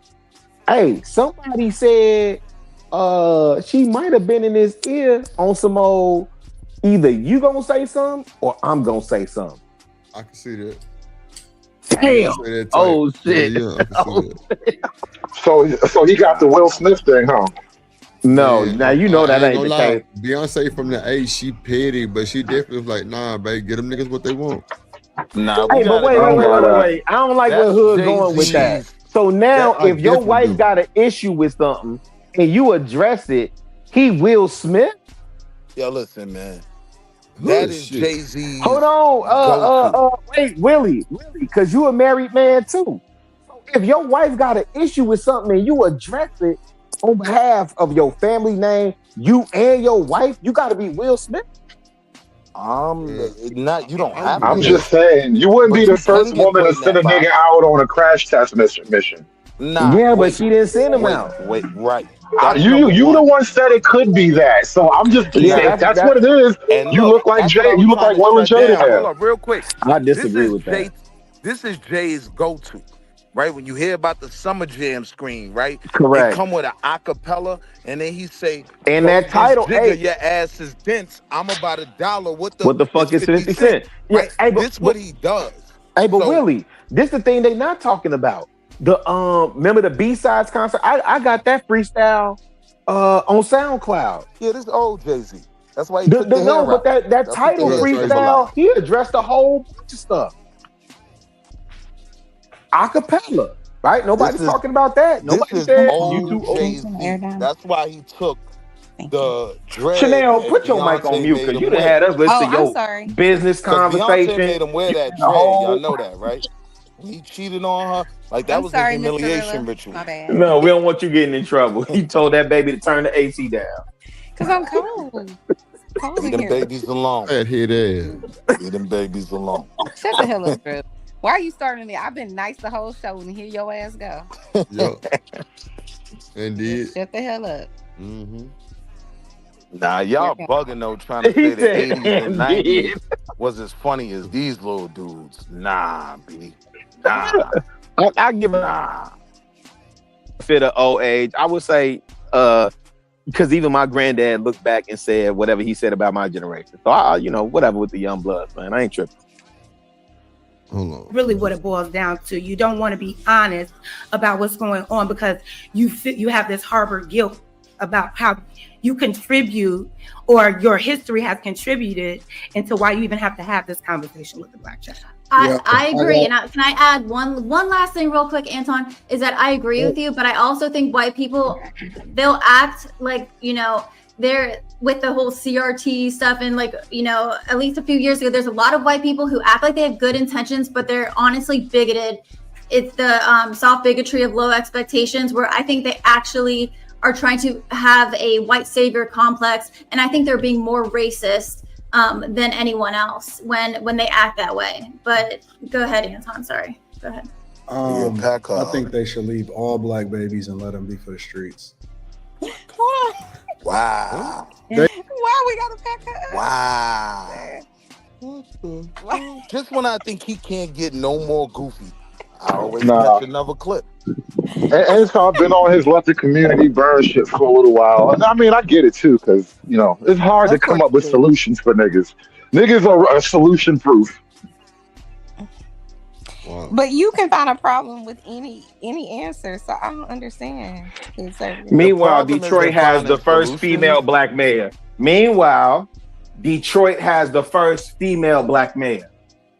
say that shit like it's a cool thing. The first cool black thing. All the cool firsts been taken up already. Hold on, Hood. You look like she Jackie Robinson or something. No. That's not what I'm saying, brother. No, that's an accomplishment. What I'm saying is, no, brother. This is what I'm saying. For the gentleman that says he's all about building, he's all about winning, he's all about building his community of bag chasers. Well, show me the community of bag chasers that's taking over Detroit. Mm-hmm. Can you show me that, Hood? Otherwise, I don't want to hear one motherfucking word of what you got to say. Because you really ain't showing shit other than how you've been able to manipulate your Patreon and build your shit up. In 10 Oh, I'm not years, here to defend or represent that look, case. look, Detroit is going to be a white city. hey, look. Well, no, hold on, Hood. Just show me We do not the care. picture of you and Dan Gilbert. Dan Gilbert owns 25% of Detroit downtown. Show me the picture or the business dealings that you got with a Dan Gilbert, since you so high up there off of YouTube. And Jamie Dimon owned the other 40%, JP Morgan Chase. I want to hear shit from this nigga, man. I want to hear shit from him. This nigga get up here and strut like a peacock, and motherfucker ain't no different than like all this shit I'm hearing, this blowback that I'm hearing about Jay-Z being a hustler. This nigga been hustling y'all on YouTube, and y'all, this nigga God. What's up, Corey? Right. Let's talk Nigga about had to it. fake it till he make it. Now you Let's make a talk coin off the 21st. Every 21st of the month, you get paid the same way everybody else get paid off YouTube, nigga. Fuck out of here. They got nerve to speak on the fucking black community. You can't show me one community of bag chasers that you built up in Detroit. Oh. Facts. See, let them know. That's why I got. That's why Take a deep breath, Chicago. I will. I said the same thing. You gotta take a breath, bro. You got me for that bullshit. I'm on mute, man. I'm on mute.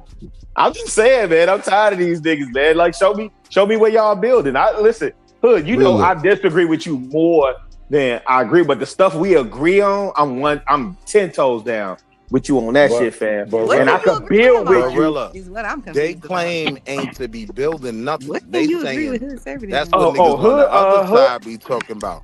He Their hates claim black is men and black they want to be a part. Don't you know? That's not his perspective. That's not Hood. I am an illiterate genius. That's the problem. Hold on, y'all. One mic. Y'all finna get him started, man. Go ahead, Wall Street. No, I was just saying they claim ain't to be building anything.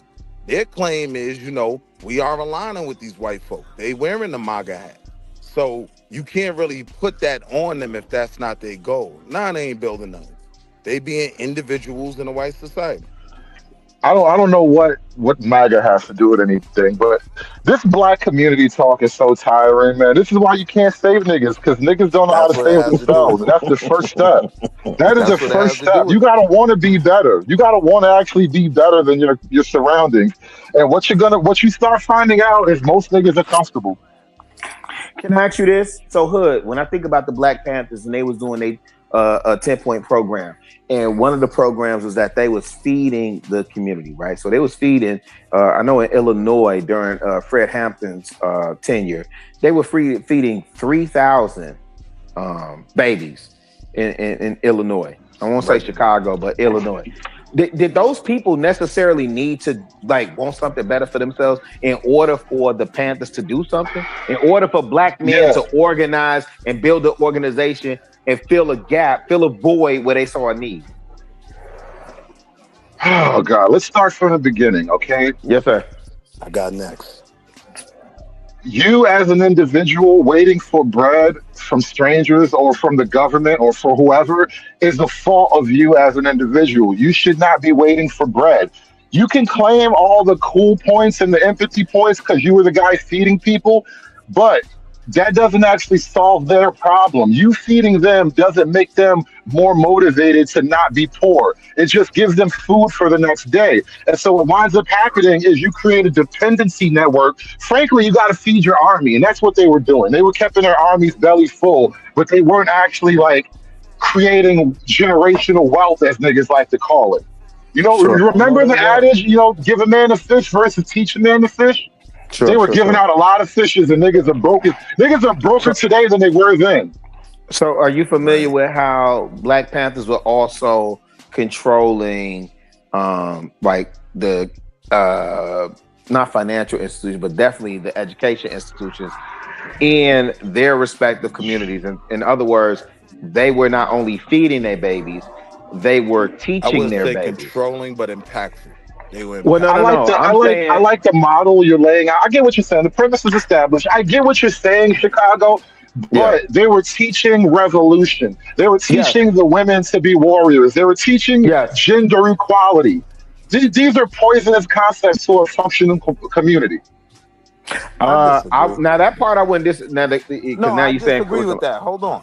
I wouldn't go ahead. My biggest issue is it's always measured by the bottom half, the black conversation, right? When you say black people can't do this, black people can't do that, yo, I'm a part of the Black NBA Association, right? We do fundraisers and we put money into things. So we're proud that we could say we were invested in bringing down the black infant mortality rate in our city, right? That's a big deal. So it is black folk out here doing things. Like what gets missed is white folk is poor too, right? So what happens is when black people are only judged by the lower half, it looked like nothing's happening. Nah, there's a lot of us up here making this shit. Do you think those mortalities are coming from the wealthy middle class black women or the poor less educated, less healthy black women? I would say both from the studies. So from the studies those doctors, black doctors presented, it's both. Like the major thing that affects our community is there's been studies to show very simply that when a black woman has a black doctor, she seems to understand her body better and know how to keep her healthier, right? So you need a black doctor for a girl to know what her body does. This is remarkable. Yes. No, I said better. I didn't say that Dr. No, Choi, the answer is yes. I didn't say that Dr. Choi couldn't serve her and would produce a lot. Willie, don't acquiesce. The answer is yes. Do black titties have a different biology? I'm curious how this really works out. Hey, dang, where's Gunbutt Nika? Hey, Hood, I know you got to be familiar with. Sisters going to these doctors and the doctors telling them the pain that they feeling ain't real. Like they have a higher threshold of pain. Right. And I've shared a story on this very platform where I said my nephew Chico, we took my sister to the hospital when Chico, her water bust. Me, my granddad, and my mom rode in the car, took my sister to the hospital. It was literally 4 blocks away from the house.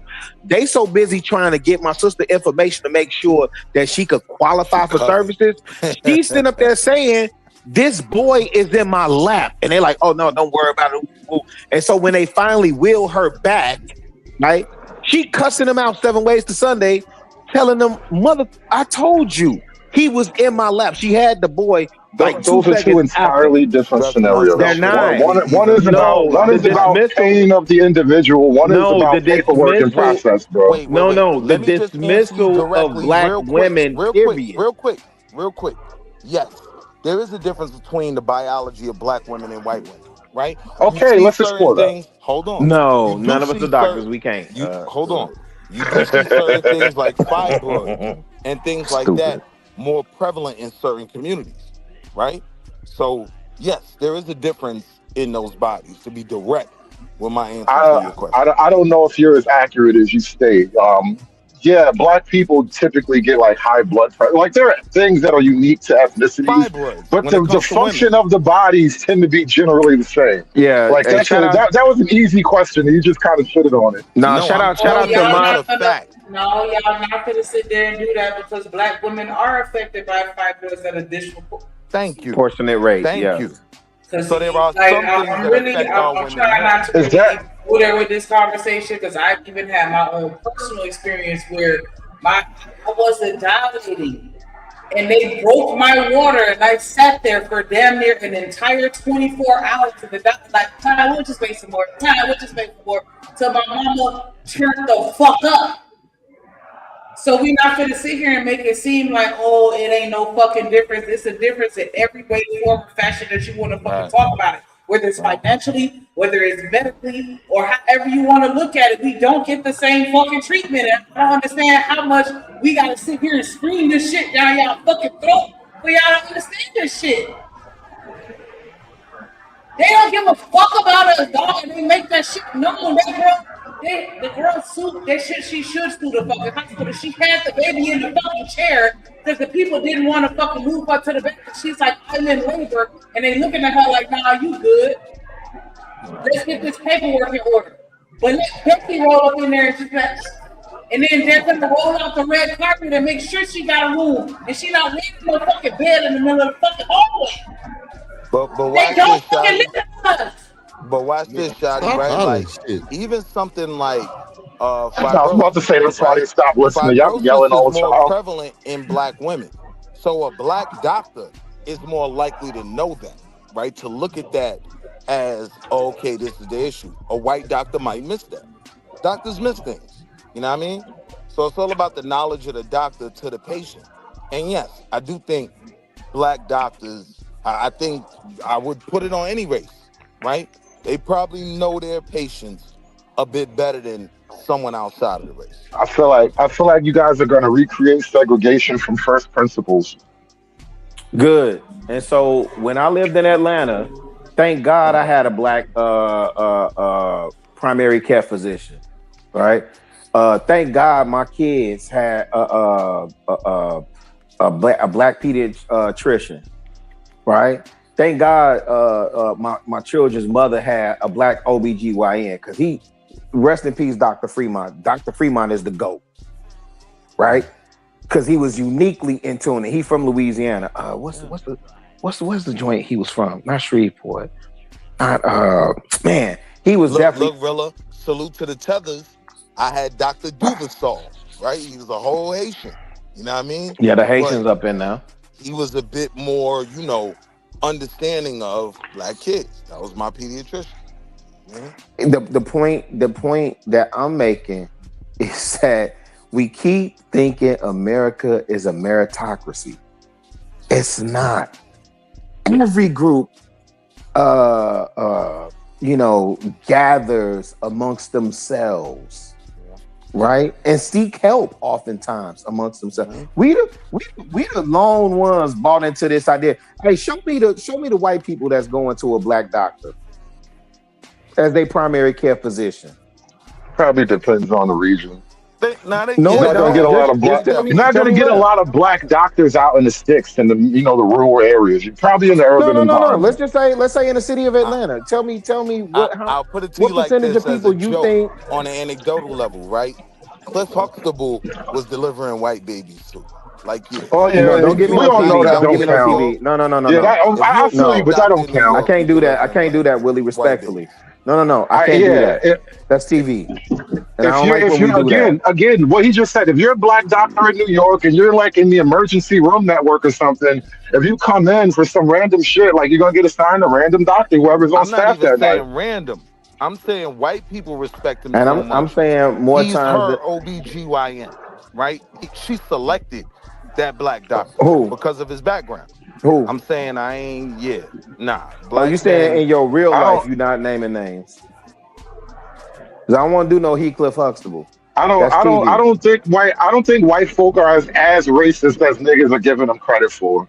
No, I don't even think it's about racism, fam. What I'm saying is people naturally gravitate to their own. Like, okay, yeah, simple point. I agree. Rilla, that's not the argument I'm making. I'm saying top down. Those doctors know their own better than others. I ain't even talking about that's the subsequent point too. Yeah. So when a black woman goes to OBGYN and she says, "Hey, I'm experiencing XYZ," if that person tends to look like her, especially if it's a female OBGYN, she's gonna have more understanding for the plight of that black woman than someone who does not look like her. That is fact. And think about the diagnosis, because fibrosis is something very common with black women. They typically have higher rates. That black doctor's thinking about that. Dr. Choi, let me connect two dots here. Asian women don't have as high rates of fibrosis. So she's not. Connect these dots for me. We started talking about infant mortality. Is the fibrosis connected to the infant mortality or no? It's connected to the ovaries and the whole reproductive tract. So yeah, I would say it is. Okay. I'm generally asking. I have no idea. I don't know either. I listen. I work with doctors. I work with physicians and nurses every day. That's who I was waiting to come in. Let's go, Mr. Nell. What Mr. Rilla was saying is true. It's just a fact in the healthcare industry, at least here in America. We are just not believed. So either it's you telling us, we're exaggerating our pain, or you think we so strong that we should be able to handle it. You waiting. I remember one time being in the ER the same day I had surgery in like extreme pain, 6 hours after the surgery, and couldn't understand why. Any doctor will tell you if you have a person that leaves a surgery earlier that day and they coming back to the hospital, this an urgent situation. They could have an infection. They could have all kinds of things. Some people didn't give a damn. Even though I still had on the bands that said fall risk, because I was under anesthesia earlier that day. They didn't give a fuck. The people let me sit in the ER waiting room for 2 hours. Didn't even offer me a Tylenol. Yeah. So and then they don't even give outside, a shit, and it's an unfortunate situation. Unless you know somebody that knows somebody, they don't care. Even outside of like the servicing, right? Like one of the things I learned about healthcare is doctors go to other doctors to figure out what's going on. I can't figure out what's wrong with her, why is she sick, right? So a lot of times that white doctor might get the diagnosis, from the sister that works there. Oh, test her for this. It seems like it's that. You know what I mean? Yeah, And but I didn't want to. He comes back in the room like he came back with the answer. But in reality, she should have been seeing that black doctor that figured it out for him. And not to step on your point, Willie, but I didn't want to step on what Chanel said. Because now we got somebody up here who experienced something in real time. So I don't have to guess. I don't have to relay my anecdotal and my experience that, could be accepted or rejected. Here's a woman that's saying, I had outpatient surgery and the same day I went back because I was having complications. And then people assume I'm Serena Williams. Okay. Listen, I should be strong enough But to wait, handle Will and it. Chanel, why I didn't want to address that? Because a lot of that is a class issue, right? Like, we can't act like poor white folks don't deal with the same thing. No. That's not class. Hear what I'm saying? That black woman that goes through that's of a different class, her doctor, he's going to get the call. He's going to turn around and drive back to the hospital. Alexa, stop. A lot of it is class, too. Alexa, stop. So we're going to skip past my it goes story. further. I know I got a little passionate like, and told me shut the fuck up, but that was a real experience. And the lady wouldn't do it because she wanted me to sign one of those, you leaving against medical advice or whatever the case may be. My husband went up there and was like, yo, take this shit out of her arm. Because he's doing what he's supposed to do. As Salute to the homie. This lady was like, if you try to leave here with her, I'm calling a constable. I immediately raised my hand. Now, mind you, I'm the person in pain. I'm the patient in this scenario. I immediately raised my hand. Give me the fucking paper, right? Because I don't need the constable to have some sort of slip up between his GUN and his taser. That all we asking these people to do is leave since you refuse to give us service. Like, what are you talking about? So as much as I have friends in the healthcare industry, and I didn't want to believe that this racism was so rampant, especially as it pertains to black women, I had to acknowledge, like, this is what's going on. You know what I'm saying? Because this isn't the first time. All kinds of shit has happened to me over the years with medical service. It's crazy. It's not only the doctors, it's the nurses, it's the people that you're working with in the hospital. It's a whole bunch of shit. But a lot of times people don't want to acknowledge it because of who the information is coming from. So yeah, I had to learn. I had to learn about these issues. You know what I mean? Because I did think like hood, like a body is a body. So Dr. Choi could do the same thing Dr. Johnson could do. But when you look at the data and you listen to people who are in this field and are specialists, yeah, these things are valid issues. You know what I mean? I wanted to hear not even just that. Nika was trying to get in there to say something after Miss Chanel. No, Gunbutt Nika. No, I was just saying that my story was real too. Right. And I heard you saying something about us glossing over that, and I didn't want to do that. So that's why I wanted to hear what you were saying. My bad. I mean, I wasn't even going to make the arguments just that a body is a body, but also like it's process of elimination, right? You have to remove all the other variables and possibilities before you settle on something, especially when you're settling on something which is effectively an accusation against somebody else, right? So you kind of have to go through the process of elimination.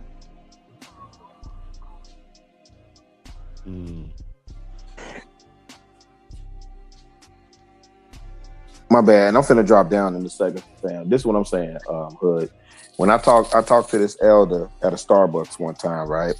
Multi-millionaire. I didn't know who he was until I went home and Googled him and found out what he did. He was a superintendent for the black man, super old dude too, but superintendent for. He had recently retired, and he had got into his walking routine and all this other stuff. But he gave me his name, and then was like, I went home and Googled him. He was a superintendent that invested in real estate and other different businesses and made multi-million. Yeah. And so, but anytime I get in the presence of elders and I'm having a genuine conversation, if I can get around to it, I'm going to ask them, hey, was it better when we were segregated or integrated? Of the conversations that I've had, Hood, what do you think the elders say when I ask them that question? If it was better? A lot of people who know say segregation wasn't that bad. But this is the irony of the civil rights era, bro. Like, niggas have this fantasy in their head. I agree with you. Because I've asked that question, brother. I've never had a single elder tell me that those times were better. I've never had one. Which ones were better? Integration or segregation?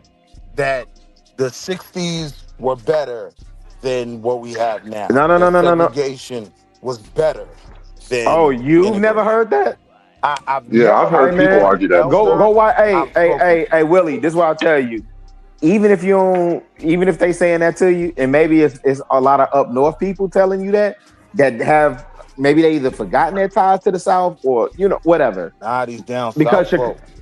because Chicago got a direct lineage to Mississippi, Arkansas, and Memphis. And New York and South Carolina, North Carolina. Yeah, North Carolina. Facts. So the cats that I talk to, there's documentaries where the one dude, he say, man, by the time we got to the lunch counter to taste the food, I was like, this is what we was taking all these beatings for? Right? I kept thinking that was a meme or some fake shit. Apparently that's true. No, that's true. Because the idea of integration was to prevent the government from blocking your progress. Okay, cool. But again, I was on another platform earlier where we was having a conversation about Chicago being one of the most segregated cities in this country still. It's because even though there are no stipulations from the government preventing us from intermingling, and there are like Hyde Park is intermingled, and there are other communities that are intermingled. We still have there's still some sundown areas around here. Mount Greenwood is a sundown area. Bridgeport is a sundown area.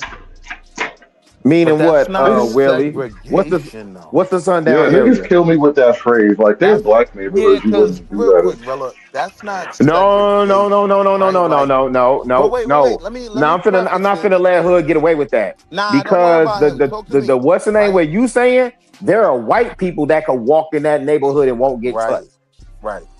Don't do that. I'm not saying that. Are still reality, but that's not the reality of segregation, the 60s, right? So when I did ask my elders about those things, right? Like I got an elder that was assistant surgeon general, right? Came out the Navy. He said, yo, the dumbest thing I did was risked my life, could have died for a country that wouldn't even let my daughters use their bathroom when I came home, right? That always stuck with me. That was one of the main things my uncle had said that kind of tripped me out. But my uncles, my granduncles and grandfather and whatnot, they look at us like, yo, how are you losing? Like, you have absolutely no excuse to lose. If you lose now, you would have never survived during our time. Skill issue, Willie. Skill issue. So here's the thing. Our ancestors, or the elders during that time, guess what? They built amongst each other. They didn't all build successful businesses necessarily trying to cater to everybody. When I think about the Alonzo Herndons of the world, hold on. When I think of it, because these will be at least for me, I'm 52. So when I think about the Alonzo Herndons, when I think about Herman J. Russell, when I think about those people, was it Reginald Lewis? That's why should white men have all the fun?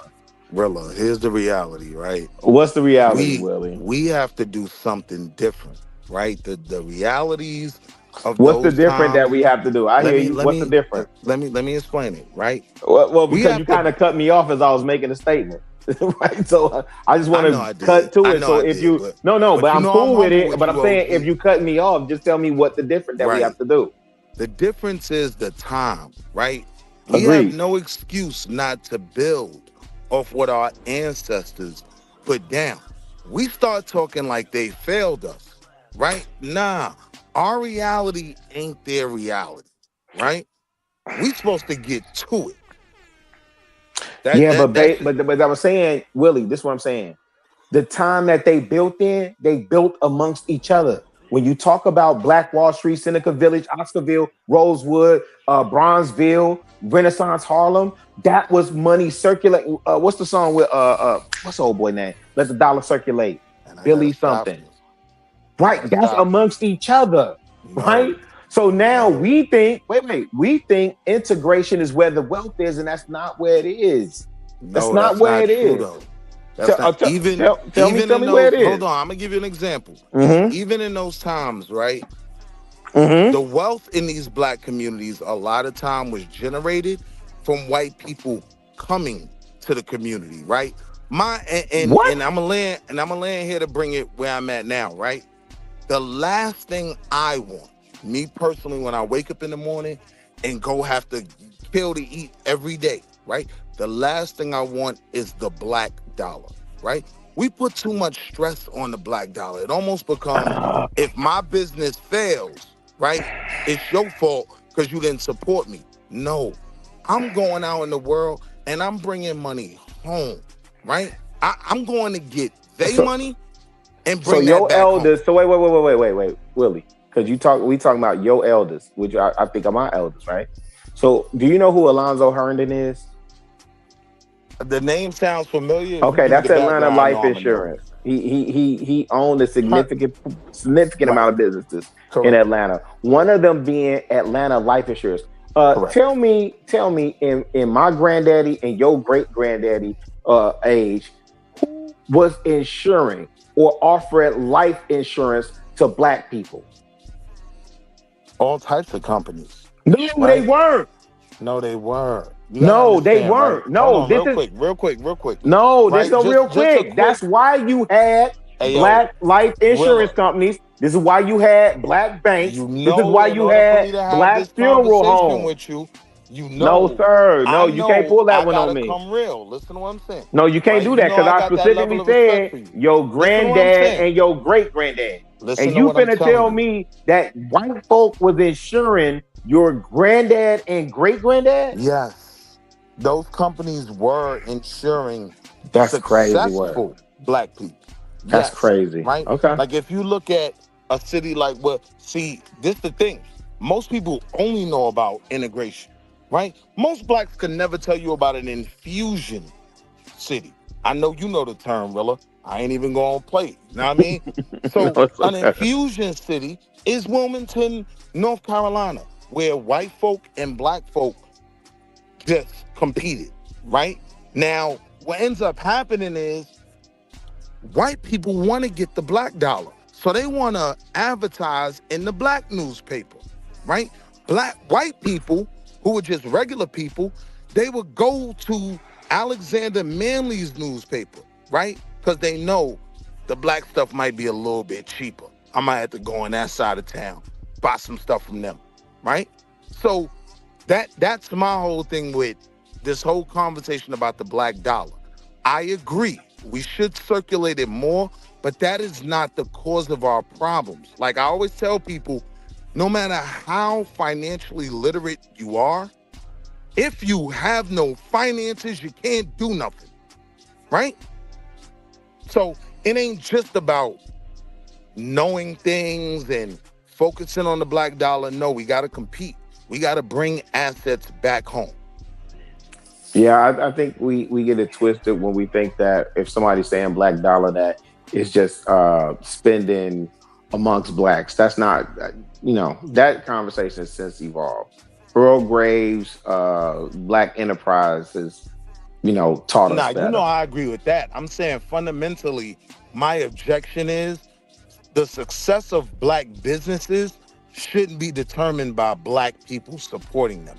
We got to get out in this world and compete. Well, My dream show me is the to success. have a MAGA burger. No, I no, want to cool. sell freedom fries. What is Donald the successful Trump milkshake. integrated black business that does not that functions on this meritocracy? What is the successful black business that functions on meritocracy? I think you're losing the point. Once you call it a black business, you fucked yourself. Okay, cool. No, seriously, like if your point is to be a crossover and to serve everybody and get all the dollars, being a quote unquote black business isn't really the selling point that you think it is. The funny thing, this is the part that's disappointing, Hood, because if I said a white business, we would understand exactly what that is, even though they don't name it that way. When we go into Chinatown, right? Only black folk are thinking about it like that. That's my point. When we go into Chinatown, we know that's Chinese owned, right? We ain't even gotta.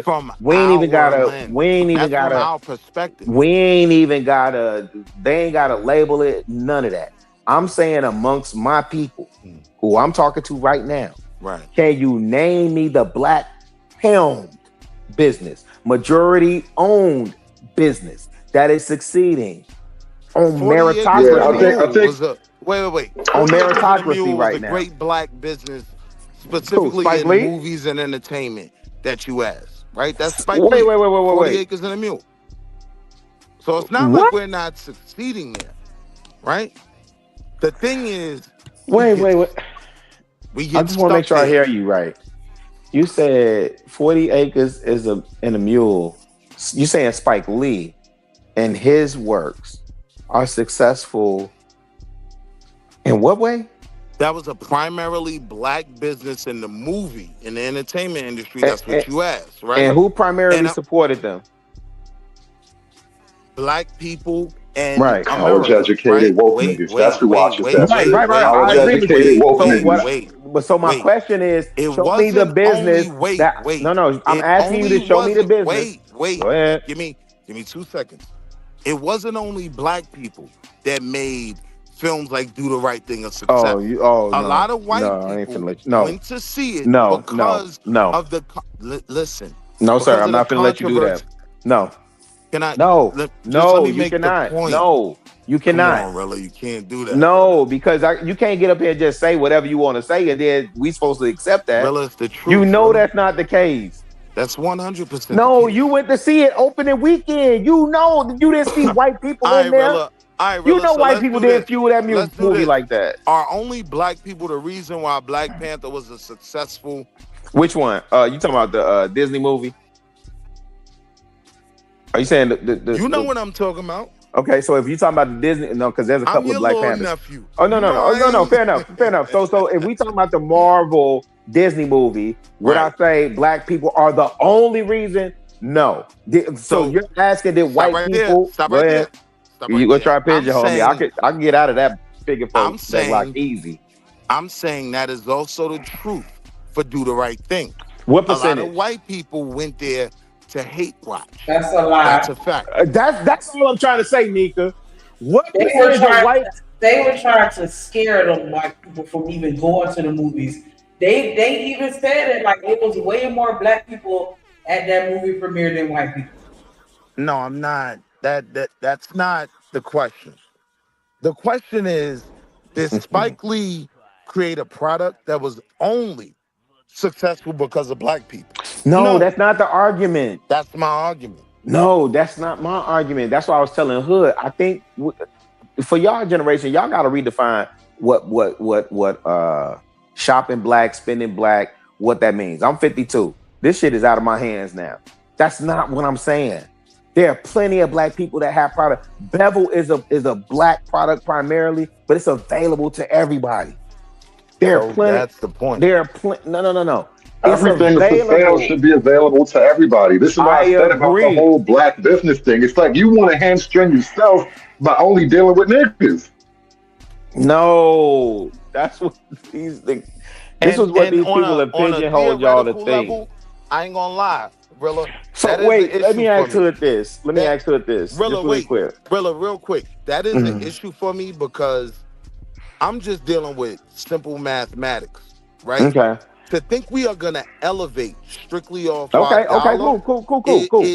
is problematic because the It's reason not. why So, We hold on, and I'm gonna spend land more right here and money I'm than done. anybody else. this is I'm gonna what land I'm right here trying and to I'm say, done. Nika. Why did they, Nika? I'm gonna land right here Why and did I'm done. Right? L'Oreal purchase The Carol's reason daughter? why these No, other no, communities wait, Willie. Why did L'Oreal make it a point to target Carol's daughter? because they That's a wanted all black. the money. That's a black. Oh, okay, Because they Bevel. wanted all the money. Why I did they want to make do it the a same point? thing. Why I did they want to target target Vidal Tristan Walker? Sassoon. No. I want to buy out Vidal Sassoon. No. You don't want to buy out Vidal Sassoon. Why did they make it a point? Tristan Walker Bevel, Because they which want all specifically the money. I targets answered the you. needs of black men. Listen to my point. Right? Right. Wait. I got So one stop more. right there. Stop right there. I got one more. It's Why did one sentence. Give Viacom me one sentence. specifically One buy sentence. BET, Black One Entertainment sentence. Television? One sentence. If Right? it was successful, we'll sell it to everybody else. I'm Not gonna just button black it up for people. you very easy. Right? They want That's all the crazy money, to me. not just white money. They want all the money. No, I sir. want all the money too. I want to sell Chinese No, sir. people Peking duck. I want to sell Indian No, you don't. masala chicken. My goal in life is to create Amaga burgers. I want to sell blonde hair white people. So what's the freedom version fries. of white people buying up these Asian companies? Wait. What is the white version of these burger. buying up these Asian Honestly, companies? Willie, Asians Respect my in Asia dreams, won't man. let you. That's Respect why. my It's dreams. really that Thank simple. you. But we're Y'all don't not know hood. Asians in Asia, and No, white I people in agree with you. I America know don't we even having a real hate you as much as conversation now. Asians Thank you, in sir. Asia, though. Like, Yeah, that's my no, point. thank White people in America do not hate niggas as much as Asians in America do. So, like, a lot of these Oh, that's a arguments fact, yeah. aren't as strong as niggas want them to be.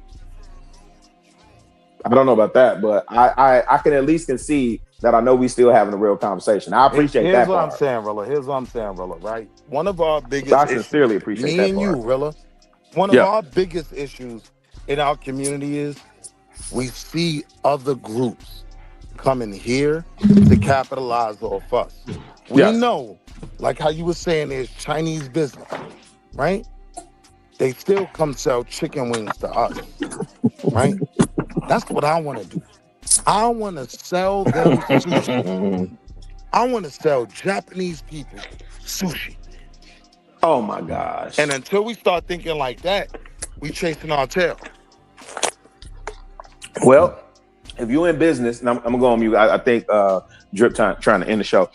If you in business and you are not looking to solve a problem, you are in the wrong business. You should be you should be problem solving, and the profits will come easy. But as long as you're trying to being broke. Yeah, I always tell but as people long the as best you thing I could do for the black community is not be broke like y'all. That's the best thing. Exactly. Willie, don't you go back. Don't you go back. You better stay where you at, Don't be Willie. agreeing with me, Hood. You was cooking today, but I still don't rock with you, Hood. So Don't if be that's the agreeing case, with me. so if that's It's the okay. case, I still ain't with these then niggas, tell but me. you right on one thing. Wait. If that's the case, if y'all are writing this at, then tell me about the black-owned construction company. Tell me about the black banks. These are all for-profit businesses. Tell me about the black what the women was saying, the black hair. What right? determines Are you black-owned bank? I'm very serious. Right, that's the one thing. But are you implying that there's a lack of these things because there's a conspiracy to prevent blacks from doing it? Yes or no? Well, you yourself just what named a couple of determines a obstacles about blacks getting into certain spaces. I mean, there's or obstacles, any group, but- or look, or any group. Let me say that, right? Because I'm not convinced that pink people could get into certain areas as easy as well, right? But the idea that America is based on this meritocracy, that's you know not what I'm saying? what we're saying. I know. I'm just reiterating. I mean, honestly, Willie, it's probably more meritocracy than most other places a nigga might wind up. So, like, I'll agree with that. I mean, nothing is a full complete, but still, like, niggas complain as if this ain't the best thing to ever happen to niggas. Finance is about goods, right? Goods and sales. So I'm not looking for merit. I'm looking for the bag. Once I got the bag, No, but that's what the MAGA folks say. That's what the conservatives say. Own award show.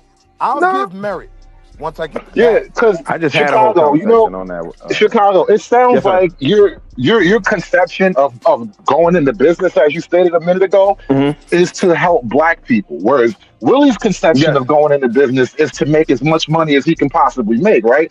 Yes. Which one of these guys are going to fail? Helping black people. Wait, honestly, Willie, that's secondary. That's some shit you do in your free time. No. Listen to your question. You said Willie is going into business to make as much money as possible. Right. That's correct. And Will is going to business to help black people. The question is, right? The question is, which one's going to fail? Who's going to make more business? Who's more money? Right? No, who's going to fail? Yes, sir. That's the simple proposition. I think Chicago just faded out, but that's my point. Like, if you're going about it to help black people, that's automatic fail. The only thing I want to clarify is, I'm looking to compete on the level you're saying to help black people. That's always my primary focus. No, your primary focus is making money. Your secondary focus is taking that money and helping black people. And I'm gonna tell you why it's your primary focus, because you can't spend no money on niggas until you made it. No. But this is what I'm saying. This is what I'm saying, Hood. To answer your question, my business would make more money because I'm problem solving specifically, right? I'm not looking for a way to make as much money as possible.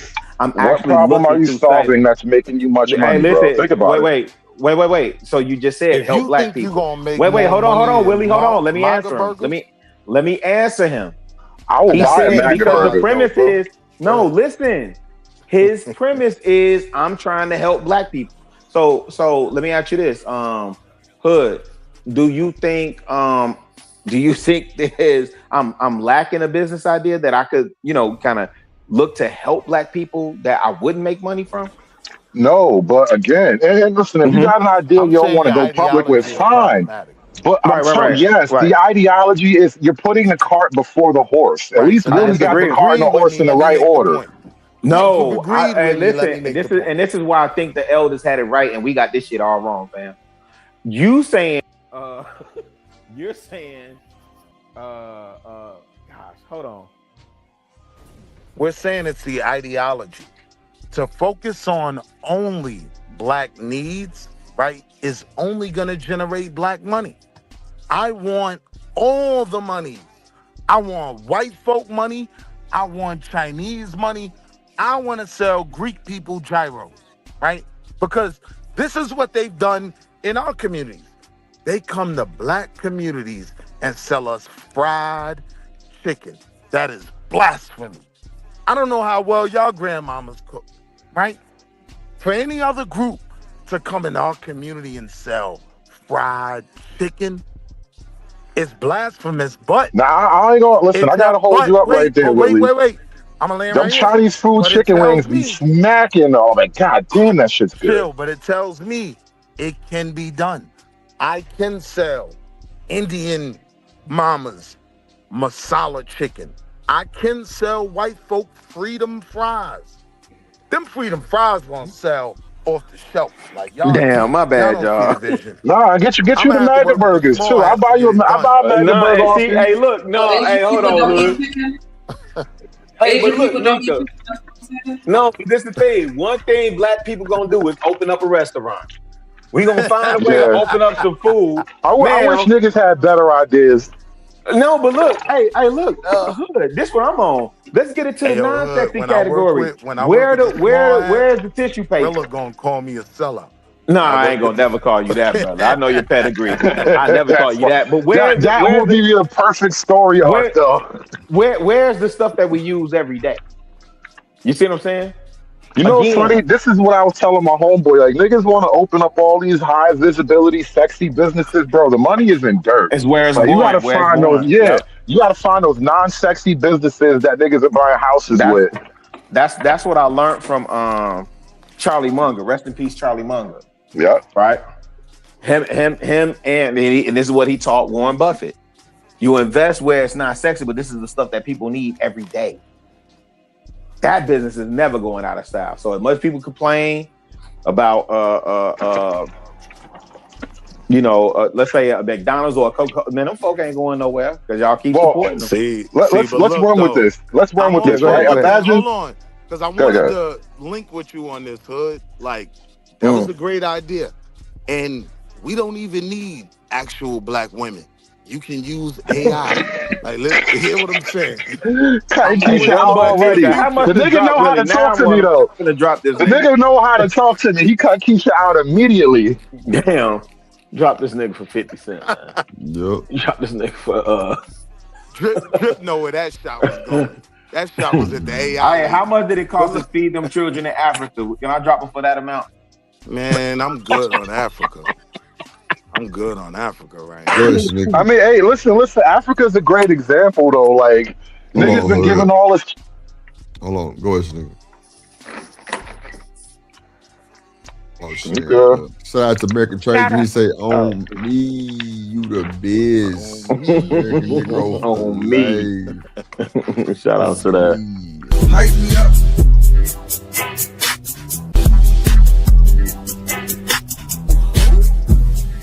On me, you the one. Ain't nobody fucking with you.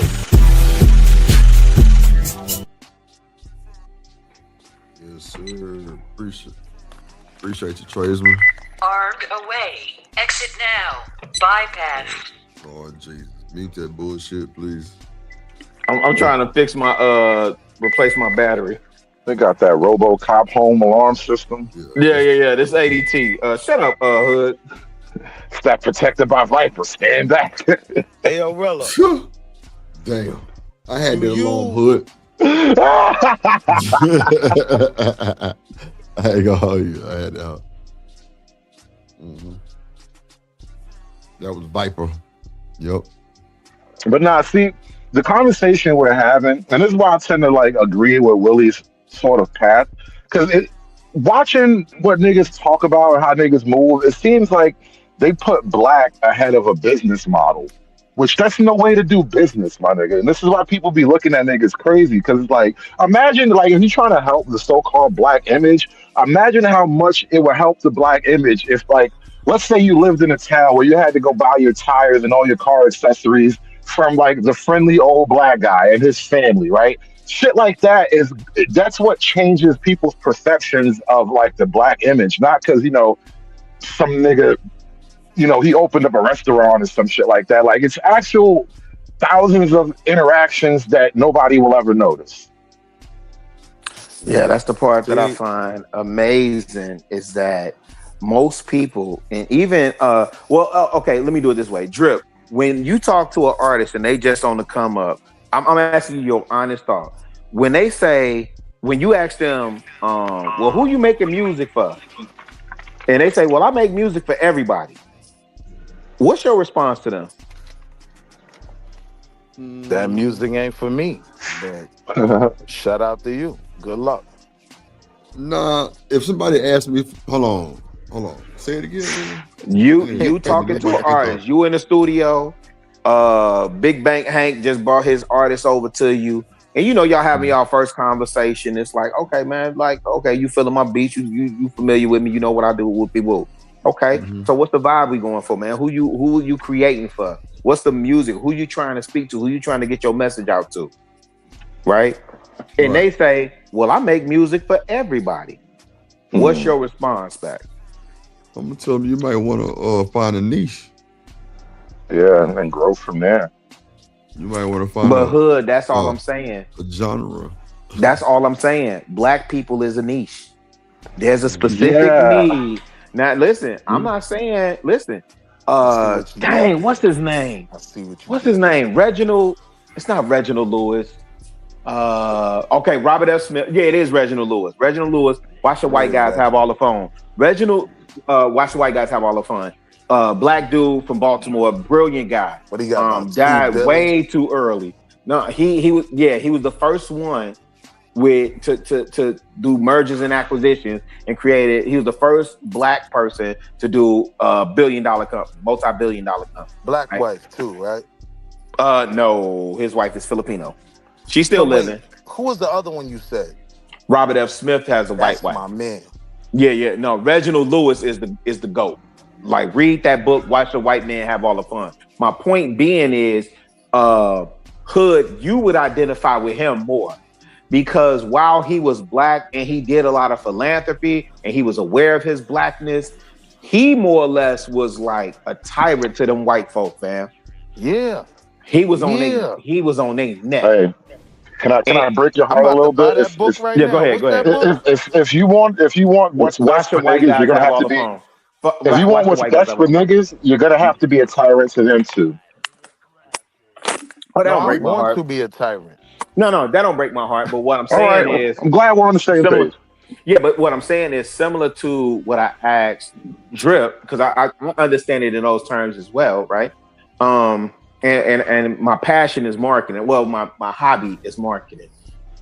And I understand that I can't sell everything to everybody. I got to be specific with this group, and then everybody will gravitate to it.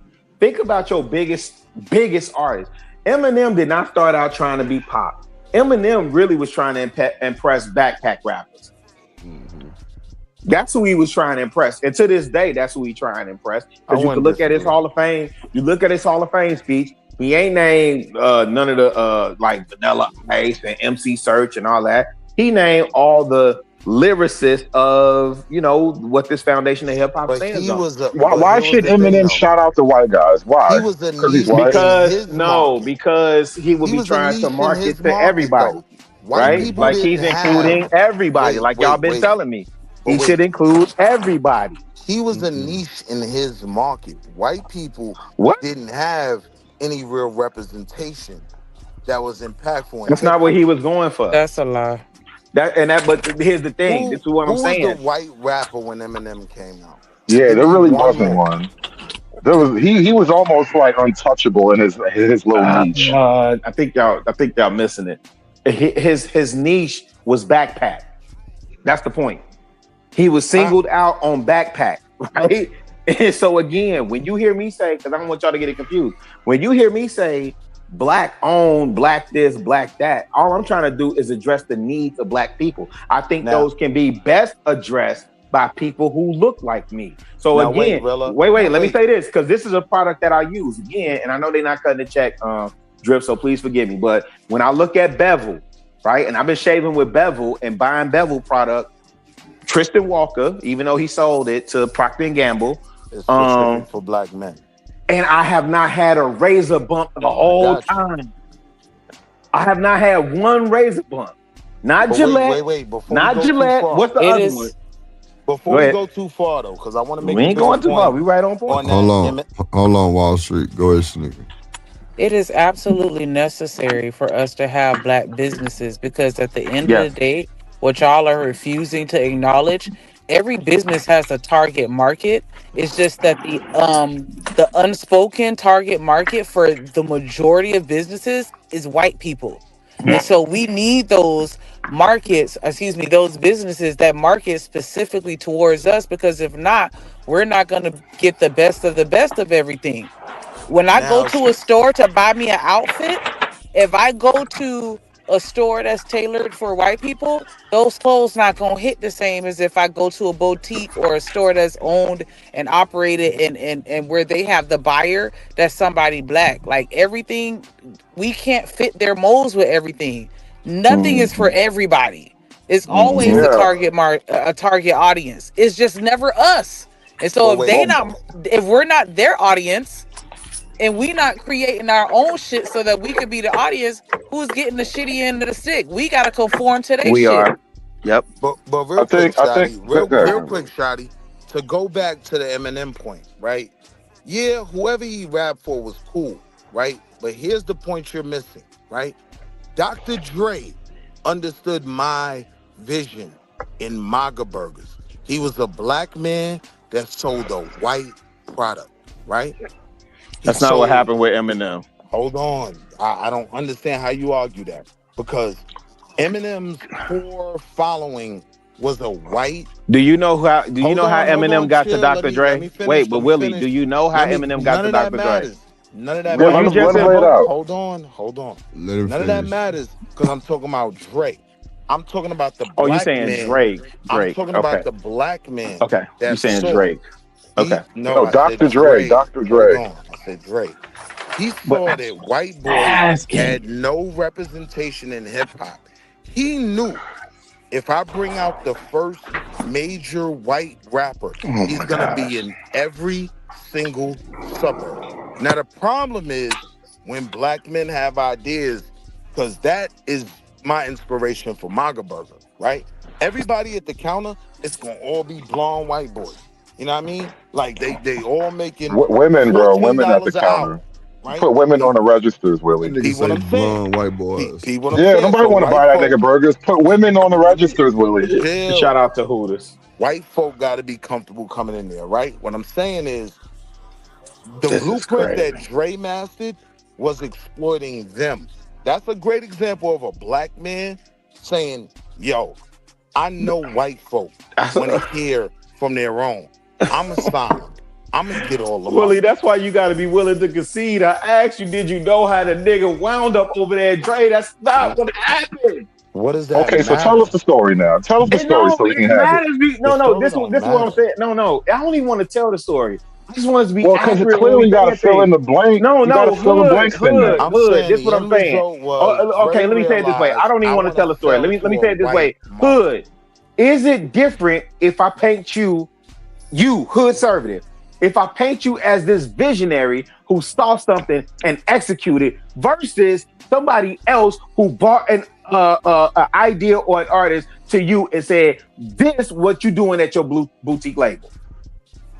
But see, when you make that No. I asked her the question. Hold on. Let me understand it again. Say it again one more time. Yeah, is there a difference if you no? Hold on, You I'm gonna already be went quick. on. You got it, Willie, but I'm gonna be quick. You can have it. As soon as I Hood, say it, is I'm there a quick. difference if you go out and you scout and you see new talent and you say, I'm signing this person because they're gonna be the next big thing, versus your boss or whoever bringing the talent to you, saying this is what you're doing, this is your next move, this is who you're signing? Is there a difference? Okay, yeah, those are two totally different people with totally different. That's all I was roles. saying, and I want us to be right and exact. That's all. Yeah, I'm saying you're missing my point. I'm What not. Dre understood was Dre didn't understand away. shit. He was Hear me following out. Jimmy Iovine. Hear me out. No, Jimmy What Dre Iovine brought understood- Eminem to Dre and told him, we're moving Eminem to Aftermath. And because of the heat it's no different than what business does Lady Gaga have with Akon? Akon was hot at the time, and I forget what label they were on, but that boss moved Lady Gaga to Akon. That's how he got that. Wait, you know what? Same thing with Justin Bieber and Usher. Akon proves everything me and Willie are fucking trying to tell you. And no Lady Gaga, no African scam city. All I'm saying is Akon wasn't the visionary. Right? Tell me I'm wrong. No, tell me that's not the model. You're right. There's no African scam city. Yes, you're right. You're right. Okay, so you got scam was city. invested into building Justin Bieber's career was understanding. Right, there's a Who? lane for something outside of my space. Everybody he worked with was black, but it was black folk that understood the money they could make putting something in that market. No, that's not how music business work, fam. Them folks finna tell you what you doing, and they're left. Now they're gonna give you percentage points. Usher may be still eating off that first album, but Scooter Braun is the one. And research that nigga. That nigga is the one that's. I want to double back a second, Willie, because that was really the character that ties both of us together, our arguments together, right? Akon. His big song, Locked Up, that was really Styles P. That was a feature, right? They had to split that most likely. But him, white woman. Him being behind Lady Gaga, whatever money he could suck out of that giant bag of infinite money, you can go back and now say, I'm trying to build Africa. Like, not even Black America, not even Detroit. Not even Detroit. The nigga said, I'm trying to build parts of Africa up. Right? We're going to make Africa great again. And this is what I'm saying. Like, if you want to help black people, stop worrying about black people for the moment. Look, he could have signed SZA and depended on black money. He said, no, I know this weird. He signed, y'all know he signed T-Pain, right? Hold on. I know he signed T-Pain, right? Who's the biggest You're not female hearing what act out? Like that was Lady Gaga. Lady Gaga Yeah. had a So crazy Michael again, I Jackson just type Entertainment told run in for you. like no 3 way years. as Where's Drip close at? I just told you to what the a. labels do. The labels will move these artists around We to a noticed boutique label to give them visibility and credibility. Rilla, we noticed that's not the argument though. So We're why are you talking saying about Akon? we're talking about hold on. We're Like talking about Akon had a white choice. hold on. We're talking about white executives marketing to a black community. I mean to a white community, right? Black artists and entrepreneurs marketing Nah, that wasn't your over there argument, to but go them. ahead. Yeah, Dr. Dre. I don't know. I get the argument you're making, but I'm saying I think Dr. Dre knew this will be a gold mine. This is going to be in every suburb in white America, every How would trailer Dr. Dre park, know that? because he knew the kid was nice and he knew there was a niche market for that that's not being represented. There is no major white rapper. If I give him the Eminem wasn't a cosign, major, but I agree with Wall Street on that one. But Yeah. Drip, Eminem was listen. Eminem, when he first came out, he was in Detroit. He battled. He went through Rap Olympics. He battled Ryan. and it went nowhere until hi, my name is under Dr. Dre. Which is basically pop for rap. That's like rap pop music. Dr. Dre gave him the cosign and he was good in the market. So now you're good with black people, but this whole untapped market of white boys that want their own Jay-Z. Now you gonna get all that money. That's what MAGA Burgers is, man.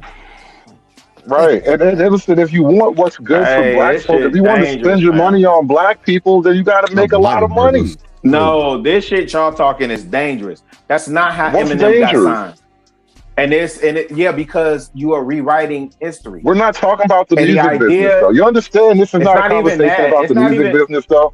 No, I do understand that, right? But the point that y'all keep making about like Dr. Dre with some vision, all I'm saying is because it applies on any medium, on any level. A white person told what a black man was going to do. I'm going to use your cachet. This is the same argument y'all make with a Jay-Z or Bob Johnson or whoever else, Nas, whoever else y'all say front these companies, right? But you can't reframe it as this individual has this visionary and he thought this white person was going to be uber successful. That's not what happened. Why can't we? And that's why I'm saying, and that's why I would rather champion focusing on a niche market in terms of black business. But wait, Rilla, let me ask you, why would you take Yeah, that go from ahead. Dre, right? Why would you take from him the fact Yeah, what that he business? knew? Because I know Hold what on, happened. That's what I'm Rilla, telling you. Let me ask the question. You asked me, why would I take that Let from me- Dre? Because I know what happened. I know he didn't discover Eminem. I know Eminem It's was not- brought to him. Understand that wasn't the question. It's not about who discovered him. Whoever brought him to Dre, great. But I think Dre knew with this kid's You see talent, how you keep going? hear what I'm saying? Crazy. With this kid's talent, I can get all this Blink 182 money. You're right. I You're can right. get all this. No, you're right. NSYNC You're right. money. I can see. I can see. You're right. Come on. Hey, That's bro. that's the dream of MAGA Burgers. By the time they find out that I'm the Willie CEO gonna of the sell these company, burgers. I'm gonna He's sell selling these burgers. He ain't even talking about what we talking It's the about. freedom I'm buy me a fries. MAGA Hood. burger I'm buying. tonight. Hey, give Hood, me a it's the 10% freedom steak. fries. Freedom Give me a fries. 10% steak in the MAGA burgers, man. But and you see that right there, bro. See that right there is helping black people, right? None of this, I want to be better than. Well, you should be better than the white man, but like this idea that you're some type of magic, like racial competition, and it's crazy talk. Niggas just got to get money together. Like that's the simplest thing to do, and it's the most impossible thing to do is for niggas to just get money And together. look, Hood, and look, Hey, excuse Rilla, me. Can I Hood just gonna say be this like, to her, why you please? giving all that money to Go the ahead. United Hold Negro on, Wall Scholarship Street. Hold on, Wall Fund? Street. Hold on. Yeah, Go ahead, I just Chuck. want to make that joke before she interrupted, but go ahead. Go ahead. Interrupted. This nigga here died. Not you. Yeah, y'all been holding the whole Chill, conversation. Chuck. Let Go somebody ahead. else in. Not It you, don't even Queen. matter. Wait, stop. Go ahead, Chuck. Hey, Rilla, I just wanted to come up and say that I agree with you. I know what you're talking about as far as the niche of taking care of Black people, not just slapping the label Black on it, but it is actually using the data to see where Black people are needing the help and where we should be. That's it. Just wanted to add that in. Okay. No, I appreciate that, Chuck. I think it's a simple concept. Right? Wait, I'm Dial saying we down don't on need your no needs more and then studies scale to it. know what Black people need. We know what we need at this point, right? So no, we don't need no more studies. What do Black people need? I apologize, but I wasn't correcting that. Let me just say this, and I'm that gonna was land. that Rilla. At the end of the day, you could have all the financial literacy you want. If you have no finances, you can't have any impact. So that's my beef when the conversation about Black people not having financial literacy comes into play, right? They ain't got no money to even capitalize. It ain't a lack of financial. It ain't a lack of financial knowledge. It's You a gotta lack of get finances. finances before you get financial literacy. There's ways to do it now that you don't have to pay. You don't have to come up with thousands of dollars to get off the ground like it used to be for you to start a business. And you can take that money and put it into something else. I'm sorry, Shanika, go ahead. No, it's me. I'm sorry, because I keep thinking that y'all about to. I keep thinking y'all at the end, and I'm kind of jumping the gun a little bit. So my apologies for interjecting, over speaking. But I'm just saying, like, we so focused on the money that we skipping past the fucking need, or maybe that's just me. Who's tired of always having to tailor my clothes because they don't make clothes for bitches with fat asses and small waists. Why should I have to always tailor my clothes? Why I can't just go to a store where the clothes are made to fit my body? Gun but Nika, that's the point that I've been trying to make the whole time. Hold on, wait. Let her finish. And I'm just saying, like, I understand y'all talk about the money and that being a benefit to the community. I get that, but I'm just saying it's some shit that we just need. Period. Regardless of the fucking money, we're turning into the same capitalistic swine that we look at them as. That is what I was. I agree. I'm worried about the fucking money, and I'm worried about the need. So we have two totally different conversations. Not capitalistic swine. Oh my god. But Nika, that's the point that I've been trying to say the whole time. What up, Third?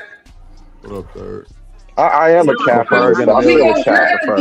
We're gonna need a doctor to stand up and say, "Fuck it! If I don't make the money that Chad is over here making, it's okay because I'm still servicing my community and filling a need." But can he? But nah, y'all just too busy thinking about these fucking MAGA burgers. Want to flip that hair to cover up your balls. Without money, that doctor gonna be giving you roots and boiled water. No, but he can make the money that Chad is making. That's a lie, though. That's right. Lie. You telling me the community not gonna back him? Conservatives. Let him cure your fibroids with roots and boiled water. No, you said earlier. What about with solutions? Get me tight. They don't I care. agree with you right now. Yeah, I got you. You right. All they want to do is just talk about how he's not gonna get nothing. Like we don't stand up for each other ever. Like there ain't no fucking grants or nothing. Like he's destined to fail if he identifies as Black. He's better off just going under some type of Goldstein as the last name, Goldstein Pharmacy, and then he'll be better off that. Don't talk about grants. That's the white man's money too, though. The argument is very simple, right? Yes, we do still need all these products for Black people, but we can't depend on simply that. Right? If we're focused on empowerment, we got to focus on bringing money in to our communities, right? Outside of just, because my real thing is, I think the Black dollar is way too stressed. I think a lot of businesses get the benefit of saying, oh, I ain't make it because they ain't support me. No, you didn't make a product or provide a service that was fiscally sound. Right. So, but I feel like a lot of times in those situations. Oh, go ahead. Okay. Now you go ahead. Well, I was just gonna say real quick. I think a lot of times in these situations where you do have black businesses that feel a need that we for our community, once they get to a certain point where they get good as an individual, they sell it to the white folks, and then the white folks ruin it. But go ahead, you got it. Now that's my issue though, because that can be way more beneficial than opening up your little hair salon or your little restaurant, right? But we automatically put those people in the box of you sold out. You're not focused on black, right? Meanwhile, they brought way more money back to the Negro College Fund than you, right? But they have to wear that stigma of, because they focused on different markets, they didn't care about black people. No, I focused on those markets because I care about black people. Listen, all I know is when Miami sold their hair products to them white people, they changed the fucking formula, and now I can't fucking use that shit no more. Yeah. Like, where are my fucking hair products? You go down the hair store, the hair aisle in the store, everything is for fucking Becky. There might be one piece of a corner of a nook in the cranny somewhere where our products are. And what they do, they fucking sell it to them, change the fucking formula, and now my shit looking fucked up because I can't get the right fucking product for you to tame this goddamn struggle. Your shit That's been what y'all so, thinking about. So wait, let's do that. So Shanika, in that example, I'm sorry, hold on, real quick, really, because I did cut Chop off. I'm sorry, go ahead, Chop. your shit been looking fucked up. No, you good. Wow. But why? I told you he is on somebody's payroll to be a hater. Shanika, in that situation, who's more at fault? The white company that changed the product or the black company? If y'all don't let Chuck talk for once, god damn it. That's what I'm talking about. Hood. Go ahead, Chuck. No, I'm just saying, to Shanika's point, you have the it might sound hood, but it's just like when you go to the beauty supplies place, you walk in, it's nice to see people that look like you that own it. It's nice to see that you are welcomed in this particular space. And I'm using that as just as a vague example, but to bring it to a specificity is like I was saying, transportation, for instance. There's a lot of need for medical transportation for the elderly because we got a very large group of Black elderly people who are not being serviced under the umbrella of underserved. We were talking about the jobs that, you know what I mean, the businesses that aren't glamorous, but just to give that as an example, I'm just saying that there's ways that we can now take care of our own that we didn't have before. Though there's other ways to do it. Yeah, my point is this, right? When my aunt goes to dialysis, it's a white company that services her, right? Like, our people are being serviced. Unfortunately, it's not by us. But I'm saying, not only should we service our own, but we should see what all the issues that prevent us from making all the money in the world, right? That other groups are coming into our communities. I'm almost finished. Other groups are coming into our communities and being extremely successful. How do we not see that as a model for success? We got to go sell them these freedom fries, man. And I'm going to go on. If anything, that just highlights the lack that we have within our own community. Because how is it they can come over here and eat off us, but we can't? That just don't make no fucking sense for you to sit here and say, oh, if you go into business as a Black man, you're destined to fail. But somebody else will come over here and market to us and they gonna fucking eat all day. That shit is ass backwards. No, but to your question, I don't believe we can't go over there and succeed. I think we absolutely can.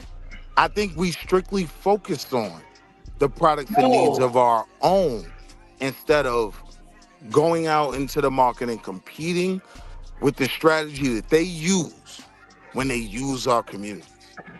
I think here's the problem, Will, and you know what? You might have actually been familiar with this scenario before. Think about this for a minute. We're trying to logically solve an emotional problem. And when I say emotional, there's no disrespect to anybody on the other side of this argument, but what I'm pointing out is like we're applying we're applying what we think is just logical, sound steps to solve a practical situation, which I'm not sure that the other side of the equation is looking at the situation the same way we are.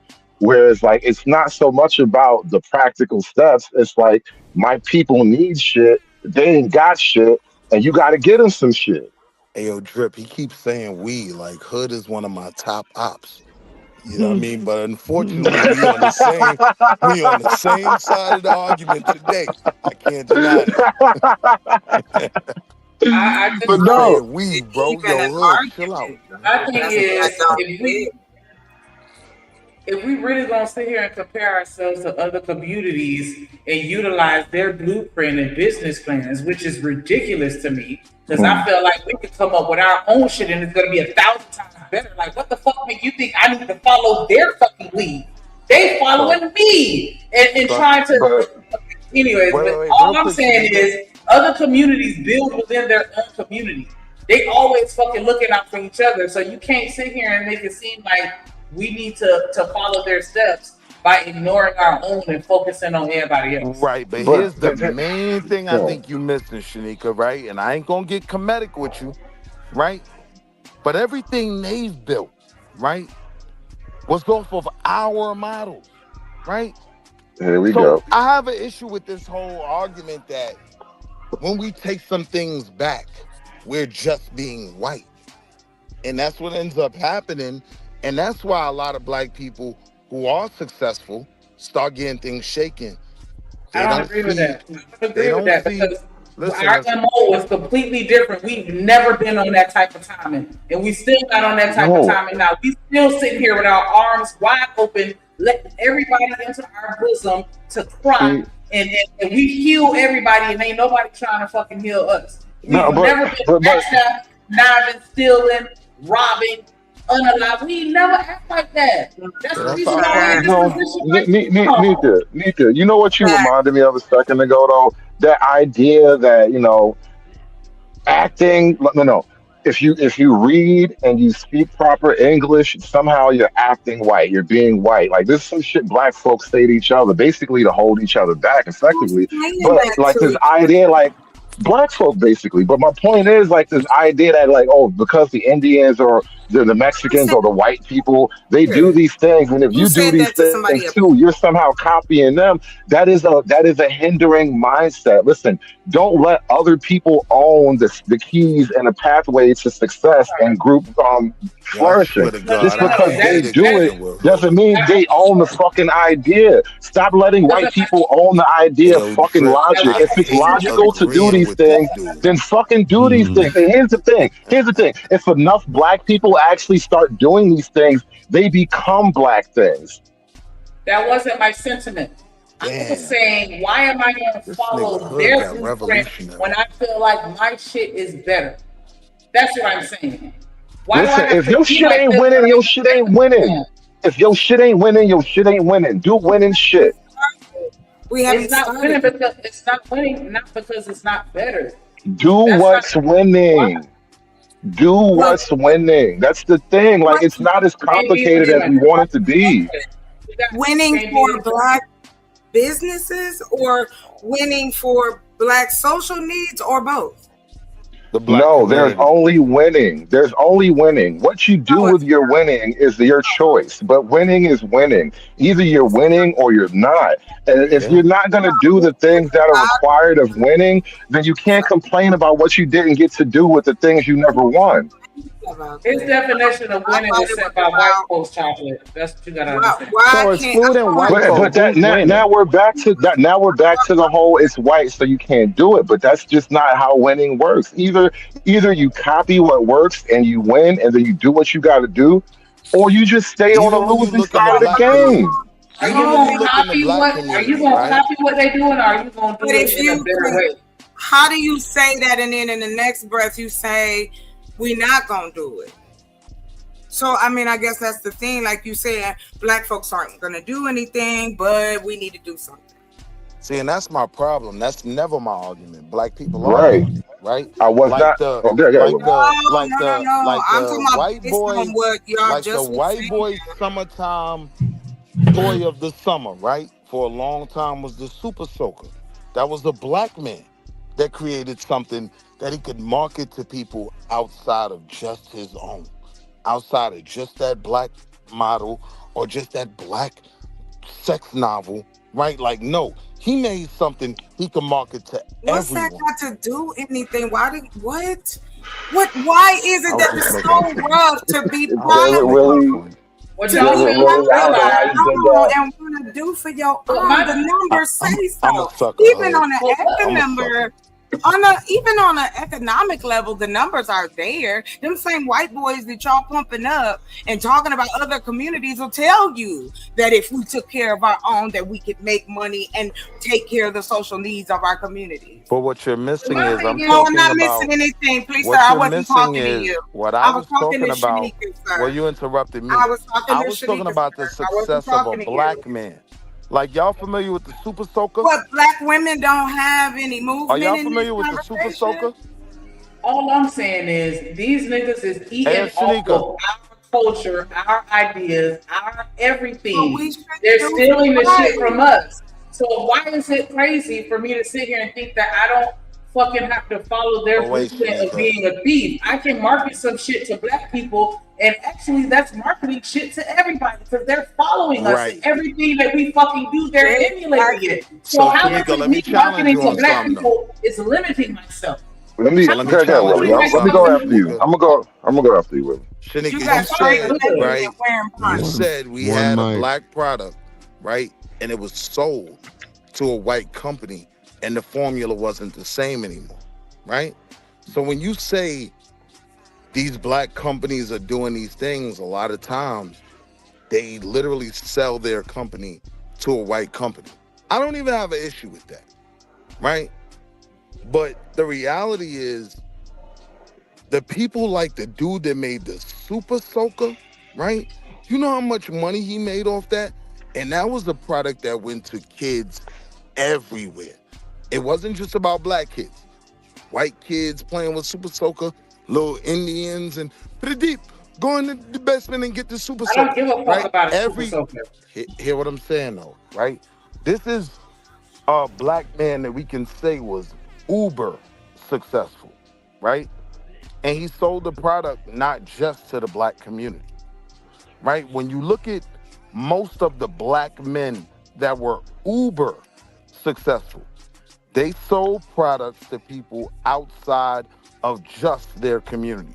When you look at these, when you look at, and I'm gonna lay in here, when you look at these black companies, like you said, what they eventually do is sell their corporation to L'Oreal, right? They don't have that ownership. They don't have that, what is it called? When you get money later on. Royalties? Royalties, right? They don't have that. They sell. Okay. What that got to do with what I'm talking about? That refute what I'm saying. That doesn't refute what I'm saying. That's just a separate point that I guess you wanted to bring out so that we can learn about the fucking Super Soaker and talk about that. Because you didn't want to let that shit slide. Okay, that black man created something for everybody. Whoop-de-doo, he got rich. Good for him. What I'm talking about is the fact that I don't think we should be putting this narrative out here that if you were to create something, a product or a service, and market it towards a need that is specific to black folks, that you're shooting yourself in the foot as if nobody else is going to want or need that product or service. No one else is going to want cream for dread twists, right? Because white boys don't What the fuck is you talking about? The minor products were made for black women. And then all the white women started using it to the point where we couldn't even find it in the stores no more. And then they ended up selling it and changing the formula. That's the fucking point that I'm talking about. I got you. But what I'm saying They're still using our shit. They're not using it. Yes, the fuck they were. Like, do you want me to pull up the videos where everybody was fucking complaining about the shit? Because we like, God damn, this shit was made for black folks, and all these white folks fucking buying shit up. Which they're welcome to do. That's fine. But I'm just saying, wasn't the shit that we make. It wasn't, the argument wasn't that argument white is folks. I can make something that's specific for black folks that will fill a need for black people that other people are still going to fucking buy in mass too. I And can I still got be you. fucking successful. That's the whole point, because I was talking to Hood. Because I felt like he was saying that if I were to start a business and label it as black owned, I'm shooting myself in the foot. As if I'm limiting myself. And I'm like, I don't agree with that. So now I just want to be honest with you, right? If you're making a product for people with dreads, you're limiting yourself to just the. No, I'm not. Because just because I make a product for dreads, what the fuck is that going to stop somebody from putting it on their hair if they got braids? Or It's anything not. fucking else? Because that's exactly what the people was doing with the shit that was made for us in our hair. They were using it for other reasons. People still gonna use what the fuck they want to use. What are you gonna make for dreads that I can't use on my hair? This is a very niche conversation at this point because black hair is black hair. We just had a whole discussion about the uniqueness of black hair, so But this is wait, a little I gotta niche to point out make a where she's grand point wrong. on. I gotta point out where she's wrong, right? The conversation never became about white people buying up our products. The issue was that when L'Oreal bought the company, the formula changed and it wasn't the same for us, right? That niche market was still for us. It's just that now L'Oreal owns it and white people getting our money. But it wasn't like white people started buying, what was it, Shay's something? Or I know exactly what you're talking about. Right, White the shea people butter never guy, started yeah. buying it. The argument was that when this white company bought out this black company, they changed the formula and it wasn't as good to black women's hair. But you know what? You brought up a great example, Shanika. Your example and the shea butter story in general are the perfect expression of what Willie and I are trying to avoid with the business model and approach that we're talking about. Because here's the thing: no matter how you feel about it, the numbers, yeah, black folks spend a lot of money on a lot of shit. But when it comes to Only your 49 one million. individual business that you're gonna set up, that one thing is its market itself, right? And so when you actually are serving the community in that way, that niche way, even if you can scale it up to a point where you're one of the biggest hair product companies out there, like the Shea Butter guy, once you start to sell to the broader market, two things happen. Either you focus just on that little bit of money that you can get from just focusing on black people, or you try to focus on a bigger market, and the bigger market forces you to not be black specific anymore. And so it's just like the thing is now, if you actually care about your black cause, you got to take the money. Like I said, you do with your winnings whatever you want. You take your money and then you apply it however you want, because no one man, no one business can just save the fucking community. They have. If Apple can do it, then why couldn't somebody that built something in our community too? He was one man. We're not selling that. Y'all talking about one human being can't do anything to change. And just to Apple the point, wasn't a it's white only product. 49 Apple wasn't a black million. product. Apple was a product for everyone. Okay, we understand, but let us not play anything. Yeah, let it. Because I really don't want to have to yell. All I'm saying is, why are we so willing to just casually believe that we can't do something without any actual sourced proof? We saying things that are not true. Again, yes, we have $1.7 trillion. Yes, that we spend for this spending consumerism in this country, but it ain't going to Gucci bags and 40-inch weave. It's going to transportation, people's education, their children, daycare. These are the businesses that we're needed in, because we're not in it as chains. We're not in it as across the country or in a particular region. If we're really talking about the unseen jobs that we can create, or the unseen opportunity that we can create, because we have the data. Right. So the ideological conflict is focusing on just providing for our own, or looking to get in the market where we provide something for everybody. So when you We bring up have to Apple, start right? So when you somewhere. hold No. on, I didn't I say a wasn't bringing word. them up. I didn't Please, say sir. a I was word when talking you to were speaking. Shanika. I was I talking didn't to say a Shanika. word when you were speaking. I was talking I to didn't say a word. Shanika. More or So I'm saying, less, don't talk please. to me. I'm not talking to you, Just give sir. me a You moment told to me speak. I'm not talking to Give me a you. moment to speak. But All I'm right, go talking to ahead, Willie, and then I'm gonna jump in after you. Thank So you. Okay, when that's all I wanted to know. You got straight goofy.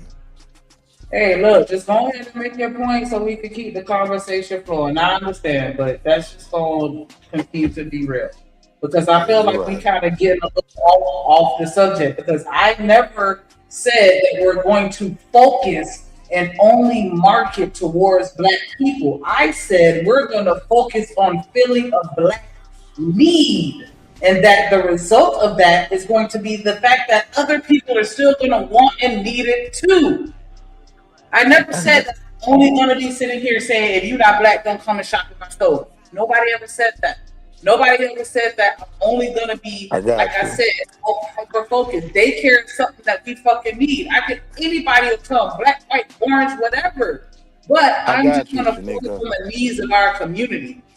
I got you, Shanika. But even if we go back to, when Rilla was getting involved, right? It's an ideological difference, right? Like, we focus on things like creating BET. White folk focus on things like creating MTV, and even Michael Jackson is trying to be the first Negro on MTV, right?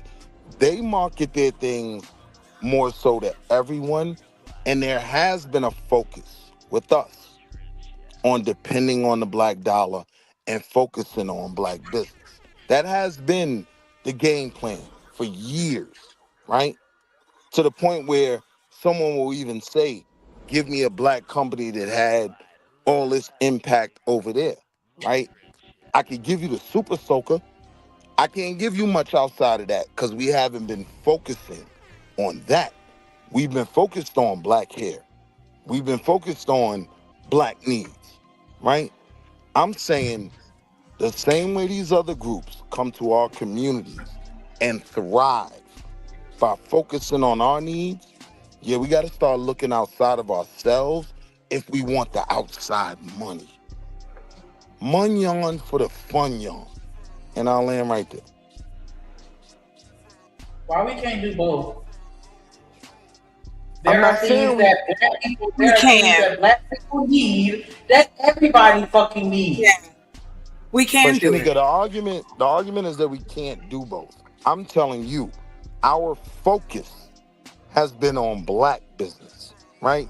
And when you say the word Black business, that's focused on the Black dollar, right? And what I'm saying is that's a strain even on the Black dollar, right? That's a lot How of can you pressure. be?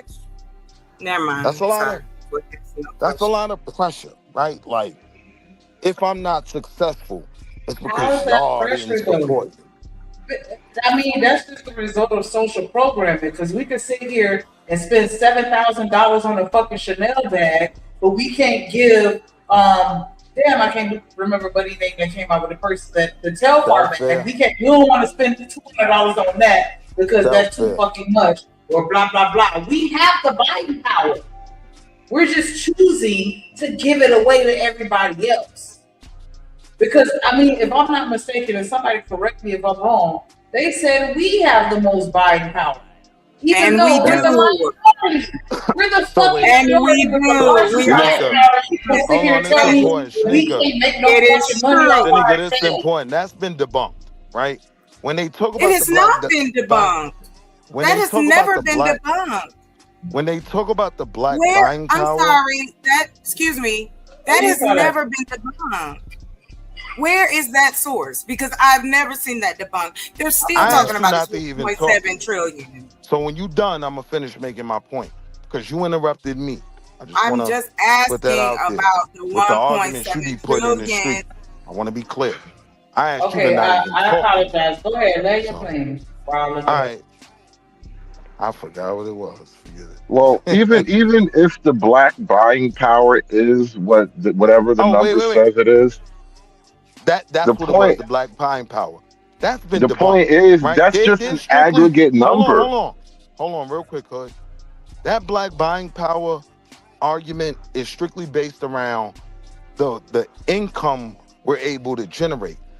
That No, that's number, not true. when we talk about the That's not black true. buying, and you're gonna That interrupt is me not where again. that number. I asked you not That to number talk to is me. not true. I don't interrupt you when I'm you saying speak. to the audience, I asked you not to talk that's to me. not true. All right, I'm cool. happy to put the So link if I in the can chat. finish my point, You right? landed, then we gonna attack. Go ahead, you With got it. those black buying power numbers, that's strictly based on income. It's not even looking at our monthly nut, right? The mortgage, the car notes, right? It's not looking at tuition for our kids to be in the school. It's just saying black people have this amount of money, right?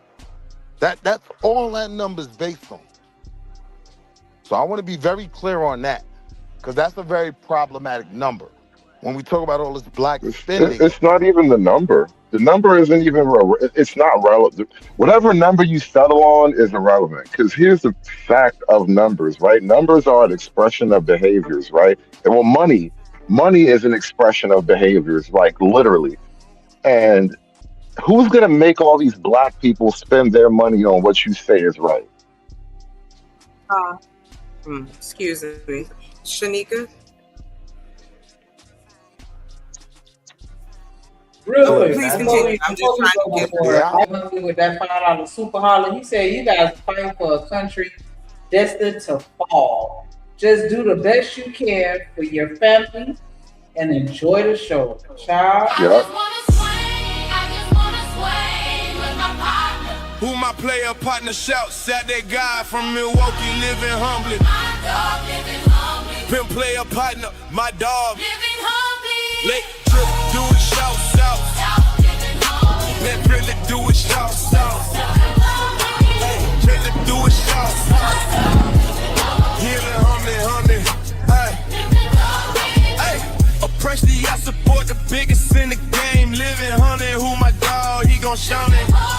Hey, Milwaukee, Ben, Milwaukee Bucks, Milwaukee Brewers, Green Bay Packers, big step to my dog, living humbly. You the real one, my team, drink the nation. Salute to solid.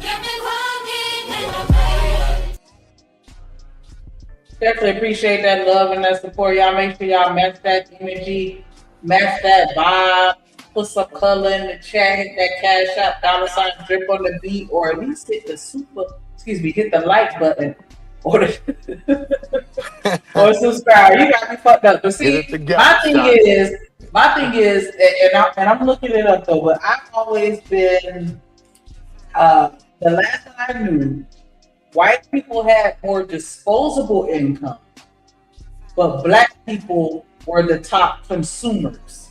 We were spending more money, but they have more disposable income. And I think that maybe that's where That supports my argument. So now, even if we go with that, right, that's problematic. All that says is, this is the real thing behind that number is, this how much money we waste, right? Yep. Well, like that number itself, for me. That's fine, but we can waste it on us, though. That's all I'm saying. Waste it on us. But that's not how we can't make that claim. We can't make that claim of being proud to waste the money on us, and then at the same time say, "Oh, we need to save us." Somebody got to come up with a plan. Because look, this the real part, right? Even with the L'Oreal and Shea Butter conversation, right? What's gonna happen is, once they see you getting money, they coming to take that block. That's they not gonna true. sell Afro Pits. They gonna sell Shea Butter, right?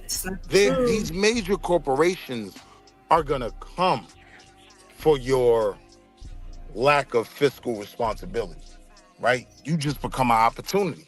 And that's what black people have become economically. Like, we're an opportunity to everyone, right? I see opportunities in these other communities, right? Well, I want to sell Arabs prayer rugs. Something. I want some of that money. Arabs buying prayer rugs, bet. Let me get 3% of that market share. Well, to your point, there is opportunity there. Like I said before, they did a white business, a white foundation, not one, but several. Pew Research, as well as the McKinley, I think it's McKinley, and I might be wrong, it's McKinsey. They both did that. They did a book on us in the 1950s about how we like luxury, how we like good things, how we like to, purchase things that have longevity. They wrote a book about us, how to market to the black shopper. So if we weren't of importance to the we've seen this, and here's another 50 years later, and then here we go another 25. It's here because they make more money on us anyway. They're still going to get the money. We're talking about creating the businesses that money can funnel through. To because make if you them more have money. if you have those businesses in place, instead of sending somebody's grandmother to the CVS 10 miles away, we have our own pharmacy that's in the neighborhood. It's still under the same umbrella because we're not leaving the country, but it does give the opportunity that we know grandma gonna get that care. Yeah, I disagree. We can have, and that's fine. I'm just saying that those opportunities and those unseen moments are available, and how we can assist in the community. Right. Because And what for becomes us, the to issue for me, right? What becomes the issue for me is when people make points, they become ass backwards, right? Because I would say it's more likely that the black pharmacy is going to be 10 miles away, right? But the CVS But it or doesn't the have to be. Walmart, 1.5 miles away, right up the block. But it doesn't right? have to be anymore. So when we come into the conversation being goofy, right, we can't get to the real solutions. If we're being You can honest, call me whatever right? you want, sir. If we focused on, let's just say, black pharmacies, right? Like, I don't we want to have focus be on that. real. I was saying that you can God have damn, community I asked you businesses, stop talking to me. I asked you that. but you didn't let me land, so I'm I guess just you speaking. wanted to talk to me. Well, Yeah. then I wasn't Talk finished. some more. Talk some more. And then I'll wait. And then I'm good, Shanika. I'll be in the back. Right. I'm That's chilling what and you always do. You was good before you even played. Like, what are you talking someone about? cut you off. You didn't have nothing else. I don't So I'm want just being I'm honest, just right? not understanding how if they're sitting here saying that we spend more money and other cultures save more money, but it makes more sense as a business plan for me to market towards somebody that saves more money than to market towards somebody that spends more. Because we're only 13% of the population, right? So even their spending, because it's not like they don't have spending power as well.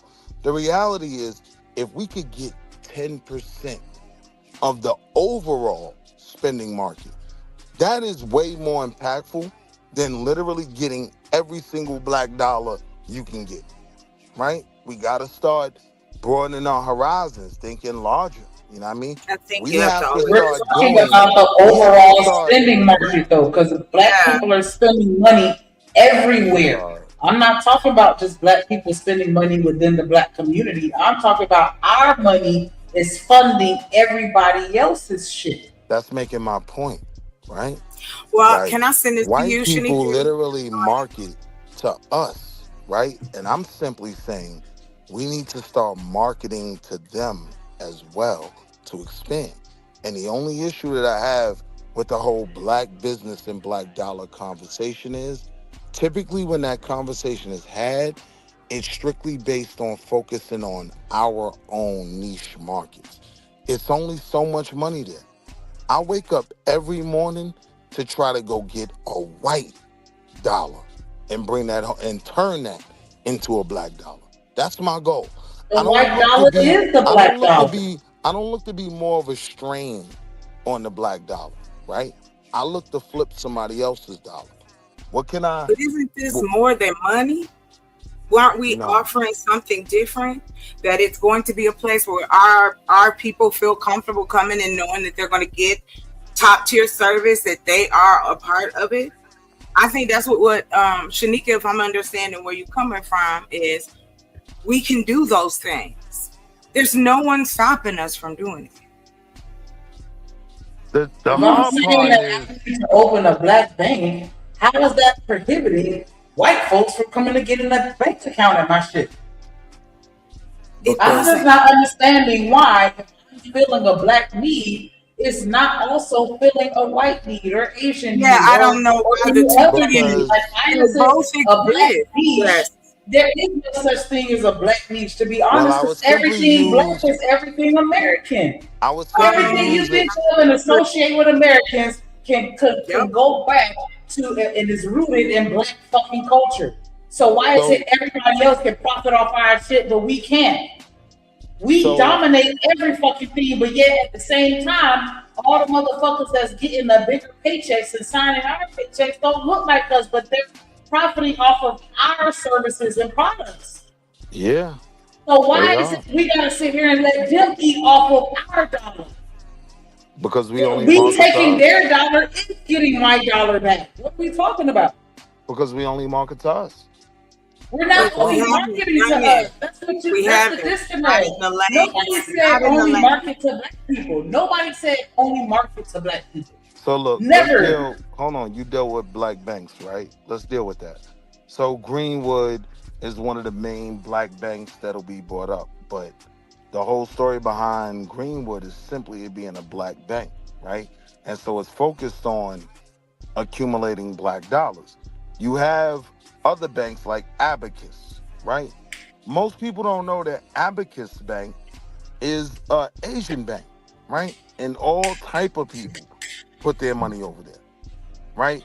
The issue almost becomes that if you market something multinational and not specifically for your people, you're selling out. You're trying to be white. You're focused on them. You know what I mean? And being focused on their money isn't always a bad thing. Like I said, I think we can only go so far with the black dollar, right? At a certain point, like when we talk about the reparations conversation, we're asking for economics outside of what we already have, right? So whether we get reparations or not, we could still chase that white dollar. And they love us. Oh, they love our commercials. They love our songs. We could, if we really focused on going to get their money, that'd be very different in terms of the impact from focusing on providing services that will make black people who don't have finances more comfortable. Now, once we get their money, yeah, we can make our own more comfortable. That's the goal. I want us to stop with this narrative that like black people as a whole, we just fucking broke and don't have no fucking money. When we just sat here and said that we have the highest, we are the top consumers in this fucking country. So we're not going to sit here and say that we spend the most money and that we also the brokest motherfuckers out here too. Now I do understand that we don't have the disposable income because we're not saving shit. But we're not gonna sit here and make it seem like these niggas is out here fucking broke when they're sitting here wasting money on bullshit every fucking day. But and we're not sitting here saying that when they opened up that black bank, they were like, yeah, if you ain't black, then don't come and open the bank account with us. No, they're just saying, hey, if you black, know that we black, we gon', you know what I'm saying? This is a safe space for us. But if you're not black, hey, come fuck with us too. But Shanika, in that conversation, we do become the brokest people, right? Like spending the most money is not, integral in us becoming the most wealthy people. It's actually an Achilles heel, right? Like if we were saving more, banks like Greenwood would have more assets under management. Okay, right? But what if we channeled our spending and funneled it? Right. Yeah. We can build. That's the whole thing. Our money is going everywhere right now. But if we funnel our money back into our community, that's how we're able to fucking build. We funnel our money into that black grocery store. That black grocery store is gonna keep motherfuckers employed. That's gonna keep people. Let's be in the middle. Let's be in the middle. Because I'm not disagreeing with you, right? That there should be a focus on a circular spending of the black dollar, meaning when we get this money, we pour it back into black businesses, companies, whatever, and spend with our own, right? But I'm saying, for me, what I've seen is the bigger issue outside of that is the real answer is to go get other people's money. And I feel like we run from that conversation, right? Like, I'm not disagreeing with you. We should sell all black female hair care products and do-rags. We should sell all of those, right? But I'm saying black empowerment doesn't even begin there, right? Like, what it's really going to be about is us attaining more wealth. No matter how financially literate you are, if you don't have money, you can't be impactful. So just depending on what we have when we're asking for money, right? It's not a recipe for success. So I've kind of deviated from that, just depending on the black dollar. You know what I mean? Now, when I say that, Shanika, I swear to God, that is no smut on anyone that can be successful doing that, right? But I'm saying for a long time, that conversation has been our focus. The black dollar, black business. I've deviated to the point where my goal every day is to bring money home from a different community. You know what I mean?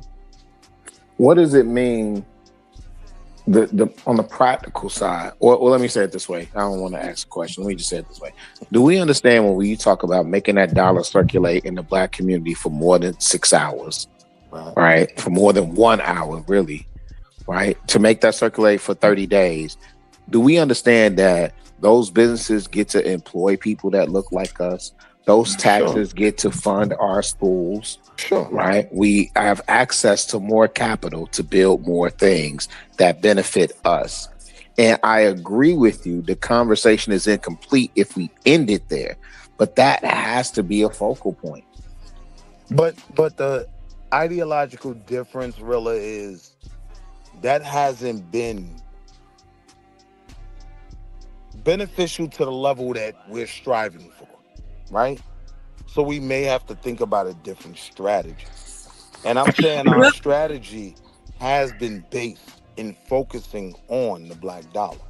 And I think, unfortunately, too much smut is put on the black dollar. Like, when we talk about all that spending, to me, that's smut on the black dollar. That's making us look dumb, right? But I can't deny it when I see everybody walking around in Louis and Christian Dior sneakers and all that. I can't deny it. But I'm saying that's not a positive that we spend the most, right?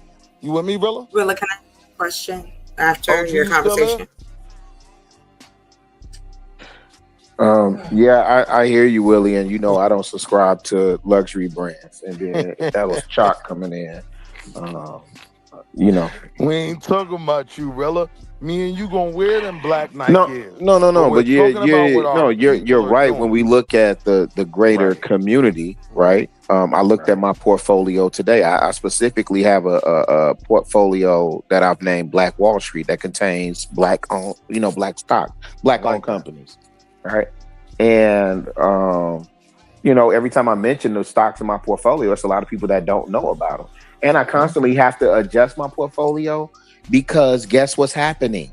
The black companies that actually perform well in the stock market, they're getting reverse acquisitions, they're getting bought out by white folk. Right. So now it doesn't meet it doesn't meet what I'm actually trying to do. Right. Now you being honest. See, I've been honest. but I'm just look, Rilla, I'm always gonna focus on us first and then scale. I don't disagree with what you're saying. I'm with you. So you were honest in saying that, but here's my point. What is the reason why these companies are bought out? Right? People outside of our community see the value in our spending and they look to capitalize. Well, these ain't custom. These are not consumer goods. So I'll give you one. AMS is medical equipment company. It was like father and son owned. The father was a surgeon, and just kind of came up with a couple innovative ideas that they use in the medical profession to this day. Yo, Rilla, me and my mans, we tried to buy a little what is it? Ohio Regional Medical, right? Mhm. And where it played out, like we kind of backed out of it because we were learning. You know what I mean? Bunch of Mhm. young dudes trying to turn up, and we started getting sued and whatnot, right? So we kind of figured out a way to back out and get as close to even as possible, right? But the point is, number one, there are black people literally doing these things, right? But the unfortunate part is a lot of us keep it to ourselves because what comes with appealing to our people, a lot of times is more scrutiny than support. And at that point, it becomes like, well, with all due respect, fam, I'm good on your money, right? Like, I don't need the scrutiny, right? As much as your dollar will help support. That's why I'm glad I came up in the era I came up in, right? And Chuck, if you had something for me, please don't forget your question. But Oh no, I'm patient. yeah, but I grew up reading Black Enterprise. Earl Graves was a freaking genius. He modeled his business after John H. Johnson, Ebony Jet, but he specifically targeted Black businesses.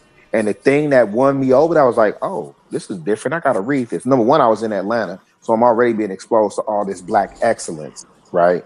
And then he had a cover with Russell Simmons, and Russell Simmons was not, he wasn't in Fat Farm. He was like in AACA, the Rilla, they were African all American College fired. Alliance.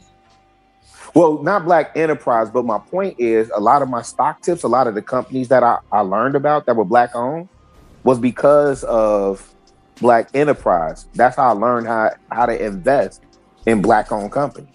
Yeah. You know, we don't have that today. The closest you got is Earn Your Leisure, which I think they're doing a decent job, but you know. But now we got to have the real conversation. And one of the reasons why that isn't as prevalent is because our investment portfolios have become more spread out, right? More people are starting those Robinhood accounts, those E-Trade accounts. So they're looking at all kind of companies. So now looking at Black Enterprise is great, but a lot of people are looking at the Barons. Do you know who Ariel Investment Group is? I do know Ariel. With John H. Rogers, I know with John Ariel. Rogers and Melody Hobson. Mm-hmm. But that's a fun people could easily, and I wish I really had put more into them when I first learned about them, right? Because I would definitely be a multimillionaire by now.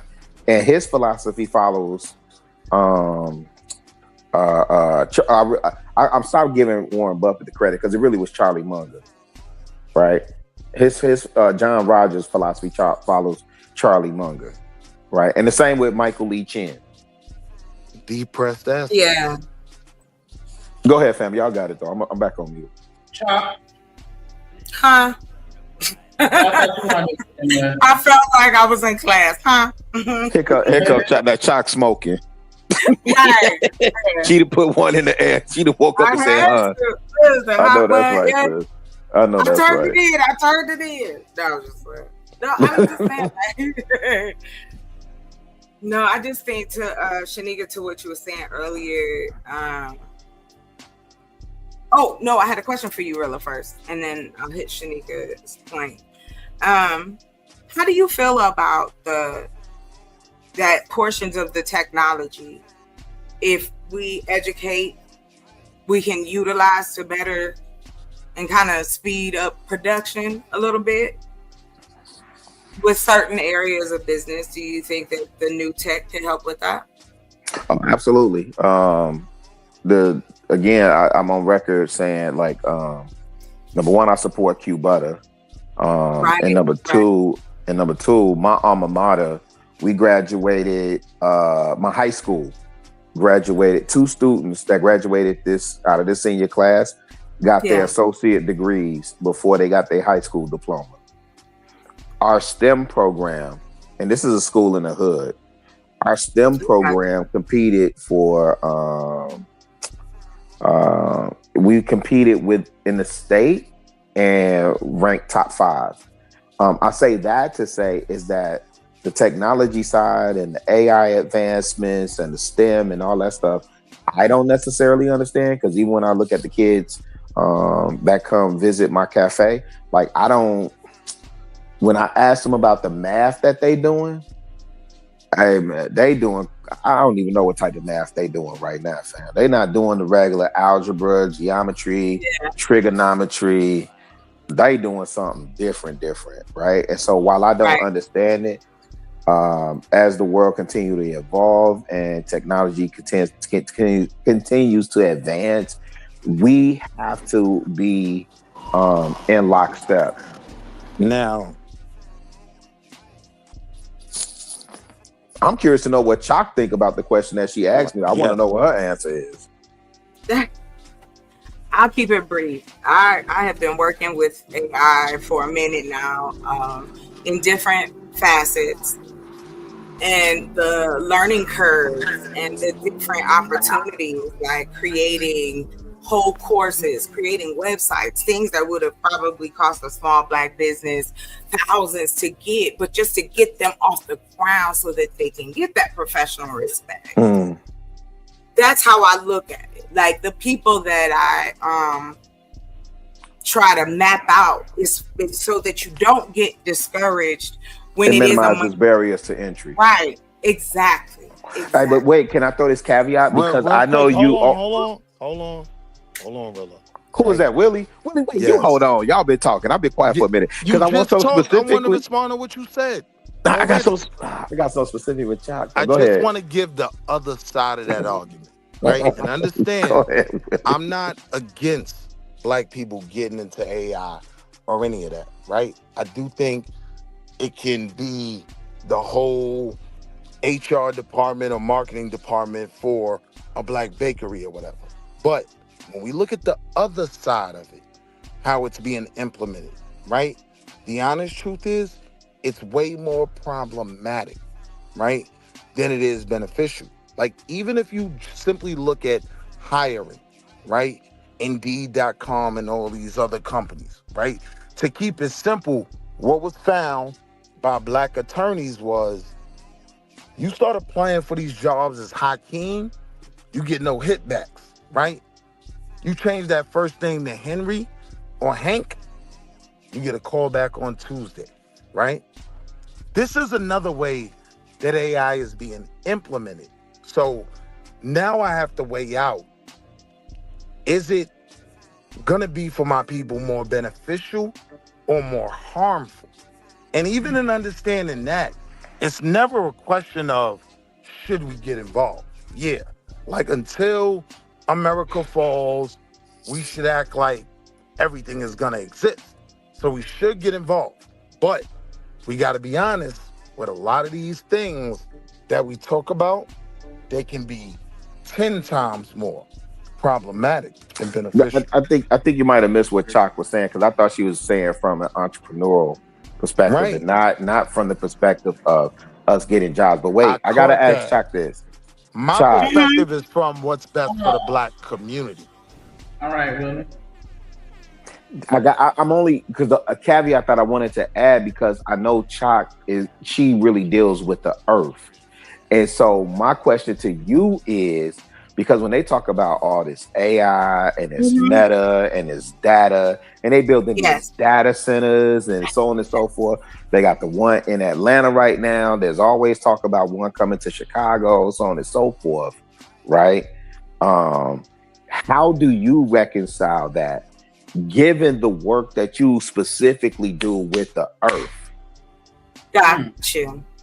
I am completely, I'm completely against the way that they're running the data centers. Those things are so loud, and the reason they're putting them in city limits so that they can get the workers there. They don't want to make it where, okay, you could just take this data center out here in these boondocks where ain't nobody living. It ain't affecting nobody. And we can work this out. But again, when the money is placed on the table first and not really the let me think this all the way through, you have servers to cool, generators to keep up. So you're going to affect the water. You're going to affect the ground. And they know this. Mm-hmm. But unfortunately, because, hold on, in this administration, the EPA has been very lax with the data centers and what they're supposed to be doing. If it was like it was before things got ripped up and people start racing stuff, there would have been other policies in place to make sure that they did it in a green way. That's where I push back. We can do it with the solar power. You can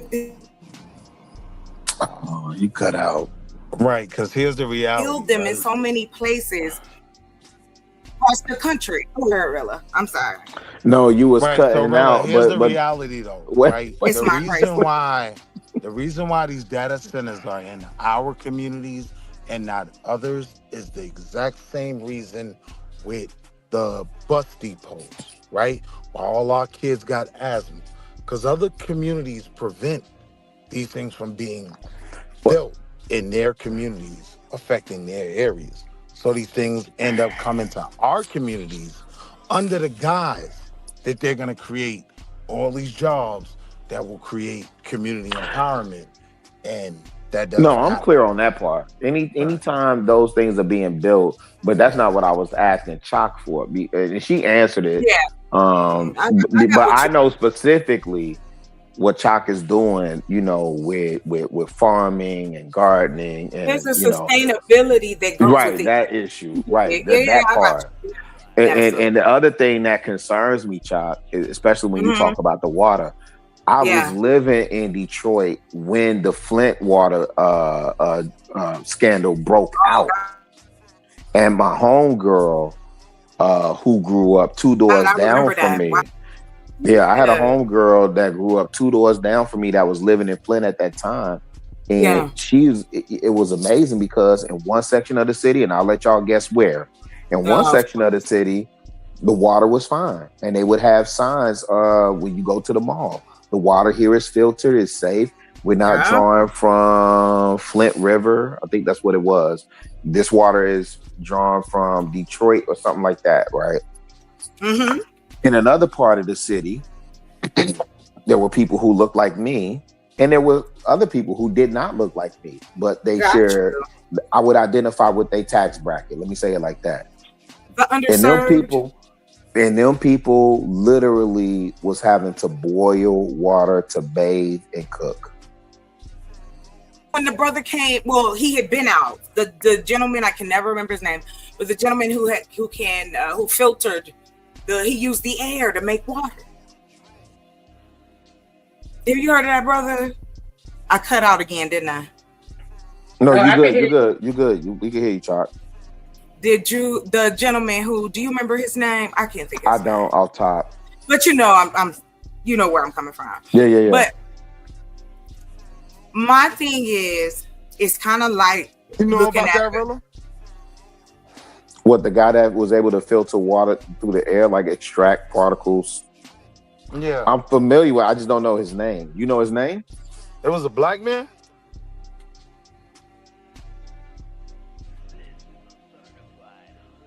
Wait, are you asking me or Chuck? I'm asking anybody. Yeah, no, I'm familiar with the story. I'm just saying I don't remember the cat's name off top.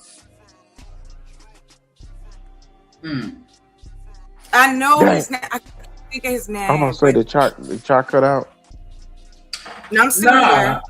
Okay. I'm here. All right. She already said she don't remember his name. No, I can hear all y'all now. Yeah, I'm good.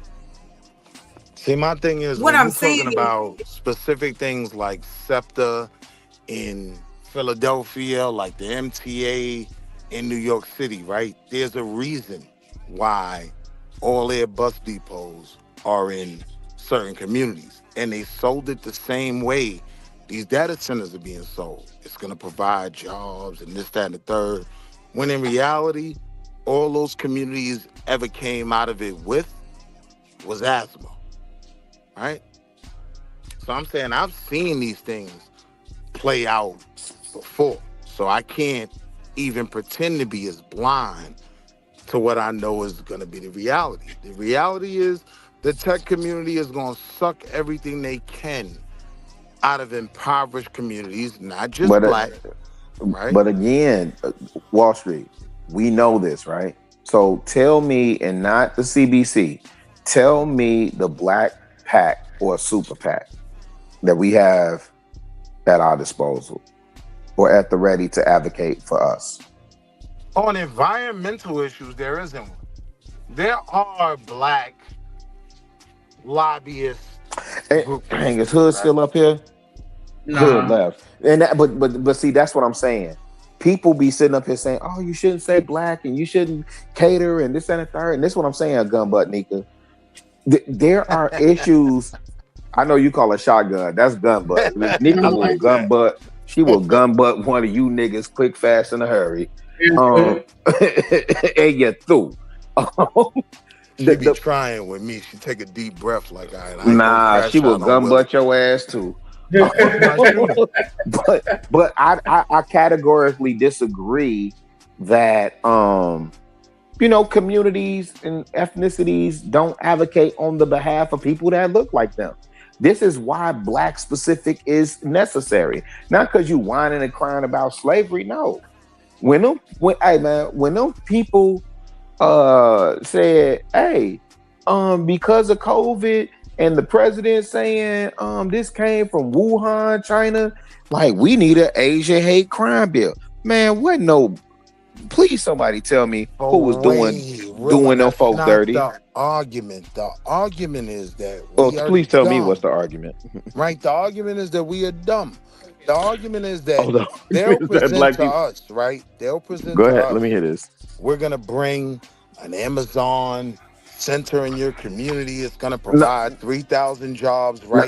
No, that's not what I was saying. Let me finish. No, because you cut me off, Willie. That's not. No. I promise you. Almost there, bro. Let me land. No, you're not almost there. It's gonna take and that sound like that. What you be telling her too? That sound like what you be telling her. I'm almost there. Come on, bro.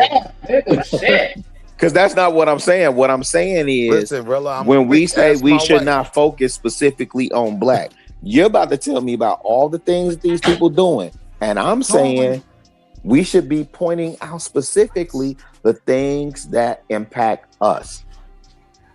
Yeah. Okay. So wait, Rilla, that's what I'm. And that's black specific.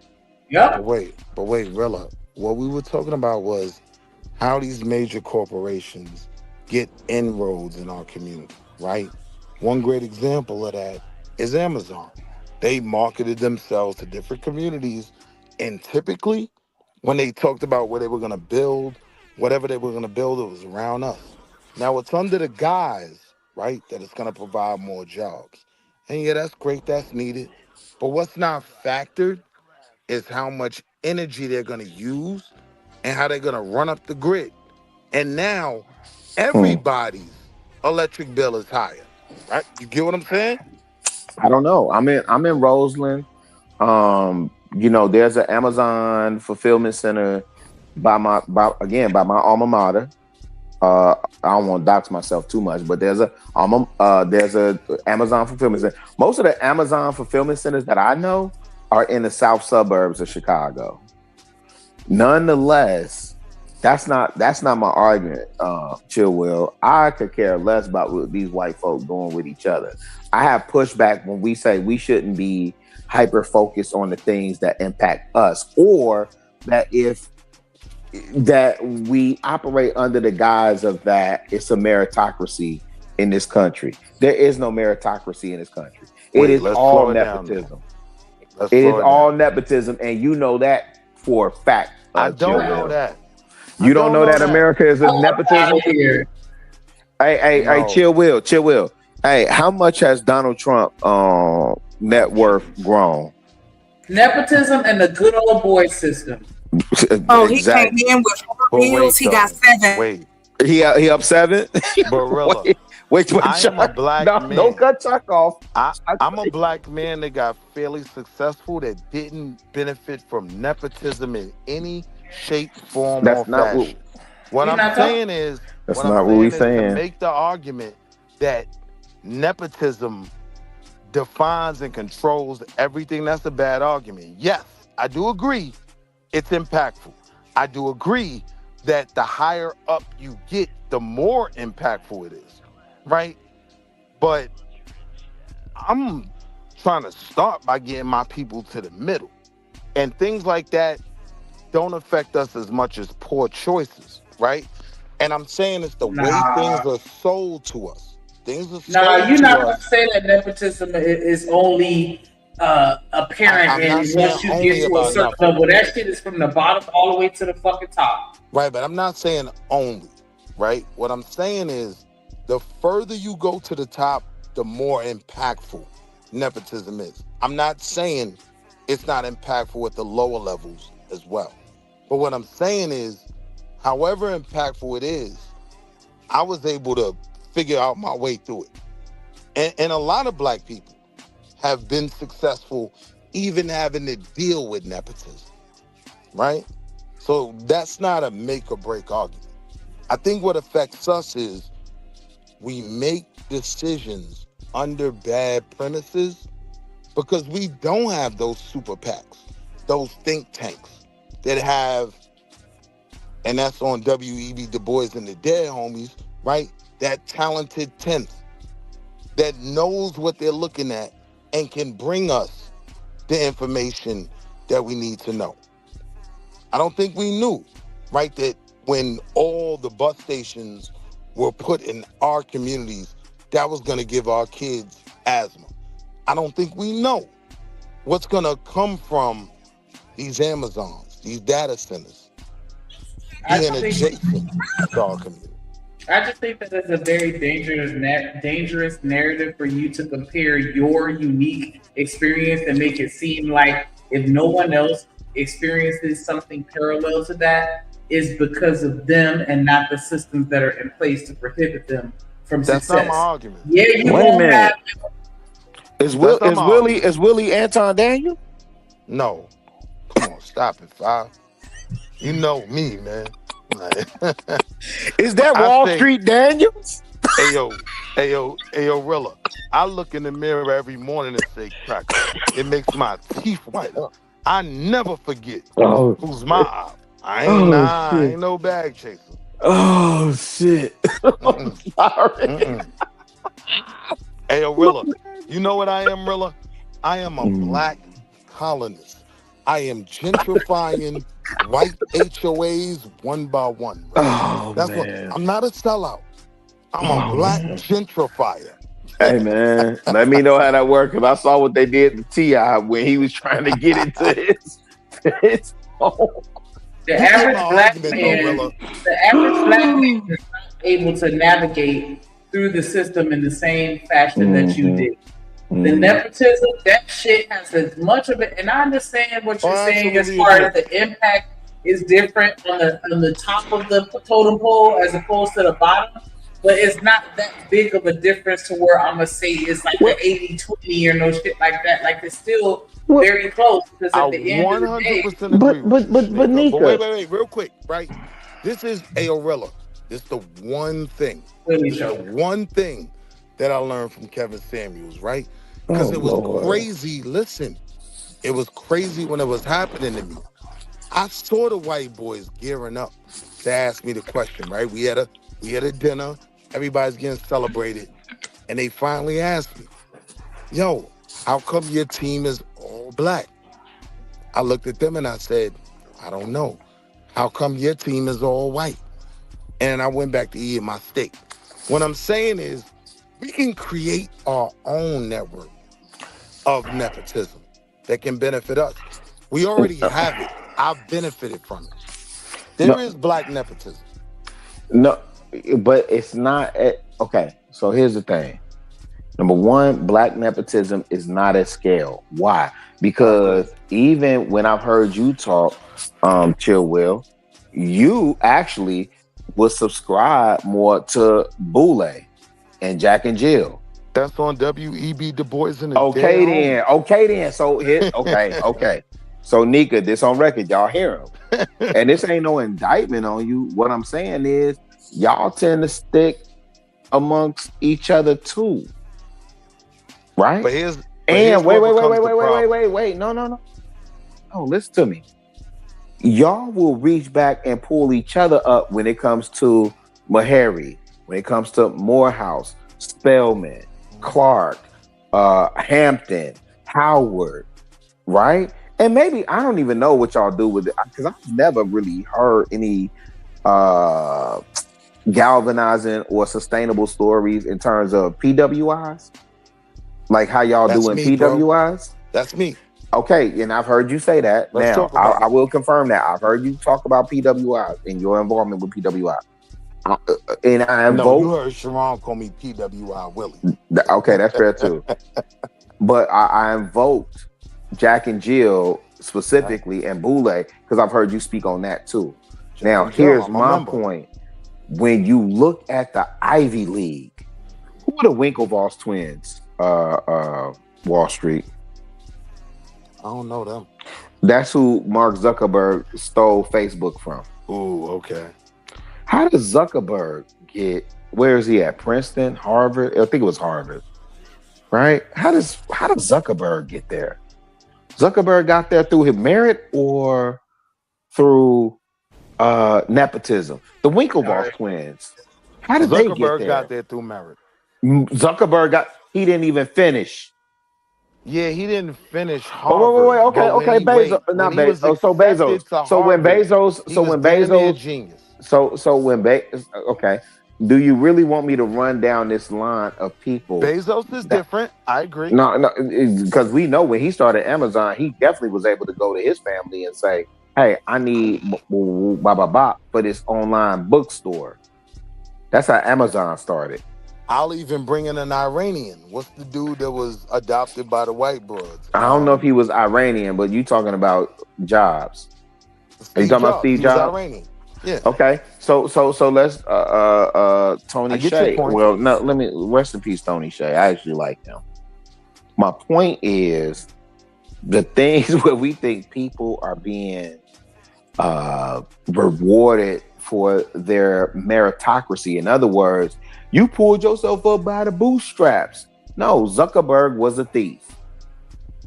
Zuckerberg. Yeah, what I'm telling you is, wait. No. Don't skip that part. Because the Winklevoss twins sued, and what happened with the Winklevoss? Well, you don't even know. I think it was a settlement. There was a settlement. So they now, got some money. So now, hey, look. The Winklevoss twins came in millionaires to begin with. Let's be clear on that. They went to Harvard millionaires to begin with. Do we understand that? Absolutely. Yeah. Okay, so now what do the Winklevoss twins champion right now, Wall Street Willie? Now, this part you should know. You tell me. I don't know. Crypto. That's not my lane. Yeah, my bad. Okay, that's fair. I don't trust Okay, crypto. That's fair.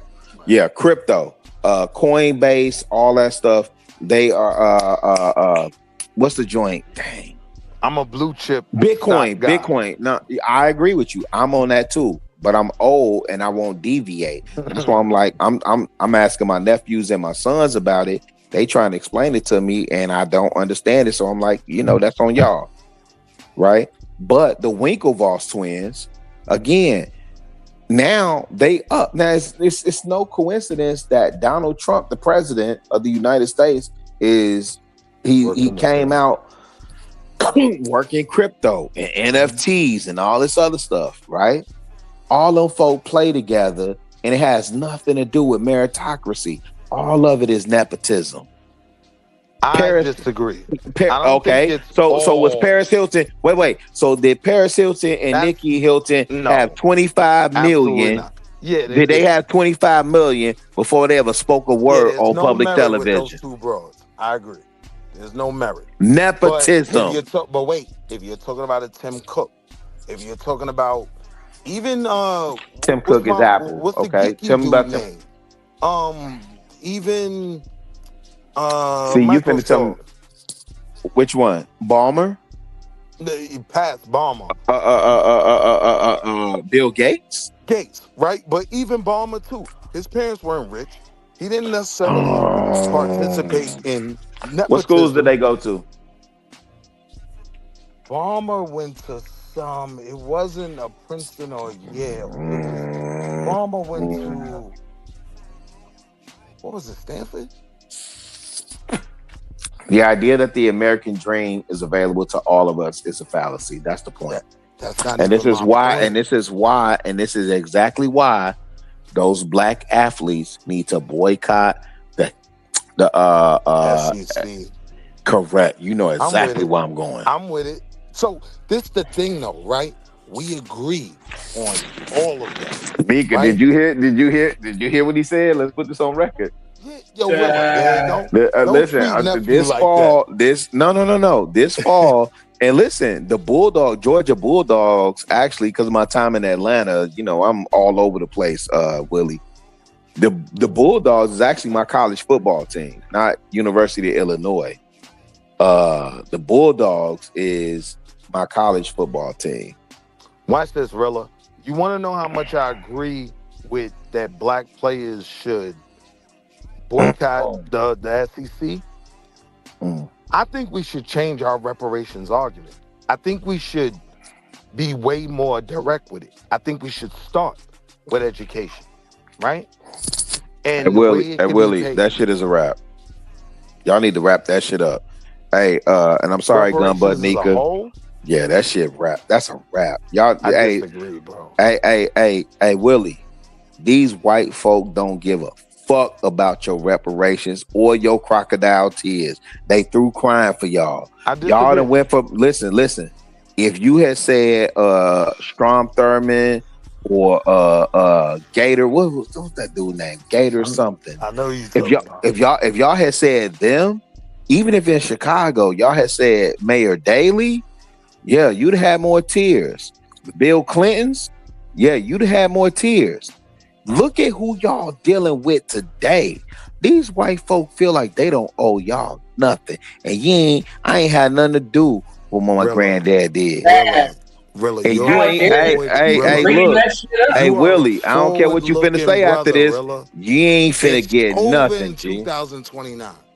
I don't fear him like everybody else does. You said what? It's over in For 2029. For who? For everything you talking about. Look, nigga, you are 13% of the populations, and the Hispanics have overtaken you as the minority group. And you said that to say what? No, you saying in 2029 what? You said.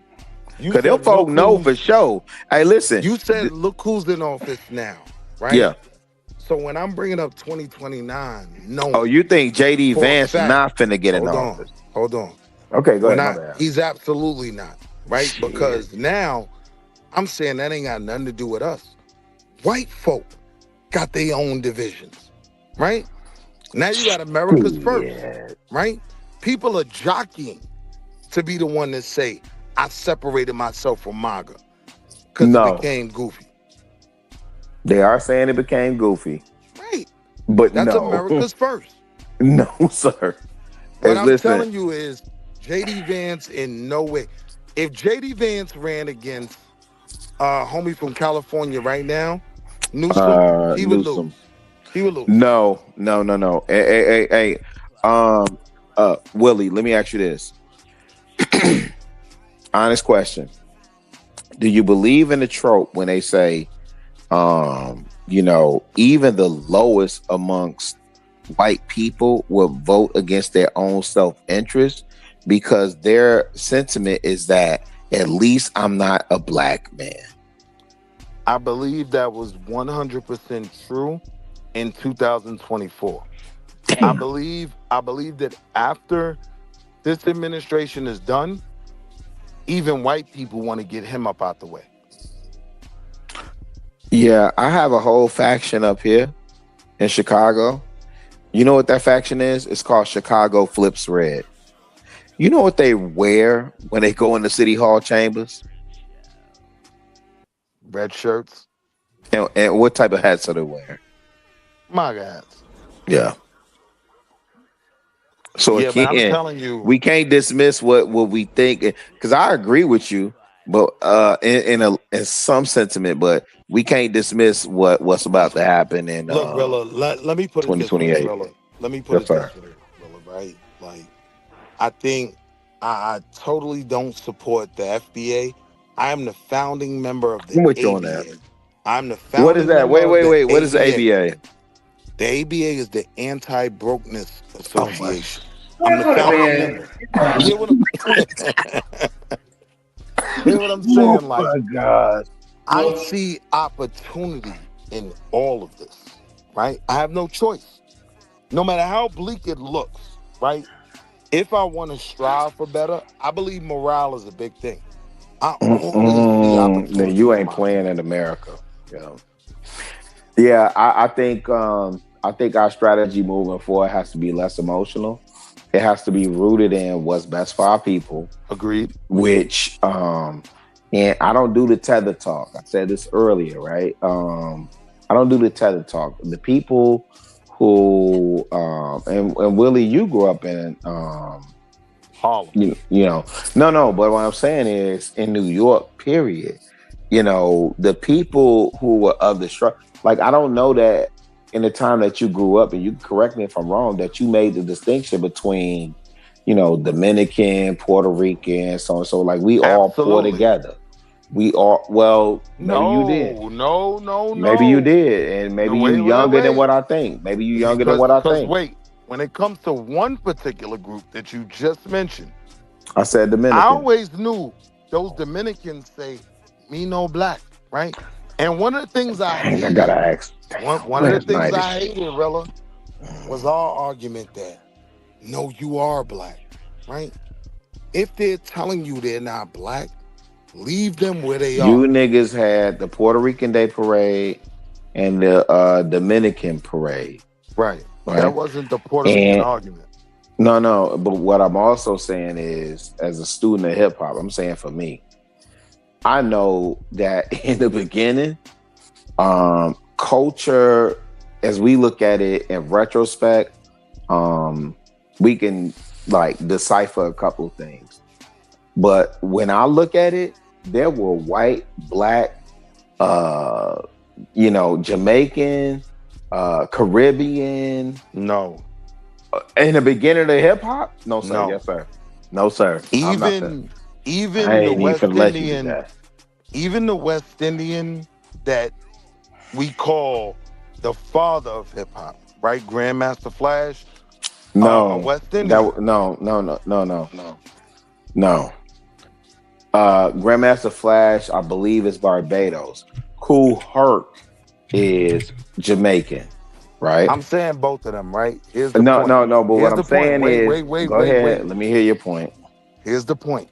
They weren't West Indian when they created the culture of hip hop. They subscribed to what we were doing. They were dressing like us, talking like us, building like us. No. I hate when y'all do this. You New York niggas, and I don't even want to name the program I was on, but it was confirmed. You New York niggas was all on top of each other. Yeah. All y'all niggas, all you Puerto Rican niggas, you Dominican niggas, you Trinidad and Tobago niggas, you Caribbean niggas, all y'all was poured together. And you wait, hold on. And you know what that's you know what that's reflected in? Even if you don't go watch Beat Street, right? Even if you don't go watch Wild Style, motherfucker, go watch Style Wars. Documentaries are made on this. And what the point that I was trying to make before you was cutting me off, fam, is that the culture of hip hop, right, was black, white, Hispanic. I disagree. You could disagree all you want. It's the reason why you get Rick Rubin at a Def Jam. No, that's not why. So look. You shitting me. Hip hop. So look. And I ain't even finna argue this with you. Hold on. Let me respond. I grew up in walking district. Walking distance from Sedgwick and Cedar. What I can tell you unequivocally, right, especially when it comes to the South Bronx, yes, the Puerto Ricans were there. but the culture No, was you can do determined. that. You can do Let me that shit. finish. I didn't cut you off, bro. Go ahead. No, you did. You cut me off multiple times. Go ahead. The culture was determined by black people. Even though Kool Herc was a Jamaican, he wasn't running around with the net shirt, right? He was dressing like Rob Bass, right? Like Rakim, right? You see how you just jumped? Hold on. That's We crazy. determined. You didn't even go to Grandmaster Caz. Listen, Willie, you listen. cannot have this conversation with me. Let me finish the point. And the crazy thing is, you have not conceded 1 point to me. This entire conversation. I've conceded multiple points. Come on, He's a narcissist. Don't do but that. Willie, you listen. You not and Shanika gonna bust me. I said I agree with you more than once. Don't. No. Shanika gonna bust my head because you think I be trying to turn this shit into a music conversation, and I'm not. I promise you. But when you say, I know the history of hip hop, so the niggas, it fuck Tariq Nasheed and what he's saying, and fuck Lord Jamar too. Yeah, there is documented history. I wouldn't even say Jamar. No, fuck Jamar. He's on the right side of the hip hop conversation. No, he is not. No, he is not. And he was instrumental in building hip hop. Man, shout out to Brand Nubian, but I fuck with Pooba way more. Okay? Me too. Okay, so now when I say on this hip hop shit, even if you say, hey, really, I ain't gonna accept you, nigga, you from Chicago, what the fuck you know? I'm just telling you, I am well versed in this shit, fam. Let me put it to you this way. Yes, sir. Right? I always make the argument that Fat Joe was the first Eminem of hip hop. It was understood that there's a market that's not being served. Those so full Puerto of shit. Ricans, let me finish. Those Puerto Ricans were not as impactful in hip hop. Who are the beat nuts? Who was Psycho Les and Juju? They were virtually irrelevant Puerto Ricans. Oh my gosh. Then why in the fuck did they sue Jennifer Lopez for stealing a beat? You so full of shit. Wall Street ran hip hop. I'm going on mute, gun butt, Nika. Is the reason why you took the shoestrings out your Adidas. That's a fact. Now you right. Now you talking my language. It wasn't. Yeah. Thank you. Now you talking my language. Yes, sir. We determined the culture. They acquiesced to our culture, and they were instrumental in helping us build it. No. Who was the first? Who was the first B-boy? Who are the B-boys? If you a B-boy, I don't know that you a B-boy. Crazy Legs. What ethnicity is Crazy Puerto Legs? Rican. Oh. Now. You didn't name a black man. Now. Wait. Who is Ken Swift? Wait, who is Ken Swift? Is Ken Swift Puerto Rican? All the breakdancers that we still know about are predominantly the pioneers are. Here's the point. Correct. Okay. Here's the point. Here's the point. Okay. Now here's the point. When you look at what defined hip hop, and when you look at what's left of hip hop, it became all about. I'm talking culture. DJ. Let me finish. The culture became all about the DJ and the rapper. No, sir. About. Let me finish. I can't. Not about breakdance. Right? No, I can't because you're talking about commercial. But go ahead, Nika. I know you got some. Wait, no, don't try to pass it off. Let me respond. And no, that's commercial. You can't do that to me because I know the culture. I'm still Rilla. Yeah, that's Rilla. I'm saying even today, hip hop is defined by rap, not breakdance. Right? No, it is so not. Yes. Wait, let me finish. Hey, Wall Street. On, Rilla, what was just featured in the Olympics? Rilla, what was just featured in the Olympics? Breakdancing. That dumbass girl doing that shit. Right, Ray Gun. See how this nigga try and play me? No, you gonna go there. Oh my God. You cut me off. I'm saying that does not define hip hop. Breakdance in the Olympics was goofy, right? I'm saying the people that were doing it were goofy. I'm saying correct because Red Bull that had some shit going on for years. Go ahead, Wall Street. Breakdance. The one caveat in hip hop that can be given to Puerto Ricans it is no longer. I ain't gonna say it's not valid at all, but hip hop is Kendrick Lamar. Hip hop, right, is Dr. Dre. Hip hop is Grandmaster Flash. Wait. The lasting remnants. Oh my God. The most impactful. What is hip hop? Wait. What is finish. hip hop Wall Street? And I'm trying to say it. Okay. I'm literally trying to say it. Okay. Hip hop today is rap. It is not breakdance, right? Hip hop today is Lil Uzi Vert. It's Kendrick Lamar. It's J. Cole. It is not no Japanese breakdancers, because that's the people who are breakdancing right now, right? Yes, I agree. That element of hip hop was more influenced by another group, right? But what became hip hop from, and I hate to bring them up, Africa Bambaataa, Planet Rock, to Grand Nubian and everybody else, that was black. This culture was determined by us, right? Because even in the breakdance realm, there were black people there, but Fat Joe was the Eminem. Who was he was Turbo? the first Eminem. Who was Ozone? Who was Lee? This is crazy work to me. Can I get my last words in? Yes, please. This is crazy work. Run. Hey, I ain't running nothing, man. This is actually, Willie, you just confirmed. And shout out to Gunbutt Nika and y'all just you continually confirm what I need to do on my channel, right? And so please let me just tell the audience what hip hop is. And I'm gonna be there to support and challenge. No, I love that. There. Yeah, that's a fact. Shout out to you, Walter, Willie. But there's 4 elements to hip hop. Some people will argue 5. I knew he was about to say that shit. 5. There's 4 elements to hip hop. Some people will argue 5.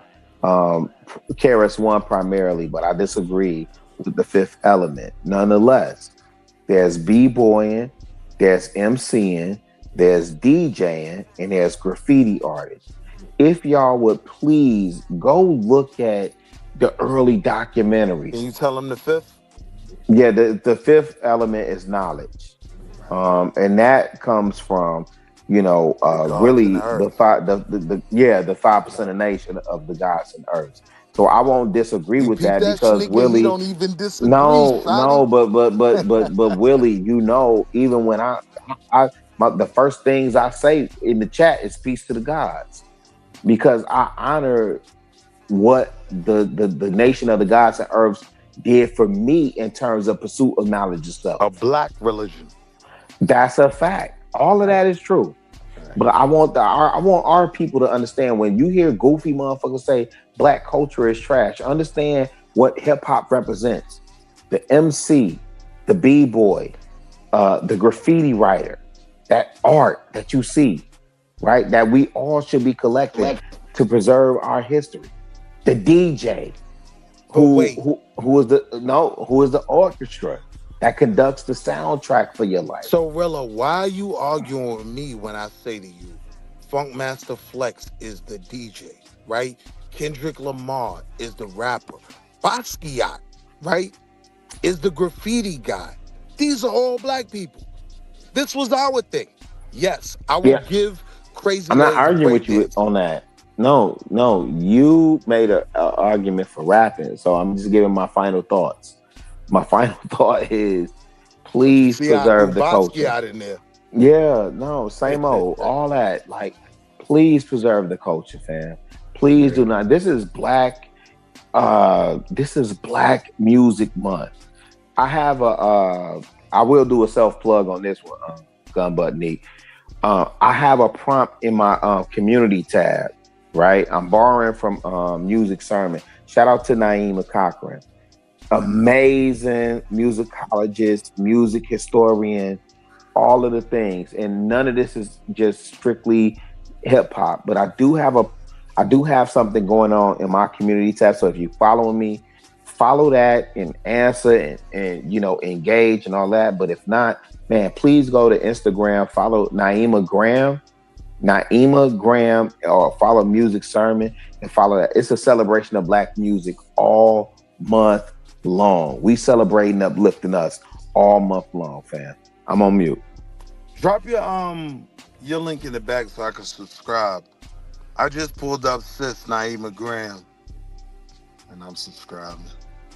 Hey, Naima Graham is the truth, man. She's the professor too, and the thing of it is, she's not just talking like rap music and hip hop. She's talking. This is Black. What I celebrate is Black. You know, y'all know we just lost Peabo Bryson, gun butt. And I had a feeling because when I started talking about him, when he had the stroke, and they were like, "Y'all keep I knew what was coming next. Yeah, I knew what was coming next.